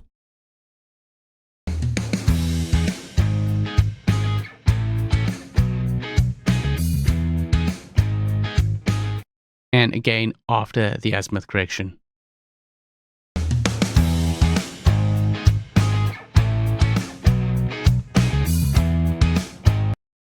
Yeah, so that's definitely corrected that phasing issue. You could also tick adaptive matching. So if your delay is inconsistent on the audio, you might want to tick this to make sure that it's adapting with the levels and the delays while in playback. So that's the mixing, phase, and azimuth utility tools to help you with changing the gains, levels, and mixing and delays that may be causing any phasing issue with the audio. Check you in the next video. Now in this video, let's take a look at the leveler module. This is an advanced only module, and what it does is it allows you to add consistency to your audio, especially if there's big dynamic jumps with the waveform and the audio. For example, sometimes when you've got a vocal part or a dialogue part, you'll go into the clip gain and ride the gain. So you might do some clip gain adjustments to even out those changes in the volume of level of the audio. So for example, here is a bit soft, so I could go in and increase that and do some gain riding to even out that result. But this is quite a time-consuming process to do. Now what this level allows you to do is allows you to take this very time-consuming manual process and automate it through the module. Let me show you how it works. So I'm just going to go back to the initial state there, and let's take a look at the plugin. At the top, you've got readings of your total RMS. So that's the average peak. So it's going to take into account the peak and the minimum peak and then work out the average. So that is the total RMS. And there's also a maximum RMS and minimum RMS readout. And this has deduced this from the audio file. Then after this, you can set a target level. So what do you want your total RMS to be? For this, let's just say that we want our total RMS minus 21 dB. So I'll set that there. So this is going to be the target level that it's going to look for. When it looks through the audio, it's going to do some clip gain adjustments so that the total RMS of the whole audio file is sitting at minus 21. It also takes into consideration, especially if you're using voice, it takes into consideration the breath and the sibilance. So you can tick these to enable it. And what this means is if there's a breath, it's not going to spike the audio. You can use this to bring that breath down so it's not adding to the total RMS of this audio. And the same with the sibilance. You can increase this so those S sounds are being reduced. Then another important thing is that you need to optimize this either for dialogue or for music. If you've got a voiceover that is being used, it's very different from a vocal part that's being used in a music track, or even music, if you want to take your music and ride the level. Where with dialogue, you've normally got some areas in the audio where there's no talking or it's silent. So what this means is dialogue tends to be different because of the noise floor. That signal is either on or off, where with music, you've got your tails and your fades that are happening during quiet sections of the audio. So you want to specify the right option here for the audio. I've just got a vocal part here, so I'll leave it set to dialogue. If you choose the wrong one, it may create some pumping effects with the material once it's rendered out. Now let's talk about these two parameters here, responsiveness and preserve dynamics. Now basically, with responsiveness, when you increase this, it's going to smooth out the leveling and make it a bit more relaxed. If you set it lower, it's going to be more aggressive and focus on smaller things like syllables instead of a whole phrase. Then with preserve dynamics, this will limit the amount of the maximum gain that's applied. A lower preserve dynamic is going to be more dynamic. But if you increase this, it'll preserve the original dynamics of the audio. Another thing to point out is if I go do some clip gain adjustments, watch here on these readings as it changes as I do some clip gain envelopes. So basically, this module is looking at this clip gain envelope to get its readout for the gain. It's not looking at the input source. It's looking at the audio after the clip gain adjustments. So now that you know how the module works, let's set the clip gain and see what it does to the clip gain envelope. You see what happened there? As I did that, it automatically wrote the clip gain envelope for me and created all these node points. So as you can see, there's a dip there where there's a high peak. The same with lower volumes, it pitches up, and it set my target level at minus 21 dB. So if I play this back before, this is using the DS audio file that I used for the DS module. Here we're going to be using the de-essing module and seeing how many of those S sounds we can remove. And now when I enable it again, you'll see how there's that drop there, leveling out the level of that audio. Here we're going to be using the de-essing module and seeing how many of those S sounds we can remove from this audio track. Now let's increase the responsiveness. So this is going to be a bit more subtle, and drop down the preserve dynamics and see what it does to the clip gain envelope. So as you can see, it's not as aggressive. There's slower movements between the changes. So it's probably going to sound a bit more natural and less pushed. Here we're going to be using the de-essing module and seeing how many of those S sounds we can remove from this audio track. Now let's increase the DS, increase the breath control, drop the responsiveness all the way down, and increase the preserve dynamics and see what this does to the clip gain. Way more drastic. And it's adjusted the audio as well. As you can see, the transients are much higher on these things. So I'd like to drop the preserve dynamics, have the responsiveness a bit more smoother, and maybe have a bit less of the sibilance, but I'll keep the breath control up. And maybe I'll set the target level at minus 23, just having a bit lower, because if you look at the waveform, there could be some areas where it might peak. So that's going to be minus 23 dB.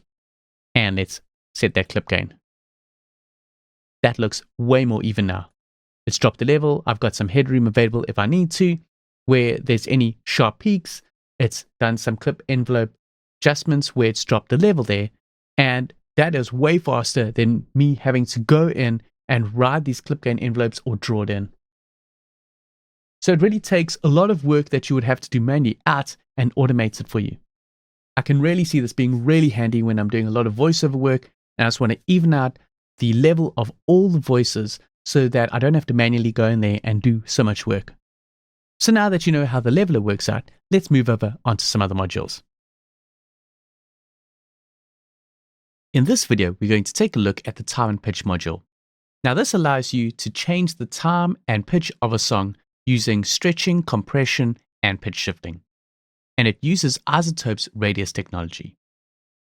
So it helps you change the speed of playback or change the pitch of a file. But by using this technology, it helps you retain the natural characteristics of the recording.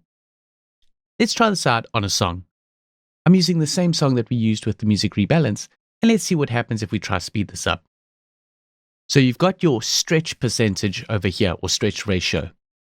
As you move this down, you can see that it's changing the tempo. So let's say 100% is the normal tempo, and using a BPM of 120 to 120. Now, if I pull it to the left, so I'm changing the percentage smaller, it's actually speeding up the tempo. So if we were to go for something like a 90%, that would make the tempo go from 120 up to 133 BPM. Let's render this out and see what it sounds like. But obviously before that, let me just quickly give you a playthrough of what it sounds like before we do any stretching.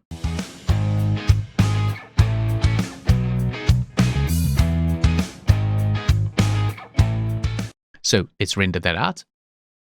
So now we've got this.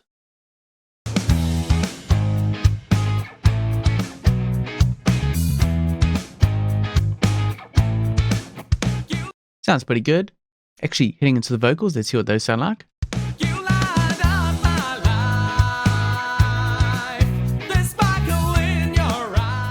Vocals are always a sure tell to see if something sounds a bit artificial with some artifacts, and that sounds pretty good.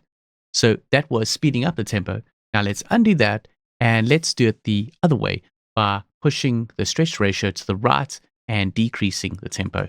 So I'm going to increase this by 110%, which means it's going to go from a tempo of about 120 BPM down to about 109 BPM. I'll render that out. So now we'll hear the song much slower.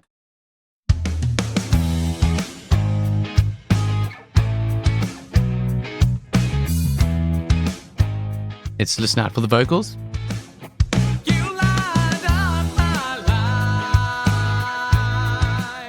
So that works pretty well. It still retains the pitching of the vocals, for example, but it's just slowed down the tempo. I do find, though, that with any tempo stretching, that if you go faster, you notice the artifacts and the change of the sound less than if you make it slower. When you slow it down, you start really hearing if things are breaking up. But because it's using the radius technology, it really does sound good. I haven't really pushed it too far. I know if I push it a bit further, it's probably going to sound a bit too artificial. So that is the stretching. Works well if you've got a song and you just want to slightly speed up the tempo. Maybe you've tracked some guitars and drums and you found that when you want to add the vocals over, that you actually just want to push that a bit more. You could pull it into here, increase the tempo with the stretch ratio, and then lay your vocals over. So that's one way of thinking about it. Now let's jump over and see the pitch shift. So with the pitch shift, this is allowing you to shift the song either up or down in semitones. Let's say we want to shift it up 2 semitones. I'll just say 2 here. That's 2 semitones. And let's render that out and see what it sounds like. Taking a listen.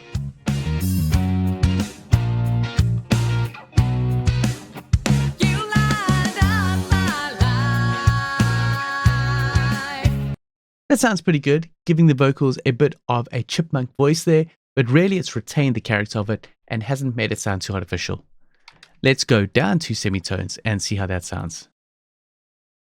Now taking a listen.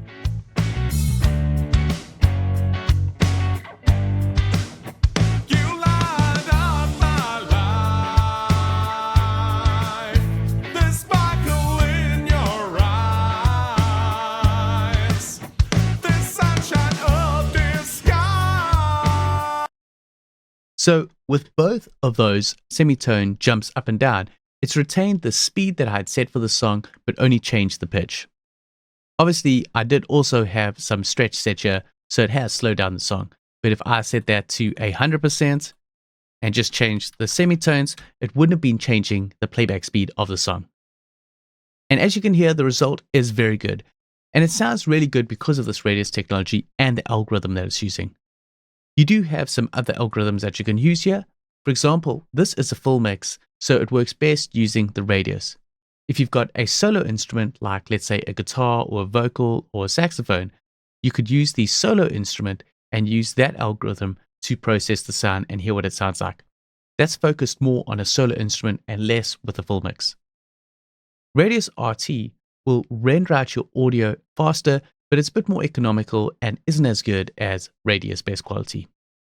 So that covers what you see in the module, but you can also click this advanced settings to get further details on some parameters that allow you to shape how the algorithm is shaping the sound. For example, you can add some performance shifts and choose the strength that you want to sit at and change the shift in semitones and the width. This will probably work more with, say, vocals and voiceovers and single instruments, not with a full mix like this. Then you've got transient sensitivity. When you push this higher, the transients will be preserved in the audio. Then there's noise generation. So what this means is instead of stretching the noise, it'll generate noise to maintain a more natural sound when using the algorithm. So it'll mix in some noise generation with the audio. Then you've got some pitch coherence. This works well when you tune up, when you're using a solo voice, it's just going to maintain that pitch. So pushing this up will help if you're shifting up a vocal part. And then you've got phase coherence. With phase coherence, this can be turned up if the stereo image feels like it has been changed after changing some of these parameters over here. Now, what's probably best is to jump up to the presets menu, because if you jump, let's say for full mix, I'm using a full mix here, it sets all these settings for you. So it sets the transient sensitivity, it sets the noise generation, the phase coherence, and the pitch coherence. Let's say you've got a vocal part, you could go to solo instrument or vocals, and you can see, for example, here, it jumps up that pitch coherence because of knowing that it's a vocal and this is what the parameters will be needed, and adding some shift formants. So I'd highly recommend checking out these presets, especially if you're not too sure what to set with these parameters. Like here is a song, and this full mix will work really well. So that's the time and pitch module. Now let's check out some other modules.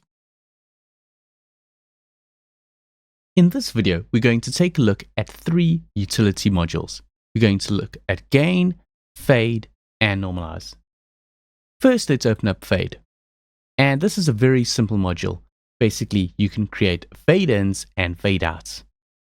So you can select a piece of audio and choose what type of fade in you want and then render it. So let's go for a logarithmic over here. That does a logarithmic fade. Alternatively, it could be more of a linear fade, or maybe even equal power. Similarly, you can do the same for a fade out. Maybe I want to select this audio over here and do a fade out. Go for a linear fade out, and you can see after you render, it creates that fade for you. It also works very well to use the instant process with this. So down over here, you can enable instant process, and for the option, you select fade. And as you select your audio, it's going to create those fades determined by what you have set up in the fade module. So as you can see here, it sets a fade out. I can switch to fade in, go for logarithmic, and now as I go over modules, I'm going to get fade ins. So it's really a simple module to use, especially when you're using the instant process. Just make sure you've got the module open so you can see what type of fade types are being created, and then just go through and drag through selections to create your fades. So that's the fade tool. Now let's take a look at the gain. I'm going to turn off instant process and then move over to the gain module. And this module is even simpler. Basically, you just set the amount of your audio that you got selected and choose how much you want to either gain it up or gain it down. So let's say I want to gain up this selection of audio by 10 dB. I can just render it out, and there you go. Obviously, this has pushed it up too far and it's clipping the audio. So I'm going to undo that. Maybe you find that this selection of audio, you want to reduce it slightly. So you can use this as a sort of a clip gain process. And this works really well if you're using the instant process. So I can go to instant process. I can choose gain as the instant process application. And now whatever I've got selected here, it's going to apply as I make a selection. So I want to reduce the gain on some of my audio clips. Nothing too drastic, maybe just by -2 dB. So as I make a selection, it reduces it there. This one as well. If I go over it again, it's going to do another gain reduction. And you can see that this is quite fast. You're just selecting selections of your audio and it's doing the gain reduction on it. Alternatively, you could also use the instant process to do an instant process on all the audio. So as you do that, the whole audio file has been gained down by 2 dB.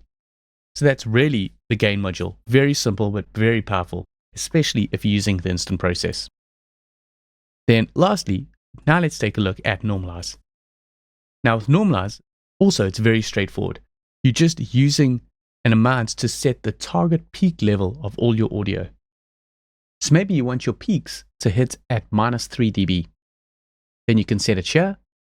So I'm going to select all the audio and then hit render. And as you can see, it jumps up all the audio to a peak of -3 dB. But bear in mind that this does increase the noise floor. So if I had to set this at a peak level of, let's say 0 dB and render it out, you can see that peak there is reaching 0 dB, that's the highest peak, but it is going to increase any noise floor that I might have in my audio. So that's the gain, fade, and normalize modules in the utility menu. Very simple modules to use, but very powerful. Let's move over onto some other utility modules. Catch you in the next video. In this video, we're going to take a look at the resample module. Now, often you need to make some deliverables to a client and you're working with your audio in a specific sample rate, and you need to resample these to a new sample rate. This is where this resample module is very handy, as it allows you to resample your audio down using proper tools for the conversion. I know sometimes in your DAW or some other software, you just choose a new sample rate, but this gets into more detail with a filter that allows you to get the best results from your downsampling or upsampling. So when you resample, you need to use a low-pass filter. This filters out some of the higher frequencies that cannot be represented in the new sample rate. And we're only able to hear the frequencies up to half of the sample rate. So if your sample rate is at 44.1 or 44.1 kilohertz, you can see that there's a low pass filter and it's filtering off at half the value at 22,050 hertz. So that is where the low pass filter is happening. And it's shelving off over here. And that is because of the filter type that's used. You've got some other parameters here that we will get to in a second. So what important thing to note is the highest frequency is called the Nyquist frequency. So this is at the highest point over here. And if you don't filter out those higher frequencies that are not in the range, then they're going to be shifted down, and this is going to cause aliasing or distortion in the downsampled audio. Now that's why we need to use a resampling tool like this with a low-pass filter. So now we can move over onto the filter and see what these other parameters are. So with this audio, mine is at 48 kilohertz, and I want to sample it down to 44.1 kilohertz. When you get to this sample rate, you can see this is the ideal filter slope. So ideal is what's in white, and ideal would be a sharp, straight, steep curve like this. Now you can adjust the steepness. So when I pull the steepness in, I can get it closer to that ideal filter. You can use a cutoff shift, and this allows you to shift it so you can keep more of the information. So as you can see, there can be less aliasing if I use this. I'm going to cut it off over there. But the only problem with this is that it creates ringing and smearing. So here I've got a filter with no aliasing, but I might have some ringing in the sound. So this is where the pre-ringing comes in. Here you can adjust between a minimal phase and a linear phase, or anything in between. So this just depends how you want it to set up. If you want some more smearing, you might want to go more to the left. If you push it more to the right, you're going to have less smearing, but you might have some ringing in the downsample. The best will be to render them out and test what it sounds like. And then sometimes using a filter in resampling can change the peak level. So you can choose to use a post limiter. So it's making sure that nothing goes above the 0 dB and causes any clipping. So let's just shift some things around and then render it out, and you can see what happens. So I'm just going to shift this cutoff filter closer so there's minimal aliasing. I'm going down to 44.1 kilohertz. I'm happy with the steepness, and I want to smear it a bit, so I'm going to put it to the minimal phasing side over here on the left and enable the post limiter. Then I'm going to render this out. Now I've rendered that out, but you can see in the bottom here that it has been downsampled to 44.1 kilohertz. One more important thing that I want to show you. I'm just going to undo that. If you go to the sample rates, you can see I can change down to a lower one, and it's showing where the filter is at half the value of the frequency. The same with the lowest points over there. But if I go up to 48 kilohertz, it says no sampling. That means I don't need to downsample because I'm already in that sample rate. I can also upsample. And with that, you'll go through the same steps by setting up the filter steepness, the cutoff shift, and where you want the pre-ringing to be. But like I said, I want mine to be at 44.1 kilohertz. I'm happy with everything that's set up here, and then I can render this out and save it as my new resampled audio file. Now let's check out some other modules. In this video, I want to go over loudness and using the loudness monitor and how to use plugins to increase the perceived loudness of your audio files. First, taking a look at the loudness control under the utility menu. When I click this is going to calculate the loudness of the audio. But first, let's talk about loudness, broadcast standards, and then how we can use this plugin to comply with the broadcast standards. So it's crucial to get your audio right with regards to the loudness when it comes to broadcast. As you can see, I've already got a problem here with the integrated loudness and the short term, or the LKFS, which is the loudness K-weighted full scale. So there are some broadcast specs. If you click here are some of the broadcaster standards that you can comply with. Now obviously with this module, it allows you to render out your audio to comply with these standards. So it's important, if you're sending files to broadcast, to know the broadcast standard for your country, or if you're sending it to another country, what their broadcast standard is. For example, this standard over here, the BS1770-23, is probably one of the most popular standards, and most of these other standards are based off this one. So speaking of loudness, loudness is a measure of how the human hears loudness over a length of time. And different countries have determined different standards for their broadcast standards. For example, in the US, there's the ATSC A85 standard, where in Europe, it uses the EBU R128. And obviously, these are other standards from around the world. Let's stick with the US standard, the ATC A85. Now, moving over onto the left here are the targets of parameters of the loudness standard that need to be met. You've got your true peak. So the true peak is the absolute peak of the loudest parts in your audio. Then you've got the integrated LKFS, which, as I mentioned before, is the L weighted to full scale. This is another measurement that needs to be met, and these are the standards. Short term is just the momentary loudness. So it's not the integrated or the whole loudness of that audio. It's the short term loudness that's been calculated after analyzing the audio. And then the tolerance is the loudness range. Just jumping back to LKFS, this is the loudness K-weighted full scale. Now what the K-weighted part means is it means that frequency plays a part in the loudness measurement. And then with LU, this is just the difference between the loudest and quietest parts of the file. So that's going through these specific specs that need to be met, and these are the settings to make your audio compliant with that spec.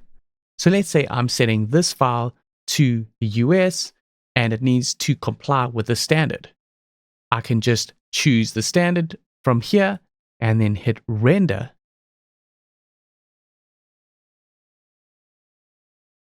And it's going to make sure that this audio complies to the broadcast standard of the US.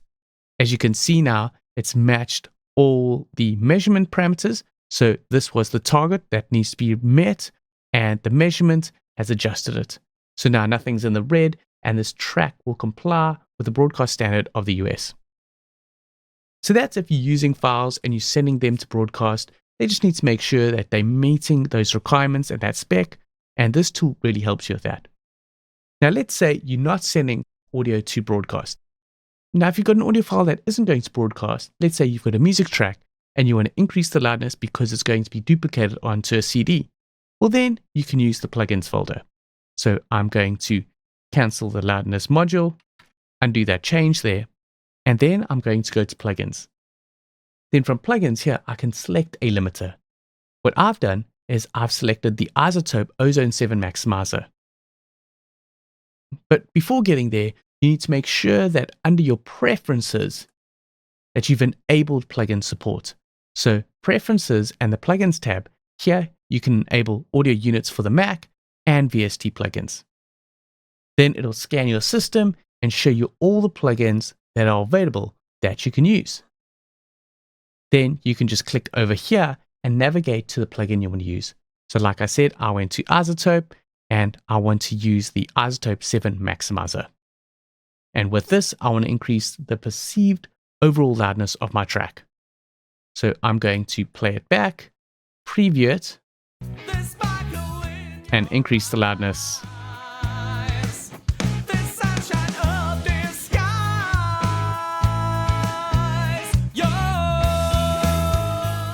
So let's say we pull the threshold down to about -5 dB, then I can render that out. And that's increased the overall loudness of my track, but because there's a ceiling, nothing ever goes above 0 dB. So that's how to use the loudness control so that you can comply with broadcast standards, or if you're not sending stuff to broadcast, how you can use your plugins and increase the loudness with third-party limiters. Now let's check out some of the other utilities. Catch you in the next video. In this video, let's talk about Dither and why you use it. So basically, if you're converting a file down to a lower bitrate, you need to use a Dither tool. You can find this Dither module under the utility section, and here's Dither. And how it works is Dither imparts a small amount of noise to your sound to fix any truncation issues that might be happening when you convert to a lower bitrate. I know it might sound a bit weird saying you want to put some noise into your audio, but it really is the fix to any truncation issues. Let's take, for example, if you're taking an audio file that's at a higher bitrate. So for example, this is at 24 bits, and we want to lower the bitrate because we're going to CD audio standard, which is 16 bit. So the new bit is going to be set at 16 bits. And the reason for this is CD players can't play 24-bit audio, and a lot of other audio players can't either. So that's why there's this CD standard of 44.1 kilohertz at 16-bit. Then next, you can choose the noise shaping that you're going to apply to your audio when you use the Dither. There's no noise shaping happening over here, but you can choose different amounts of noise. As you change the shape, it shows you what's going to be happening. So there's going to be an increased bit of noise over here to the sound, then there's going to be a bit of a scooped up here, and then some increased noise as well. Going from the lighter sound, there might be a slight audible difference with the audio, but when you go through to the higher noise shaping, it's less audible. You can see that the noise is sitting in the inaudible area of the frequency. And it also scoops out the air and presence of the higher frequencies. So you might want to preview these and hear what they sound like. Obviously, in a mix where you've got a full band playing, you're not really even going to notice this small amount of noise. But if you've got something simple like a vocal or voiceover, you might want to check these different noise shaping options and preview them. But probably the best option to go for is your medium or moderate. You're going to have a slight bit of noise in the audible area and scooped out, and then most of that noise is going to be sitting in the higher inaudible frequencies. Then next, you've got the dither amount. None and low might have some distortion, but if you increase the dither, it's going to increase the noise floor. As you can see there by looking at this wave shape here, there's low, and as I increase the dither amount, it increases that noise floor. So sitting at normal is probably your best bet. Now, auto blanking mutes the dithering when the waveform is completely silent. And you can see you've got some other options here. So it can do the auto blanking during silence, never, or when quantized. I'll leave it as during silence. Then there's also this option here to limit noise peaks. Now, when you're adding that extra bit of noise into your audio signal, there might be some peaks in the audio. And in case of any spikes, you might want to tick this to limit any noise spikes in the audio. And you might have some spikes, so it's good to tick this if you worry that there might be some spikes with the extra noise added into the audio. Now, if you're not doing any dithering and you're only truncating, you might introduce some overtones. You can tick this to suppress any overtones if you need to. But we're applying dithering, so we're not going to need to suppress the harmonics. Basically, the rule of thumb through all of this is you want the lowest noise floor possible. And when you're happy with all the settings, you can render out this dithering onto your audio. And what it'll do is there will be a slight bit of noise in the upper area. As you can see here, there's some noise, but you're not going to be hearing it as it is in the inaudible area. Then once you're done with your dithering, you can export out your audio. Now, just a good thing to remember, when you go to export and you've applied the dithering module, just make sure to not apply any dithering over here. You can select your format that you want to export out to. So I'm going to choose WAV as 16-bit. I could make it a broadcast WAV format if I wanted to, and preserve any non-audio data, but nothing is sitting in the audio. And also, I've got the option to reopen this file in RX once I've done the export. So that is how to use this Dither tool, a really powerful but simple tool just to add some extra noise into your audio when going to a lower bit depth, just to make sure that there's no truncation issues in your export. Now let's move over onto some other modules. Catch you in the next video. In this video, let's take a look at how we can use the module chain. Now what you can do with the module chain is you can load up multiple modules with different settings and apply all those modules within one single click. Let me show you how this works. In this module chain, I'm just going to load up a preset. You can get to the presets by going to the menu over here, and let's just go for the cleanup voiceover preset. So that loads up a selection of modules. You can see it first starts off with a voice denoiser, then it goes into an EQ, then a dither, and a leveler. You can enable or disable each module by clicking this button over here. You can view the settings of each module by clicking here. So as I click there, you can see this is the voice denoise that it's using. It's in adaptive mode, and the threshold and reduction are set. Likewise, if I go into one of the other modules, let's say the EQ, I can click here, and there's a high pass set up there at 100 Hz. I can also go into each module and load up a different preset here. You can also move each module around so you can change the chaining order of each one. Maybe I want the EQ to happen first, then the voice denoiser. Or maybe I don't need the dither. I can just click this to remove it from the plugin chain. If I want to add another plugin within the chain, I can click here and choose from the modules that I want to add. So maybe I want to add a de-esser. I can go in, choose a preset. Let's just say basic reduction. I want to change the chaining order, so I want that to happen before the voice denoise. So now I've got the EQ, the de-esser, the voice denoise, and then the leveler. You can also adjust the frequency selection of each module. So maybe you want the module to only be working within a specific frequency range. By default, they all set to the full selection range. But maybe with this voice denoise, let's say, I only want it to occur within a specific frequency range. Then I can go in here and adjust it. So maybe I want it to only go from 890 Hz and set the highest amount to around about 13,000 Hz. So you can customize really how you want each one to work within a frequency band. You can also save a preset. So if I click here, I can choose to add this new selection as a preset. Maybe you've built up a module chain that you use on a regular basis and you're going to be using it on multiple files. Then save it as a preset so that you can quickly recall it whenever you need. And then obviously when you've finished setting everything up, you can just click render. And as you can see, it runs through all those modules within one click. So with one click, we did an EQ change, a DS, a voice denoise, and a leveler. So really a super powerful tool if you need to build up chains of multiple modules and apply them quickly to audio files. Now next up, let's take a look at the batch processor. In this video, let's take a look at the batch processor that can be found under the window menu. Now, with the batch processor, it allows you to take multiple files, apply a module chain to it with a selection of modules, and then output them to a specific format. And this is all done with one simple click. So you can think of this as an extension of the module chain that I showed you in the last video. So let's start off over here where I'll add a selection of files, then we'll build up a module chain, and then I'll show you how to set up the output. You can either drag files from your file system to here, or you can click Add Files and navigate your system to the files that you want to bring in. I've got these files over here that I'm going to bring in.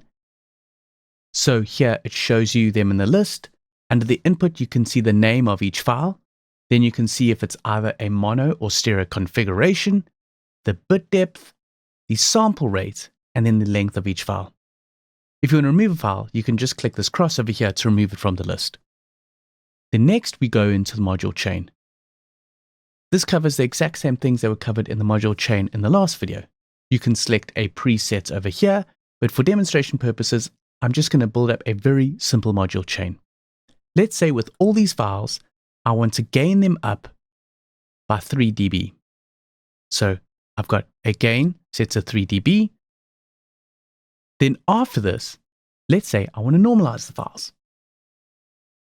So just double checking the settings, I want to normalize all the files to 0 dB. And let's just add one more module, just so we've got 3 modules within this chain. How about we go to the EQ, and on all these tracks, I want to do a low cut.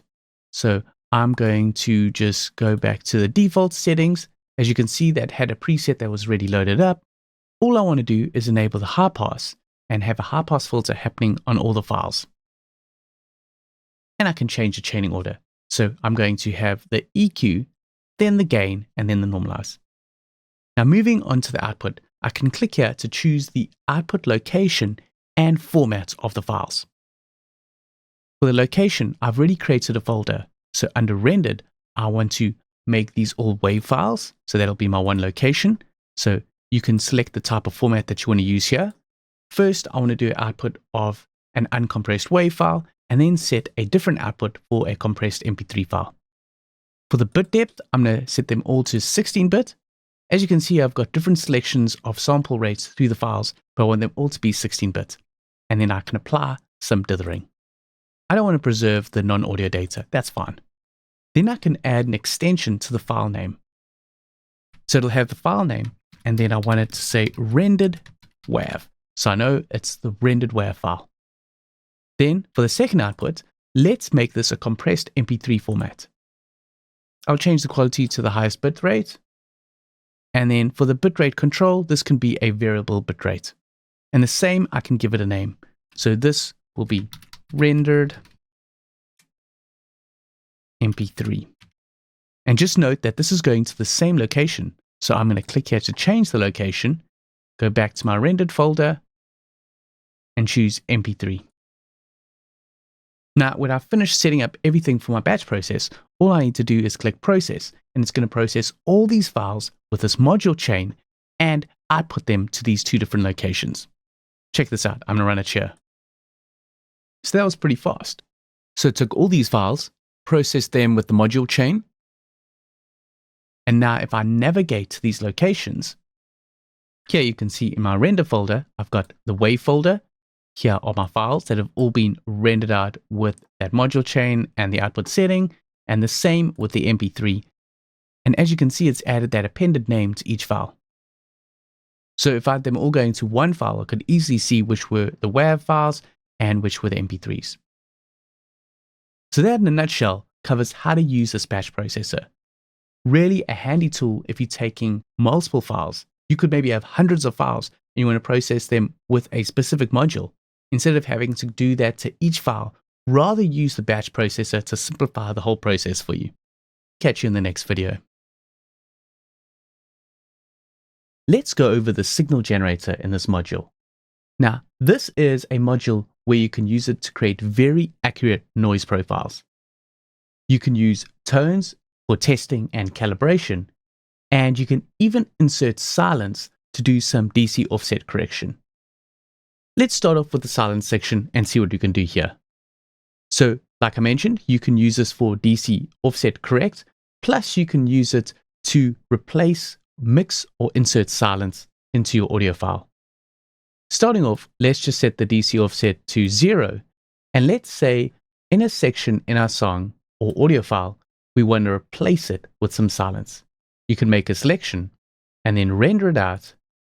There you go. You've got silence that's been replaced within that section of the song. So maybe you want a complete dropout in the audio file, you can do it this way.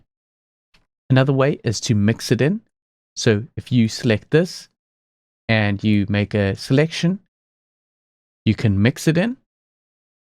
But you're not going to notice anything there because you've got silence that you've mixed in with your audio. But this is where the DC offset comes in handy. Let's say you need to offset the DC to correct a calibration issue. I'll turn the DC offset up and set it to mix and click render. And there you get your DC offset. That's only if you need to do that to correct some calibration issues. And lastly, the other option is to insert silence. So if you click insert here, you can set a duration. I'm going to set a duration of 3 seconds. And wherever my playhead is now, it's going to insert some silence. But just make sure you haven't got a DC offset set. So I'm going to click render there, and there I've inserted 3 seconds of silence into my audio file. Now let's move over to tones. You can use this to insert a signal tone into your audio. You've got the same pasting modes. You've got replace, mix, or insert. Let's go with replace. And how about adding a sine wave into a selection of the audio? I'll make a selection, and I've just got a sine wave set at a frequency of 4400 Hertz. So if I just play back over here, there's music that's playing here. And as it hits here, you're going to hear that sine wave. You can change the frequency. Maybe you want 1K sine wave, and you can also slide it to another frequency. So let's say you want to slide it to 5000 Hertz, and you can choose what type of scale. I'll insert a log scale. So now I've got this ramping up tone.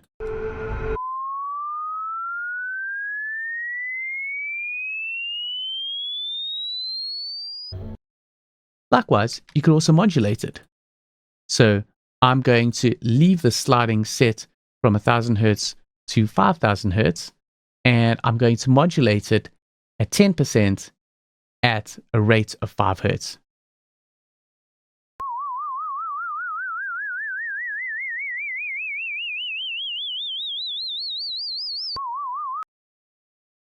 So that's the frequency that you can do sliding and modulating. You can also do an amp fade and modulation. So let's say I want this section of audio to fade by -10 dB in a linear direction.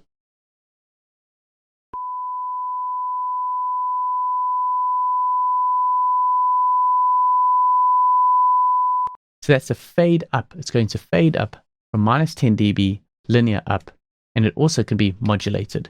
So I'm going to say modulated by 10% at 5 Hertz.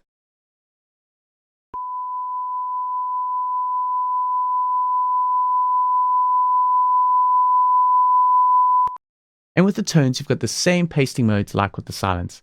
That was replacing, but I could also mix it in or insert it. So let's say I chose to mix it in.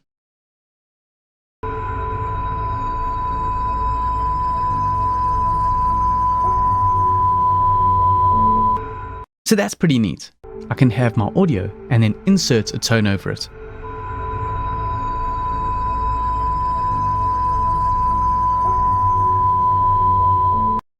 For example, maybe you want to use a much lower frequency. So let's say something like 200 Hertz, and you want to slide it to 500 Hertz. And you're going to have the amp ramp up and modulate.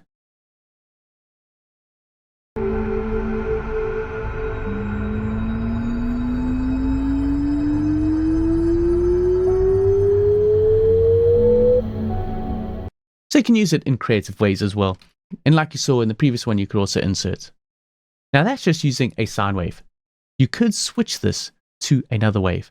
But what I want to show you is if I go over to the spectrogram view, let's just sit in the middle somewhere there. I'm just going to untick these and leave sine wave on and replace with a sine wave for that selection.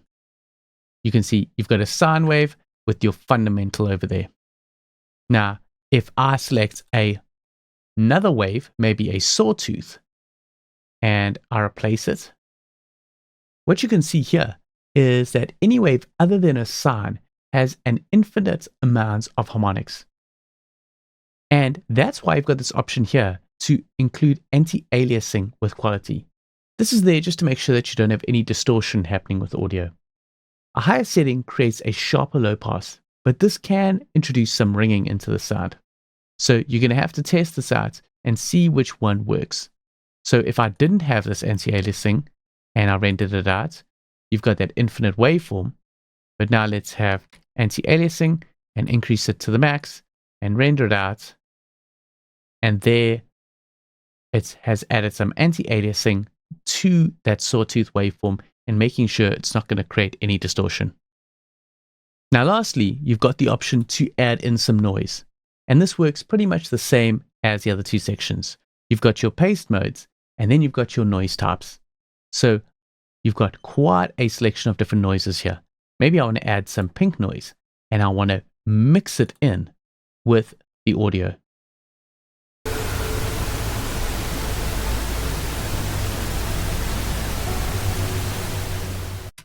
Or I want to insert some in. So maybe over here, I want to insert some white uniform noise for a duration of 3 seconds.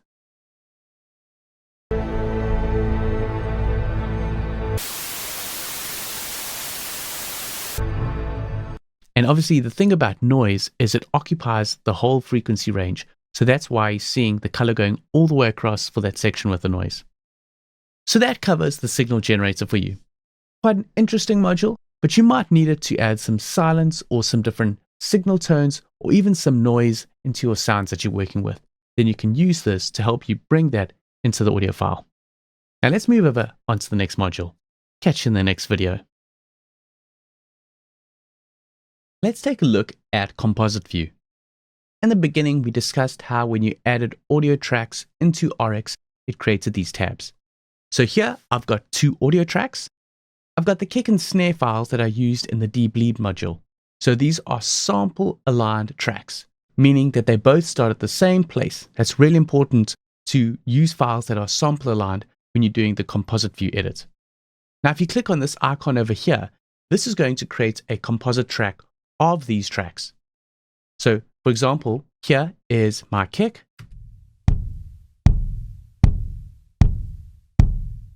And then when I go across to the snare track, this is the snare. There's the bleed of the kick, but you'll hear that it's a soft volume. Now, if I click here, it's going to create a composite view. So there's 2 files that are included in that composite view.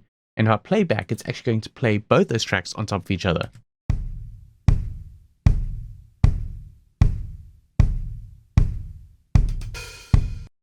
Now, the benefit of Composite View is that you can edit both these tracks in this one view and apply any modules and rendering and processing to the Composite View.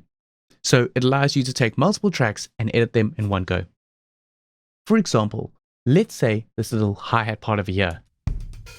Let's say that you want to remove that. I can zoom in and I've got instant process ticked and I want to attenuate the section. So I'm going to make a selection here, and each time I select it, it's going to attenuate it even more. So I'm going to get that very low. I just want that to be sort of like a ghost note hit. Okay, so there we go. Now if I zoom out and play back, we got this.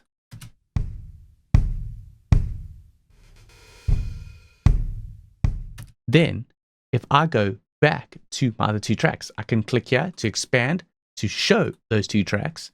So I've got my kick and my snare over here.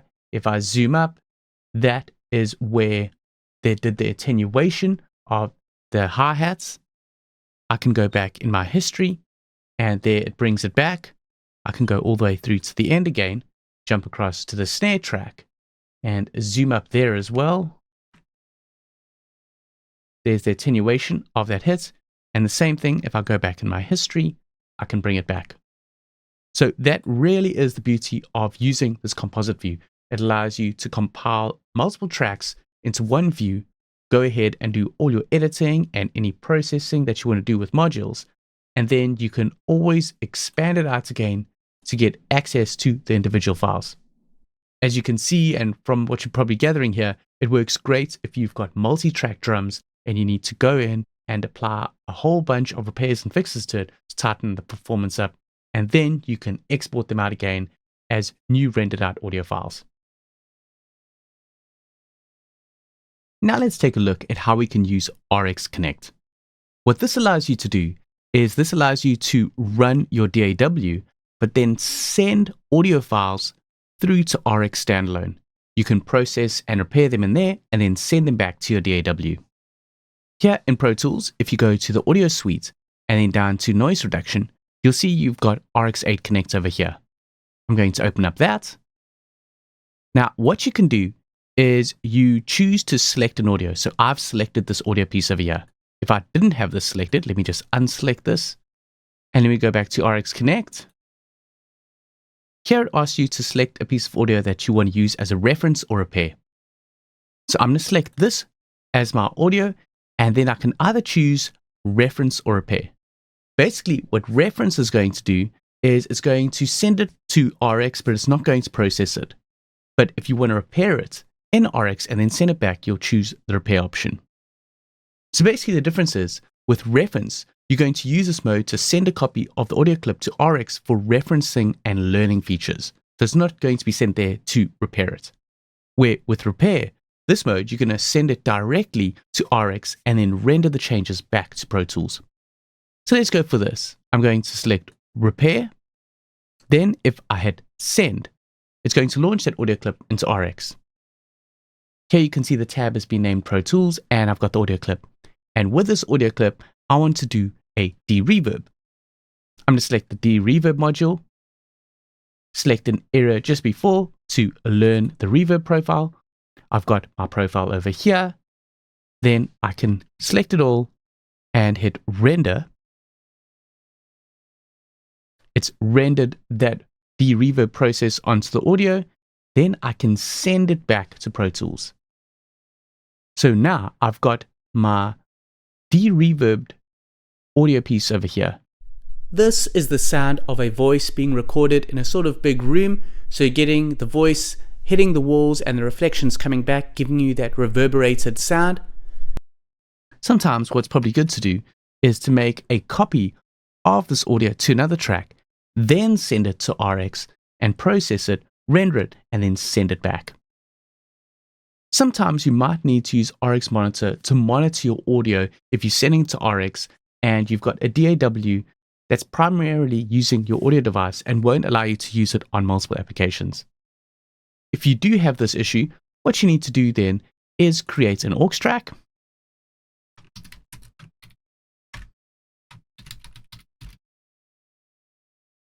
And then on this aux track, add an instance of RX Monitor. Then go to RX, go to the preferences, and then under audio, make sure that the driver is set to RX Monitor. Then if you go back to your audio application that's got the RX Monitor, now the status will say connected. So this is just if you need to monitor RX through your DAW. For example, if you use this reference mode, you'd be sending the audio file to RX just as a reference. Maybe you don't want to process it, but you just want to hear what happens if you apply those modules to it. That's where you'd use the reference section and then use the monitor to monitor the audio coming back from RX. So that's how to use the RX Connect and the RX Monitor to use it in conjunction with your DAW. In this video, let's take a look at how you can use RX in real time in your DAWs. Through this course, you've been seeing it used as a standalone application. But if you go to your DAW, you can also see that you can add instances of RX as a plugin within your DAW. It doesn't have all the modules. So in this example, I'm using Apple Logic, and as you can see, you've got the breath control, the DeClick, the DeClip, the DeCrackle, the DS, the DeHum, the DePlosive, the DeReverb, the guitar DeNoise, the mouth DeClick, the spectral DeNoise, and the voice DeNoise. So it is limited in the modules that you can use. If you need to use some of those other modules, you're going to have to go to the standalone application, pull your audio in there, do the processing, and then pull it back into your DAW. But let's take a look at using these modules in real time in a DAW. I'm using my DeReverb audio sample, so I'm going to jump for the DeReverb module. And it looks pretty much the same. There's just a slight bit of differences on how the layout looks. You can still learn your profile. So if I click learn and then play back this audio, this is the sound of a voice being recorded in a sort of big room. So you're getting the voice hitting the walls and the reflections coming back, giving you that reverberated sound. So if I play back now, it's learned the reverb and it's applied these settings to it to reduce that reverb. This is the sound of a voice being recorded in a sort of big I can bypass it. So you're getting the voice As hitting before. the walls and the reflections coming back, giving you that reverberated sound. Now let's see how much of this can be removed. And there it is, removing the reverb using the RX module.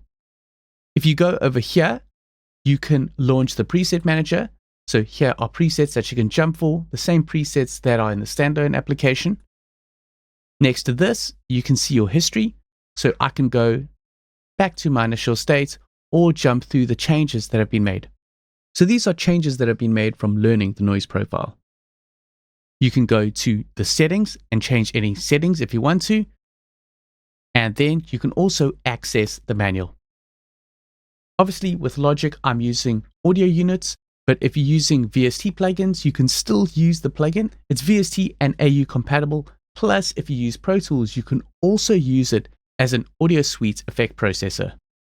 Like I mentioned, it is limited in what it can do with the modules and what modules are available. So if you want the full feature set of RX, then you're going to have to jump to the standalone application. But it's really nice that you can open up some of these modules in your DAW and run them in real time and get some benefits of the RX module within your DAW. Catch you in the next video. In this video, let's go over the Music Rebalance module. Now, this is a new technology that allows you to break a stereo audio file up into different elements or types of instruments and adjust their volume. As you can see on the module, it's broken it down into vocal, bass, percussion, and other. Other can be things like your synths and guitars. So it uses a very clever algorithm to decipher what is the vocal in the mix and allows you to adjust that level. You can determine the quality of the algorithm that it uses. And obviously, by going up to the higher quality, it's going to take more CPU on your computer. And especially when you're previewing the audio, it's going to take longer. Plus, when you're rendering out, when you use a higher quality, it's going to have a much longer render out, but you're going to get better results. Then finally, you've got a separation dial. Now, this just allows you to separate the elements further into their types of frequencies. For example, if you want to hear more of the vocal and less of the bleed of the other instruments, you can increase the separation. But it does come with a bit of a twist where it does introduce more artifacts into the sound. Now, the way that you do have to approach and look at this module is it isn't replacing mixing. It isn't going to give you a better mix, but it's a tool that allows you to adjust the overall mix if you can't go back to the original mix. For example, let's say you worked on a project a few years ago and you don't have access to that project anymore.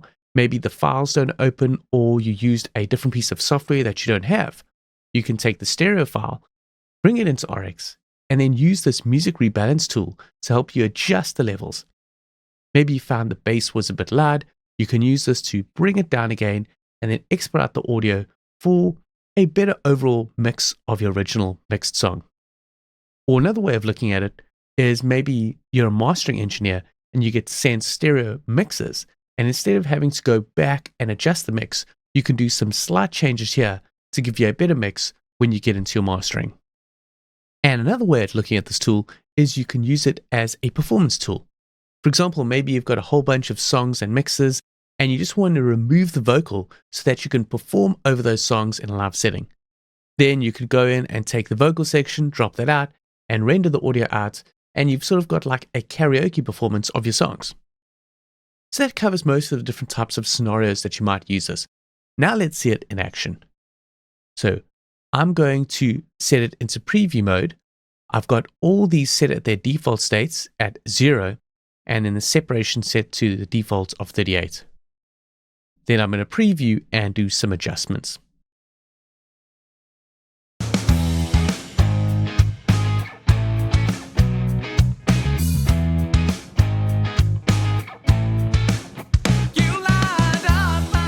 So maybe the vocal is too loud, I'll bring it down.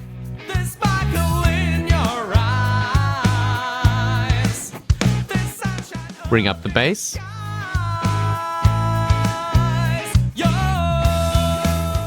And bring down the guitars.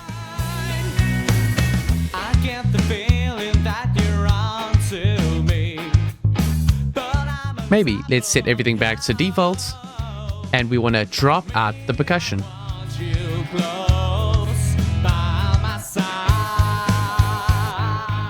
So as you can hear, it's removed what it thinks is the percussion, but you've got some artifacts over there.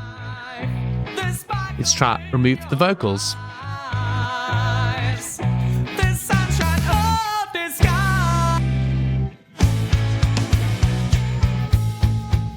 So you can still hear that backing vocal, but it's removed the main vocals. Maybe I don't want the guitars either, so I just want the rhythm section of the bass and percussion.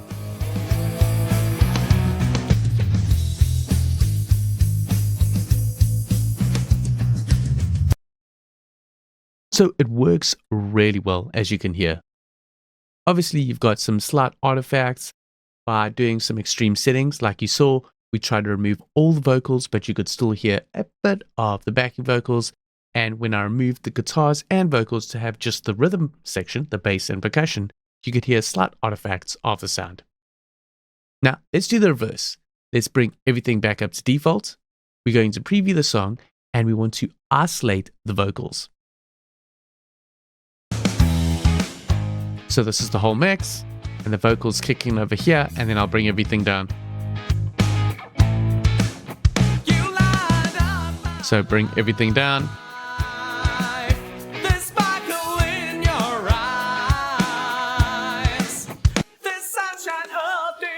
If you increase the separation,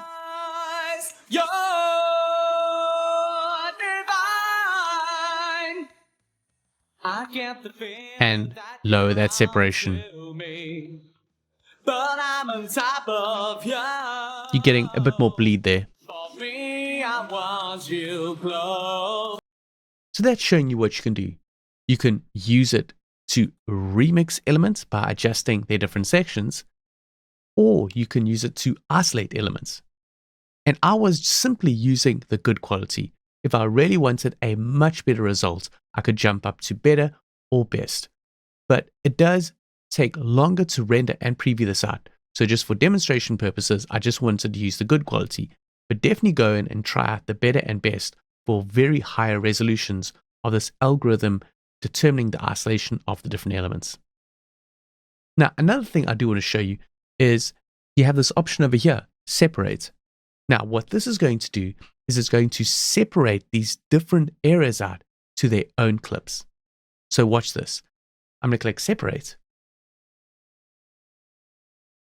And as you can see, it's rendering out each stem, as you may call it. So the vocal stems, the bass stems, the percussion stems, and then the other stems, which is going to include the guitars here, into their own audio files or audio clips. Okay, so now that's finished the export process. And now when I click through these different clips, you can see here is just the vocals.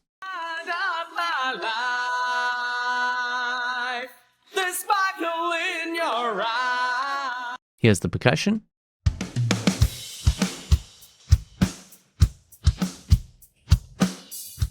The bass.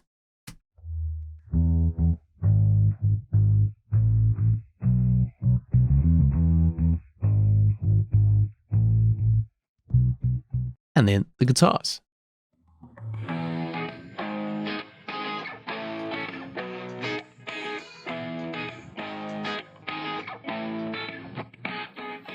And obviously this is picking up the separation that was set over here. If you went for a higher separation, there may have been less bleed between these different audio clips or stems. And like I mentioned, this is a new technology that uses a new algorithm base. Obviously, with future versions, it's going to get more advanced.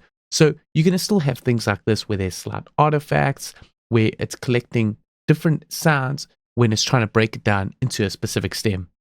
But it's quite advanced if you can see this. But it's really advanced at what it's doing. By taking a full stereo mix where you're not going back to the actual mix project with all the different tracks and being able to isolate just that element is really some powerful stuff.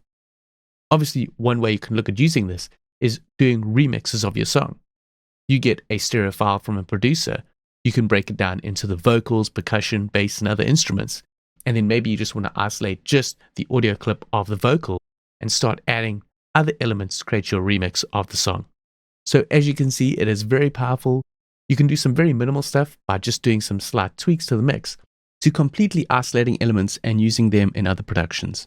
So that covers the music balance tool. Now let's move over onto some other modules. Catch you in the next video. In this video, we're going to take a look at the Spectral Recovery module. Now this allows you to take band-limited recordings and restore the frequencies that have been lost above 4K, which is usually where these types of audio are losing frequencies. So for example, services like Zoom and Skype, these online communication platforms, they limit the audio in the upper frequencies when you've got the audio passing back and forth between the platform or application. And as you can see in this audio example over here, this is a audio capture that I did with a Skype call that I had with a student going through some guitar techniques. And as you can see on the spectrogram, it is definitely cutting out those frequencies above 4K. So what the Spectral Recovery tool is going to allow me to do is it's going to recreate those higher frequencies to improve the clarity and detail in the voice. So I'm just going to play this through so you get the general idea of what type of audio we're talking about. Just make sure that when you're strumming there that you're holding quite firm on the pick when you hit. So as you can hear, that's your typical online audio that you get through these services. And let's see what we can do with the Spectral Recovery tool. So I'm going to open that up over here. First off, you can learn the audio profile so that the Spectral Recovery tool knows what to analyze and how it's going to resynthesize those frequencies. So it's going to determine the cutoff of the lacking amounts of frequencies, and then it's going to strengthen and replace the spectral content. I'm going to click Learn to learn the audio. What it does is it now adjusts these parameters. Let's just go through these slightly so you know what they are. First off, starting at the top, you've got spectral patching. Now this fills in holes in the spectrogram by sampling what's around the missing audio. It's pretty subtle audibly, but you can see in the spectrogram after it's applied how it fills in those gaps. I'll get to that in a sec when we render out the audio, but for now I'm going to leave that ticked. Then the amount. This is how much is added above the cutoff and how much spectral patching is added below the cutoff. So increasing this amount is going to increase the frequencies that are enhanced and synthesized above that cutoff frequency, plus any gaps that may be seen within the frequencies that haven't been band limited. The holes will be filled up there by increasing that amount. Here you can set the cutoff frequency.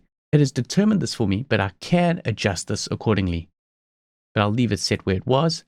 Over here, you can balance between the vowel and sibilants. Sometimes with these types of audio recordings, the sibilants can be a bit harsh and you might want to push this more towards the vowel sound to reduce that exaggeration of the sibilants. But you might find that you need to increase the sibilants depending on how that audio quality sounds. I'm going to push this more to the vowel sounds, and you can also smooth this out with a smooth dial over here. So let's do a bit of compares so we can compare the different types of parameter adjustments we do with the audio. So I'm going to leave everything set over here and click compare. Now I'm going to push the vowels even more and the amount and pull that cutoff slightly in a bit more and then do another compare. Now I can listen to the results. Here is the original audio. Just make sure that when you're strumming there that you're holding quite firm on the pick when you hit. Then here with Spectral Settings 2, as I jump that up, you see how in the spectrogram, the higher frequencies have been enhanced and resynthesized. Just make sure that when you're strumming there that you're holding quite firm on the pick when you hit. So it's quite subtle, but there's definitely been an improvement with those high frequencies. And then this last one. Just make sure that when you're strumming there that you're holding quite firm on the pick when you hit. I don't notice too much of a difference, so I'm going to stick with the settings that are in settings 1 that I compared. Then I'm going to render this out. Now after this render, let's take a look at the spectrogram. I'm first just going to jump back to the initial state, and you can clearly see that the band has been limited over here. And also take a look at the frequency content below that. Then I'm going to jump to the Spectral Recovery, and it's jumped up the frequencies or resynthesized and enhanced them and filled out any gaps. So that's the Spectral Recovery tool. It allows you to take these band limited audio and improve the clarity and quality of it. So definitely very handy to use, especially if you're using the services like Skype and Zoom and you're recording the audio and you want to use it later for other means. Then you can pull it into the Spectral Recovery tool, enhance the audio quality, and then reuse it. Catch you in the next video. In the following 2 videos, let's take a look at the new Guitar DeNoise module. With this, you can remove noise that comes from amps. For example, if you've got a high gain amp, when you turn that gain up, you often get this noise or buzz that comes with the amp from pushing the gain up. And with this module, you can use this to reduce it. Then there's also these 2 modules, Squeak and Pick. And this is the nuances that come from your picking hand and your fretting hand when you're moving them around on the strings. We'll get to these 2 modules in the next video. For now, let's focus on the amp section. So I've got this guitar part over here that was recorded in from an amp that was gained up quite a bit. And when you listen back, hear how you hear that noise that comes up between the gaps. During these sections where the guitar is playing, the noise is still there, but it sort of ducks down as the signal comes in. But what would be nice is to use the module to reduce that noise and buzz that you hear during the gaps. For example, take a listen here.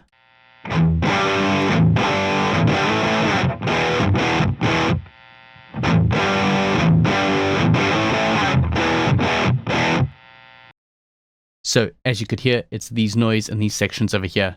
If I switch over to the spectrogram view and change the frequency scale to extended log, you can see that you've got some fundamental and harmonics that are showing up.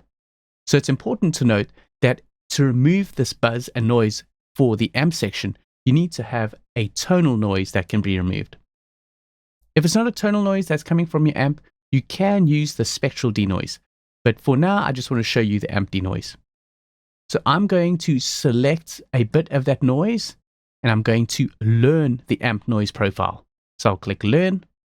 Now it's made a profile that it can use to detect the sensitivity and resolution parameters that it's going to use to help reduce that.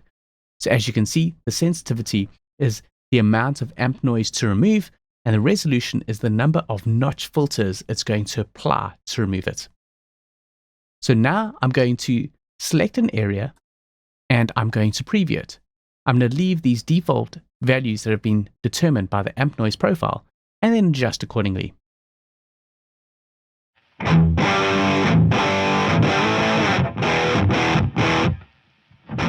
Increase the sensitivity.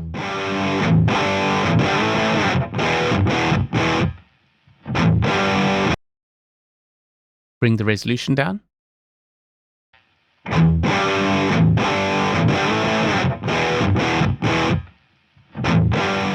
Turn the sensitivity back down again. And resolution up.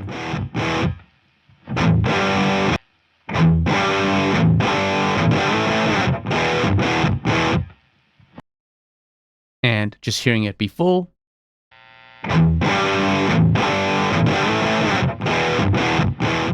So it's actually removed quite a bit of that noise. You would have noticed there, when you increased the sensitivity, you got more of a sharp tinny sound. So the sensitivity was set too high and was sort of coloring and adding some artifacts to the guitar sound when it's removing that noise that it's determined from the noise profile. And likewise, when you bring the resolution down, you're having less notched filters in there, so it's removing less of the noise. Personally, I liked a lower sensitivity with a higher resolution. So depending on your amp type and the noise that it's generating, check which parameters work for you. So make sure that you learn some of the noise, and then it builds up a noise profile for you, then tweak the sensitivity and resolution to see which will give you the best results. Like you saw when I pushed that sensitivity too high, it drastically changed the sound of my guitar audio, but it will be different depending on your amp type. But that's generally how this amp section works. It scans the noise, then allows you to dial in the sensitivity and reduction to reduce that noise. And it really works well. Now in the next video, let's take a look at the next two sections over here. Catch you in the next video. Now let's take a look at how to use the squeak and pick sections on this module. So I'm going to turn off the amp, turn on the squeak, and turn off the pick. I've got this acoustic guitar part because the squeak works really well with recorded acoustics. And when you move your fingers along the strings and you get those slides and squeak sounds, that's what we're going to try and remove. So first, let me play through the guitar part.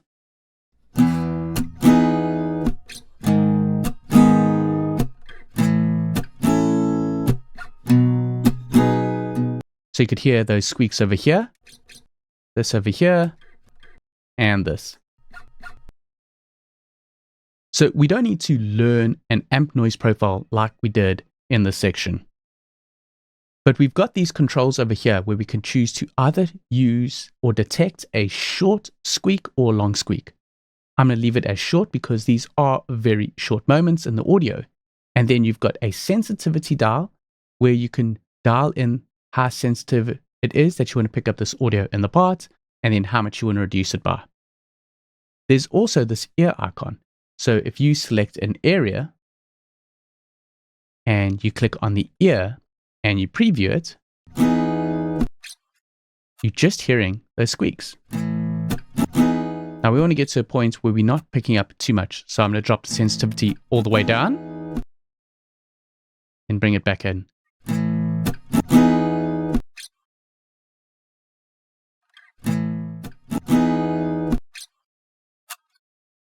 That's sounding good. And maybe bring down the reduction. So we're going to preview that.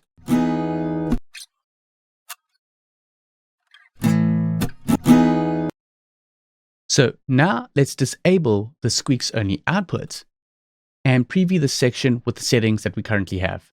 So I'm going to hit preview.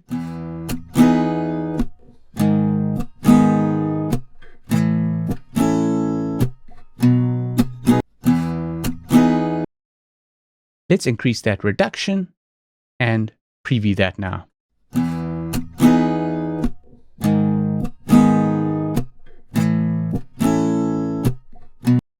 So what we had was this before.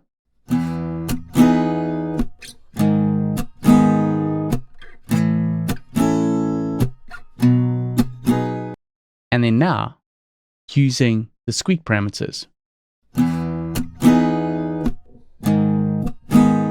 Definitely reducing it. I'm going to push up the sensitivity even more.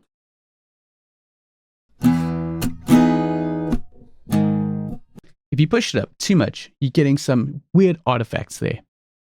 Another thing I also like to do, as you've seen in previous modules, is select the outputs only, select all the audio with the settings, and then render it.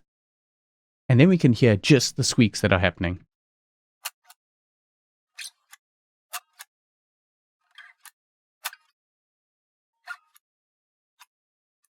So that's great just to hear the squeaks that are happening in that audio piece.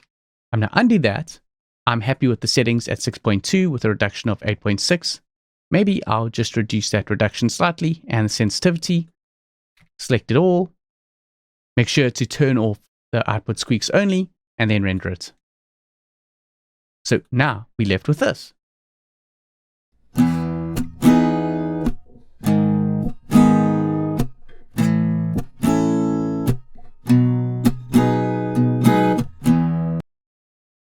Listening through again, I'm going to undo that and just pull that reduction down slightly and its sensitivity.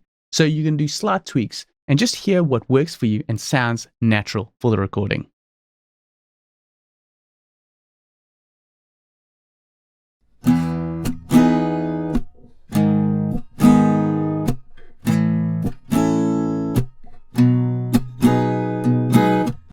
That's sounding great. Now let's move over to the pick section on this module.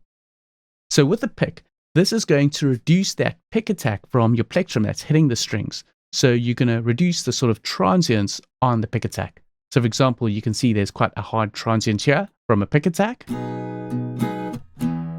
So let's select that area. We've got it on, and we've got a sensitivity dial and a reduction, plus an attack. So you can think of this as like a compressor where you're reducing that transience of the audio. So I'm going to leave these settings as they are, and I'm going to preview it. Bypass it. Now, let's increase that reduction and increase the attack and preview again.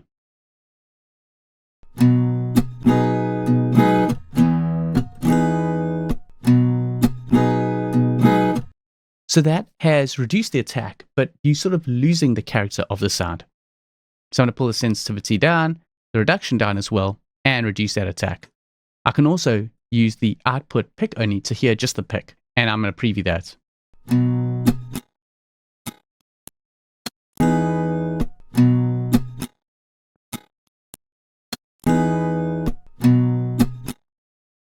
Okay, so let's turn that off and let's preview that.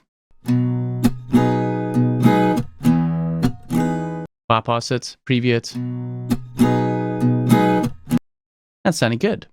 So I could select all the audio and process it or render it. And it's going to reduce any hard transients in my acoustic picking on this guitar instrument.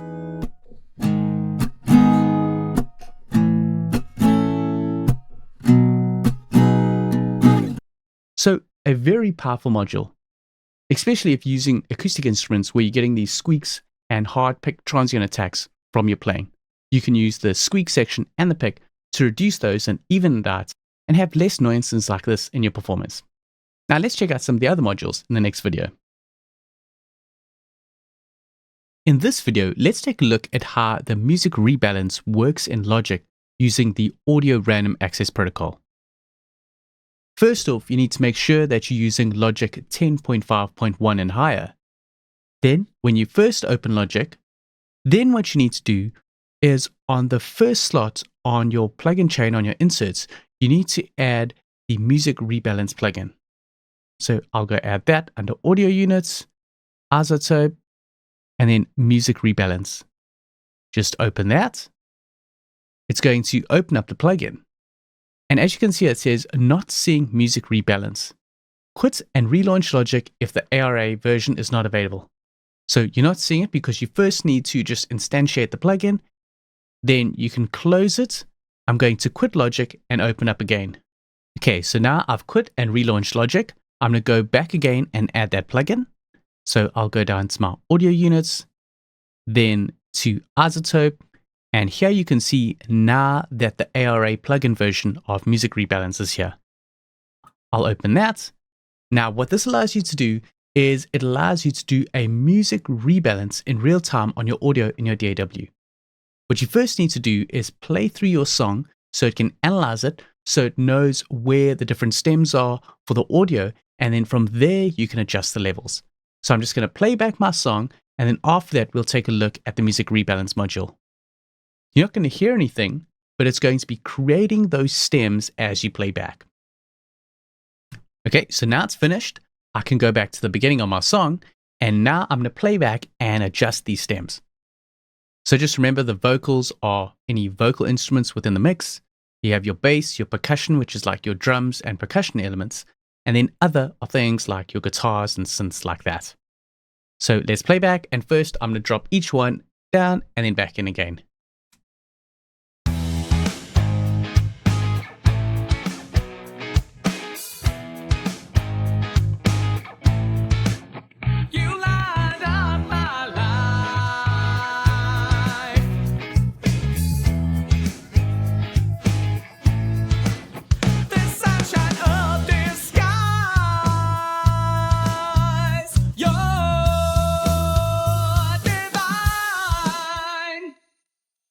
I get the feeling that you're onto me, but I'm on top of you. For me, I want you close. So very powerful indeed, giving you real-time access to this music rebalance. So instead of having to export out your track, pull it into RX, then using the module, maybe you want to create some stems and pull them back into your DAW, you'd have to export out the stems, then pull them back in. This way, you can do it all within the Music Rebalance ARA plugin in Logic. Also, if you've got multiple instances of this open, it'll follow the track that you have selected. So I'm just going to close this down. I'm going to create another track. I'm just going to copy this across, and I'm going to add another instance of the Music Rebalance. First, I just want to convert that to a stereo track because it's stereo, so I can see the stereo version of the plugin. I'm going to play back my audio.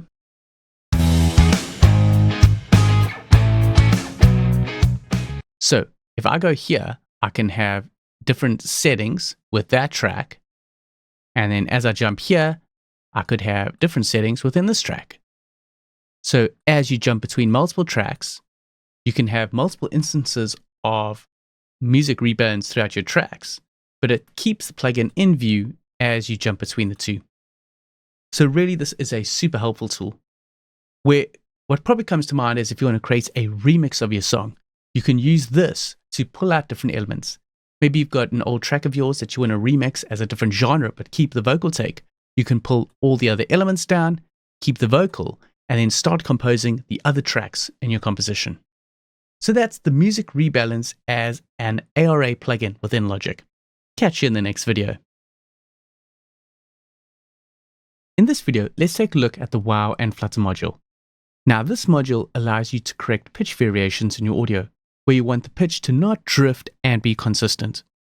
An example of this is where you've received audio or you've recorded audio to tape, and the tape has got some slight drift when it's in the playback, and you can hear these pitch variations.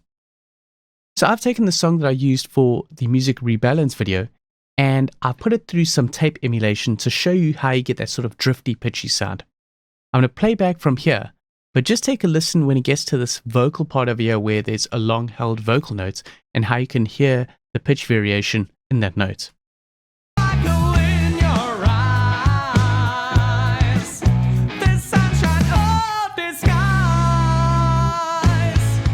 You can hear with that note there where there's a sort of wobble in the voice. That's caused from the tape emulation giving you some WoW and Flutter on the audio. So let's take a look at the module and what you can do. So it's broken down into WoW and Flutter. And basically, WoW is slower variations of the pitch and speed from 0 to 5 Hz, where Flutter is faster variations of pitch from 10 to 40 Hz. So you're just going to have to decide how fast those pitch variations are on your audio and use the appropriate section in this module. Then under WoW, you've got different rates. You've got fast, medium, and slow. Fast is from 2 to 5 Hz, medium is from 0.5 to 2 Hz, and then slow is 0 to 0.5 Hz. The best thing is just do some compares if you know which one you want to use, and then save different settings and see which one is correcting the audio better. Then you've got sensitivity. So this determines how aggressively the pitch variation will be corrected. Slower amounts can have less pitch fluctuations like vibrato effects from the correction. So you're just going to have to move this up and test if it's working too hard and causing too many artifacts, then you can just bring it down. And then you can also center the global pitch to a specific frequency. Maybe you know that your song is in A, and then you can set the pitch to 440 Hz, which is the global pitch center of A. Then display will render the detected pitch contour on the WoW and Flutter onto the audio file. No correction is applied, so it's a diagnostic tool to see how it's been corrected. I'm going to make a selection here. And just to show you how this works, I'm going to do some different compare settings using different Y rates. I know that with this audio, it's not in the fast variations, so I'm not going to be using Flutter, but I'm going to be using WoW. So I'm going to open up compare. I've got my original recording, and then it's going to make a setting using medium with a sensitivity in the middle here of 5. Then I'm going to go to slow, compare that, and then fast. Then I'm going to preview the original audio. Go to the medium setting.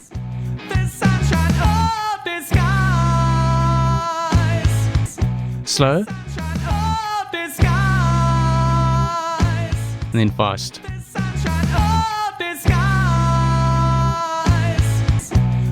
Can you hear the difference there? I'm going to play again from original and then I'm going to go to fast. I find that fast is probably the best setting for this.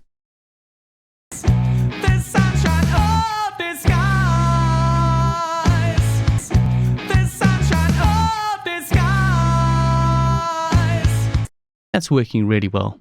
With setting 3 using the fast rate. So I'm going to select all the audio now and render it out using the fast setting.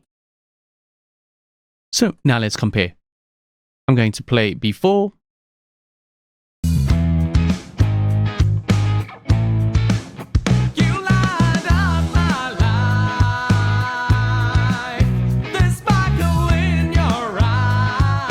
And now, after the Flutter module has been applied.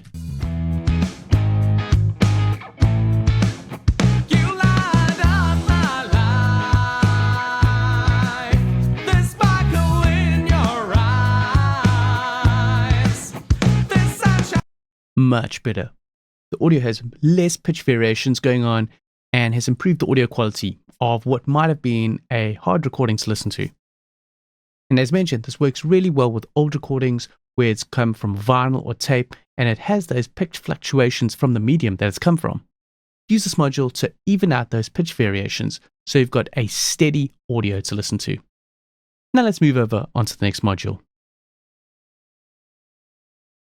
In this video, let's take a look at the Dialog Contour module. Now, this is a module that allows you to adjust the intonation and inflection of your vocal recordings. So it helps you to change the delivery of the voice.